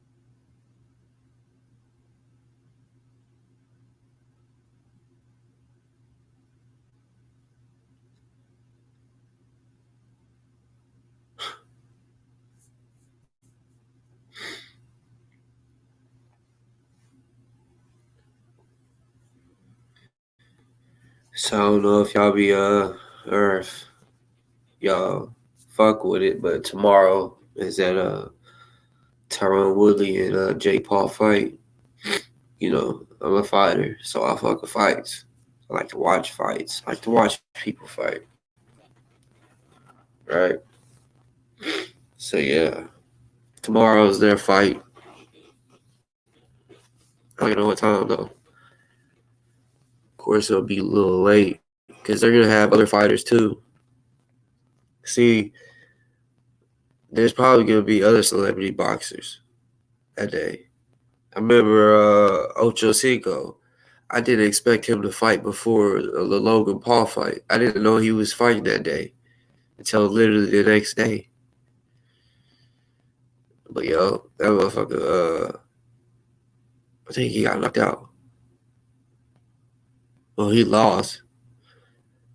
I think it was a knockout.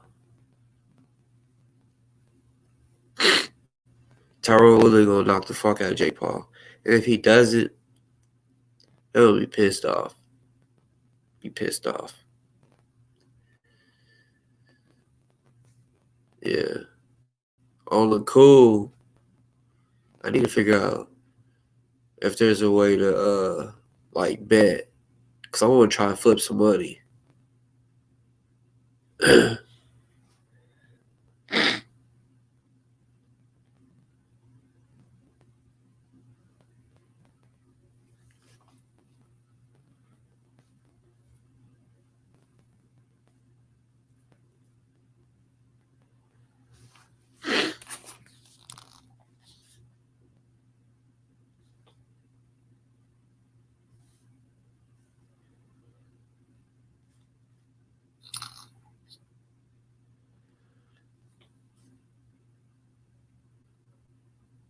Yeah, there's 29 people in here and 29 thumbs up.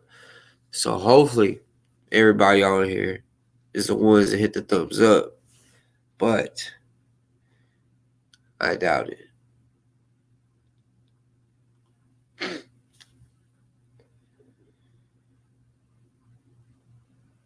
Y'all, once I get 1,000 subscribers, I don't even think I'm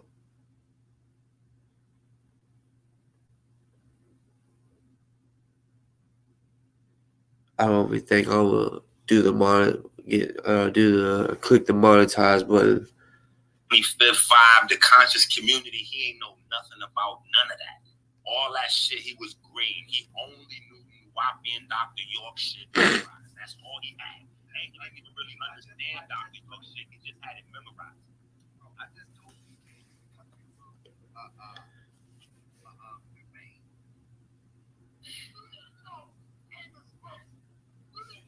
That nigga, I just realized that nigga, Taharka, he moved up to 20,000 followers off this polite shit. That's why he's continuing to do this shit, y'all. And you know it, Sean. He really is using, like, yeah, he's using polite shit to get subscribers.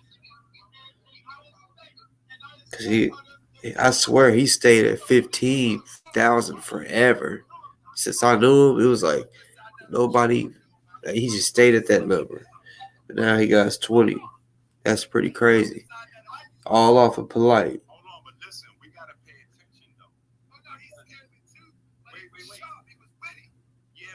But see what? Okay, so that guy that's on Tarka show, he supported polite. Like many a times he supports polite. And then there was a guy, York, I think it was. I think that's his name. Forgive me if the name is wrong, but he's apparently a convicted child molester, and he was the teacher of polite. And I forgot that nigga's name. It was a dude. I mean, he's on there right now, but Dr. Aniki. or Nikki or whatever. He was he's on there like basically down and polite, but he supported him. He really did. And Sinetta, he was showing that shit. He was showing videos of him taking up for polite. Tarka looked like he got titties though. I ain't gonna lie, like that nigga look like he got titties.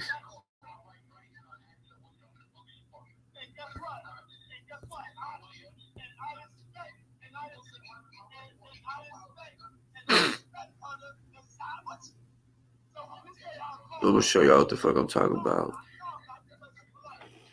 That nigga sitting there looking like he got double D titties.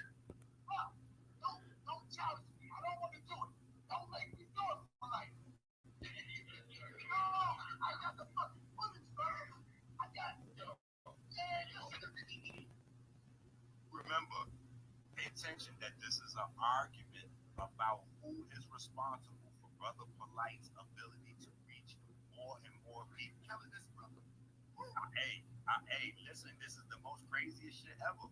Sinetta is eventually, Sinetta is going to explain that. They lay out a whole relationship. And see, my name is not in it. When there's no chance of them going, when they don't they on their way to prison, you don't hear them saying, oh yeah, Inky's responsible for everything. Inky, but Inky deserves accountability. When they splitting up money, you don't hear them say, oh, Inky's responsible. Let's make sure Inky get a cut. When only time Inky gets pop up on their page as responsible for something. Come on, bitch boy. Niggas are on their way to fucking jail. Polite is definitely going, and Sinetta, the motherfucking hourglass is ticking, brother. You have very little time to separate yourself from Polite. I don't know what you're doing over there. The whole world is watching. You're looking crazy about a second. He talking about he used to rock with Polite. I'm telling you, Sinetta was exposing the fuck out of him earlier. Like this dude used to fuck with Polite. Now he wants to talk crazy about him. I don't understand that theory. About a second. Before I knew you.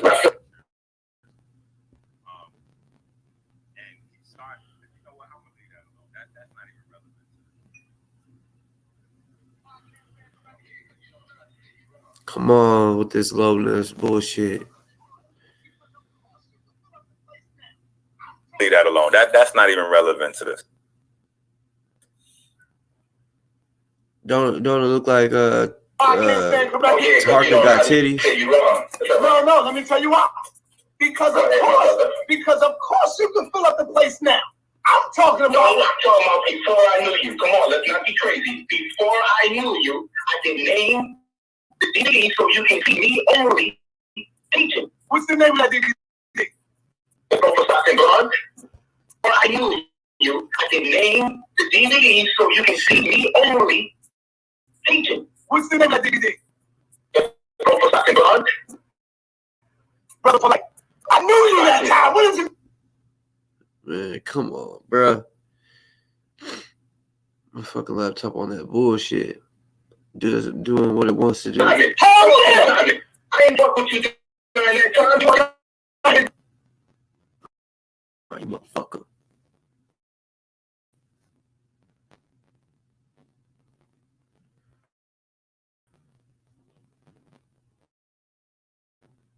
Fuck it.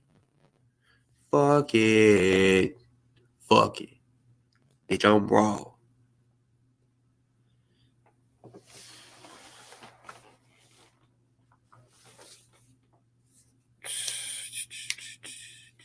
So today's Saturday. Tomorrow,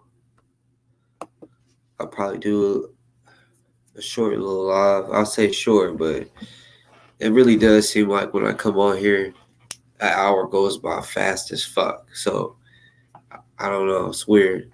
That's why I be doing these long ass shows, because it be going by fast. But it's about to be 1 o'clock. my time. I know about 2 o'clock for most of y'all. And one of y'all, I know it's motherfucking y'all. 7 in the morning. 7 in the morning.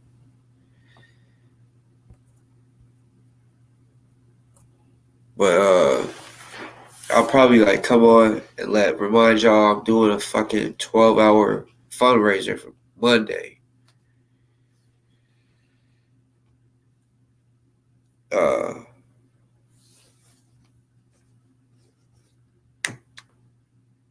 For sure, Summer. Hell yeah. Honestly, Monday, I hope I get a lot of guests just because to occupy me, you know, especially at least have a guest like at the end. I'm gonna try to start at like 9. That way, I can end at 9. Yeah. That way, I can end it with people on here with me. Cause yeah, if I'm just sitting here talking, cause that's how it happened on the 24-hour. I was on this bitch all by myself, like I am right now, getting tired, like I am right now.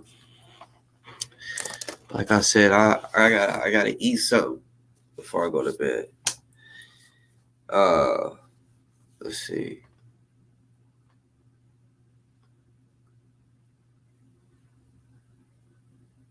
Hopefully, I get to tell y'all some good news about Ozone. You know, whether it's that he got all his privileges back, or yeah. Hopefully, I'll have that update tomorrow. Actually, pretty much, kind of did get some good info. I just don't want to point it out because they're taking his privileges for the most stupidest shit. So I don't even want to mention certain shit. Like they're on that fuck shit. On that fuck shit. Like they're not looking at him as or treating him or acting like he's just a regular human. No, they hate him. They hate him, and they want him to pay for what happened to Jason Rader, right? That's it. That's what's going on right now. So they ain't treating him like he's supposed to be. I know that. I love y'all. Salute. Salute right here. Love y'all. I'm saying, I guess it's just sit up straight. I salute the fuck out y'all. You know what I'm saying? Good night. Like I said, I probably will be on here just for a little bit, just to promote. Remember, y'all, Monday, the motherfucking fundraiser, 12-hour fundraiser starts Monday. Yeah. To the ones that just like, hey, support what you're doing and want to fuck with my Cash App. That's what it is at the ticker. The thing is going across the screen. It's my Cash App. For those that don't know. So yeah, if you want to support me, that's what's up. But if not, I understand. If you just want to give your money to Ozone, completely understand. But if you got it like that, and that's what you want to do, I promise you, I'm salute that shit. But I do understand if y'all just want to spend y'all's money just on Ozone, for real. But yeah, I love y'all. Y'all know I'm coming back. Yeah, probably tomorrow. I can't promise. I'm just thinking, yeah, I'll probably do it just to promote it. But then again, my bosses and boss ladies know what's up. Y'all already know every Monday. 12 hours the whole time. Yes, ma'am. Yes, sir. Love y'all. Keep the things cocked. You know what I'm saying?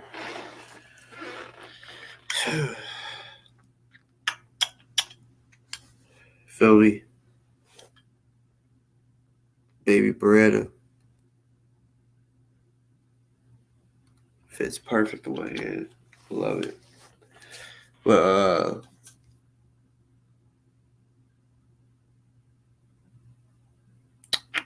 yeah, I think that's about it. Maria, again, welcome to the show. Glad you're here. You know what I'm saying? Glad you're now a member of the Boss family. And to the rest of the Boss family, wish y'all good night. Hope y'all sleep good as fuck. You know what I'm saying? I don't care what you've been stressing with. Sleep good as fuck tonight. You know what I'm saying? Because, yeah, regardless of whatever you're going through, a bill that ain't going to be paid or whatever, don't lose sleep over it. Because while you're losing sleep, I promise you the same same outcome is going to happen. If you stress about it, right, it's that same outcome is like, if you don't have the money or whatever, look, if you would have just slept good, the same outcome would have been if you didn't stress about it. You're not gonna, if you don't have the money to pay for it, just go to sleep. You don't got it. You don't got to sit there and worry yourself about it. You know what I'm saying? Because if you're up worried, all you're going to be doing is just worrying. It ain't nothing changing. Just get your ass some fucking rest, like a fucking baby. And then wake up and you might come up with a fucking plan. You know what I'm saying? Don't overstress yourself. Some people really do. Everybody, I feels like, needs to be told, just because you're going through something right now, there's always going to be a better day. Just right now, it might not seem like it, but I promise you, I don't care what you're going through. Well, I'm not to say it like that. I'm just saying anything you're going through, I promise you, it's going to get better. It's just some shit does take time, but I promise you, that's what I had be told in life a couple times. And I really be thinking, no, it ain't going to get any better. Even if I'm feeling like shit, feeling like, even people with cancer, they thought they'd never feel better again, but guess what? They did. That time will come. That's just how it is. It'll be okay.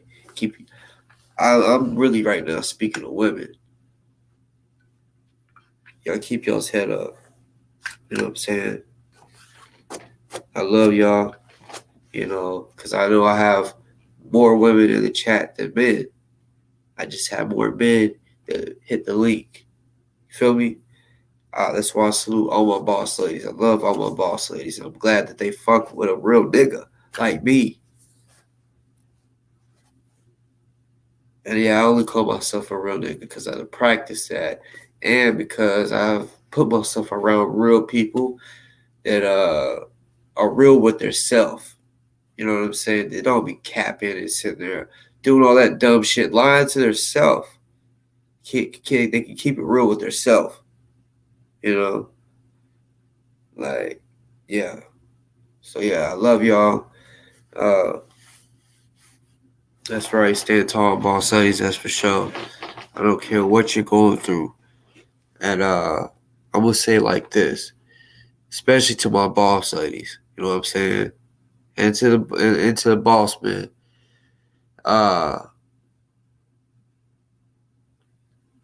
If you're ever going through some real shit, you can hit me up and I can help you out. I'm talking about like a problem, issue, drama. Yeah, that's if you ain't cop calling type, right? And you're afraid that if you call the cops, something's gonna happen. Well, okay.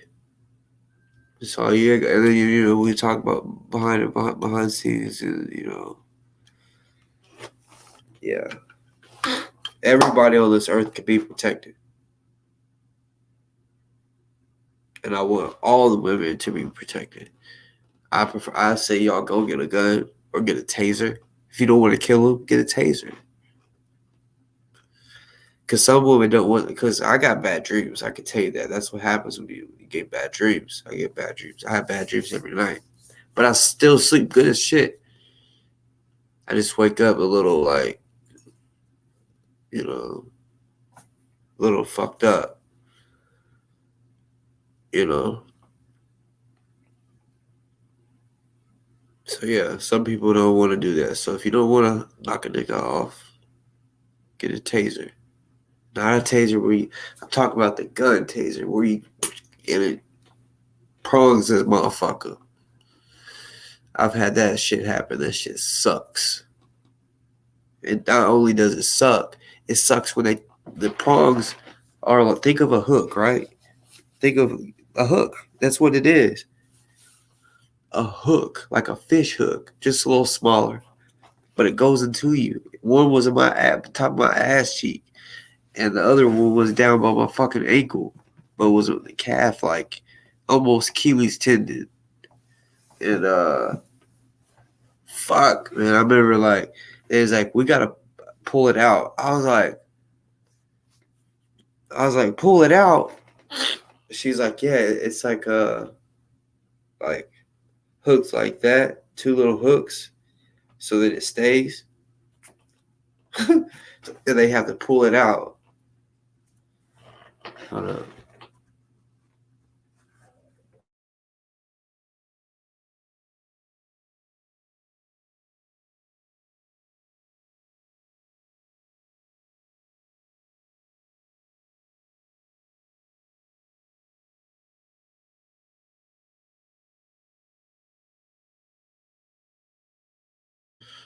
Yeah, dude, me too. Have. I do not want to be. Who wants to get killed? Nobody. Like, so you got to do something. But I know there's some people out there that don't want that. They don't want to kill people. They don't got it in them. But if they're trying to kill you or trying to rape you or some shit, you got shoot them with a taser and hold it until they feel like okay, I'm done. Shoot them again if you have to with the taser, or get you a BB gun, but it has to be with the airsoft, with the air compressor or whatever. That'll still, you get a nigga up off you, especially if you shoot him in his face. You shoot him in his tooth, that shit gonna hurt. Shit gonna crack his whole tooth. Yeah.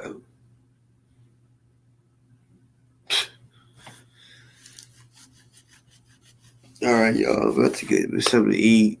Something sexy. Yeah, CO2 does hurt. We used to have wars, me and my brothers and my cousins and shit.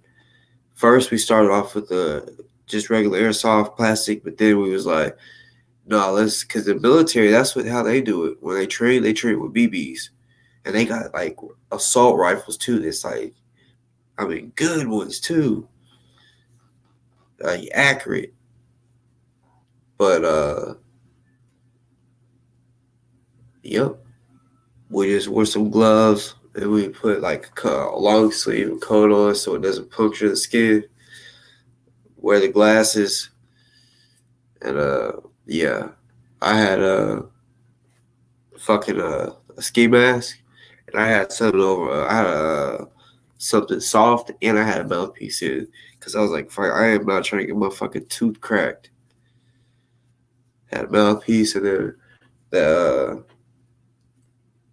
the ski mask where it has the eyes, and then the mouth part. It's all you can see. Well, I had a mouthpiece, but I have something like it's basically socks, all right there. I used to have a 380 with had a beam on it. Yeah, she was a bad bitch. Really, actually, it was my wife's. I just still call it mine because it's like shit. It's in here, and if I get to it first, if someone breaks into the house, that's just gonna be the gun you get shot with. But yeah. I'm getting all stopped up. This fucking room is fucking with me. I'm about to switch rooms. I ain't love it.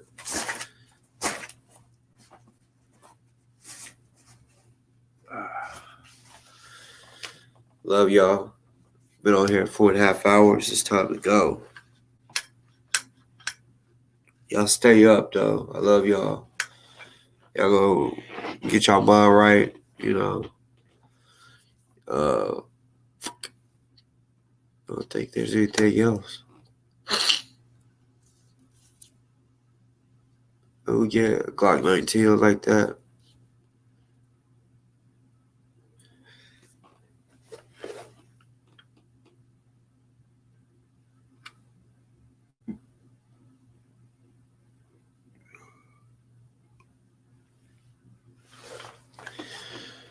Yeah, y'all remember if I don't come on here tomorrow, y'all just remember Monday.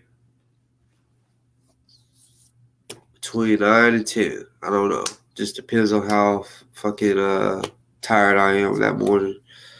But yeah, for sure latest I'll be here at 10. And if it's any later than that, then I gotta stay on later. But either way, 12 hours Monday, motherfucking fundraiser. You know what I'm saying? For Ozone, y'all, we gotta get this money up. I'll share this little screen right before I get off here.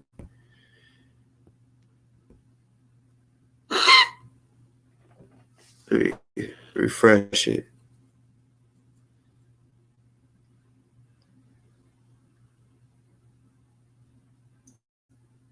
All right, so that's another thing right there.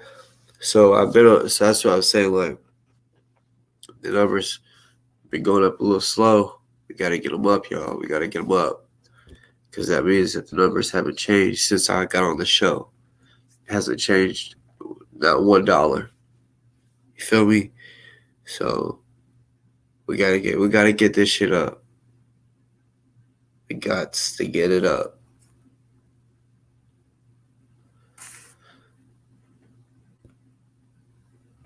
Yeah. Salute. Love y'all. Yeah. I'll see y'all. See y'all around. Damn, Christian, you got here right when I'm getting off. But what's good? Hey, hit me up tomorrow though. Like text me. Cause I gotta gotta talk to you. Shit, motherfucking Monday. I know you said that's one of your busy days, but shit, when you ain't busy, come through to the motherfucking the fundraiser or whatever. But yeah, y'all, I love y'all. Like I said, if y'all want to fuck with me, y'all hit the Cashapp. You know what I'm saying? Because your boy would definitely appreciate that. Put that shit to good use. That's for sure. I love y'all.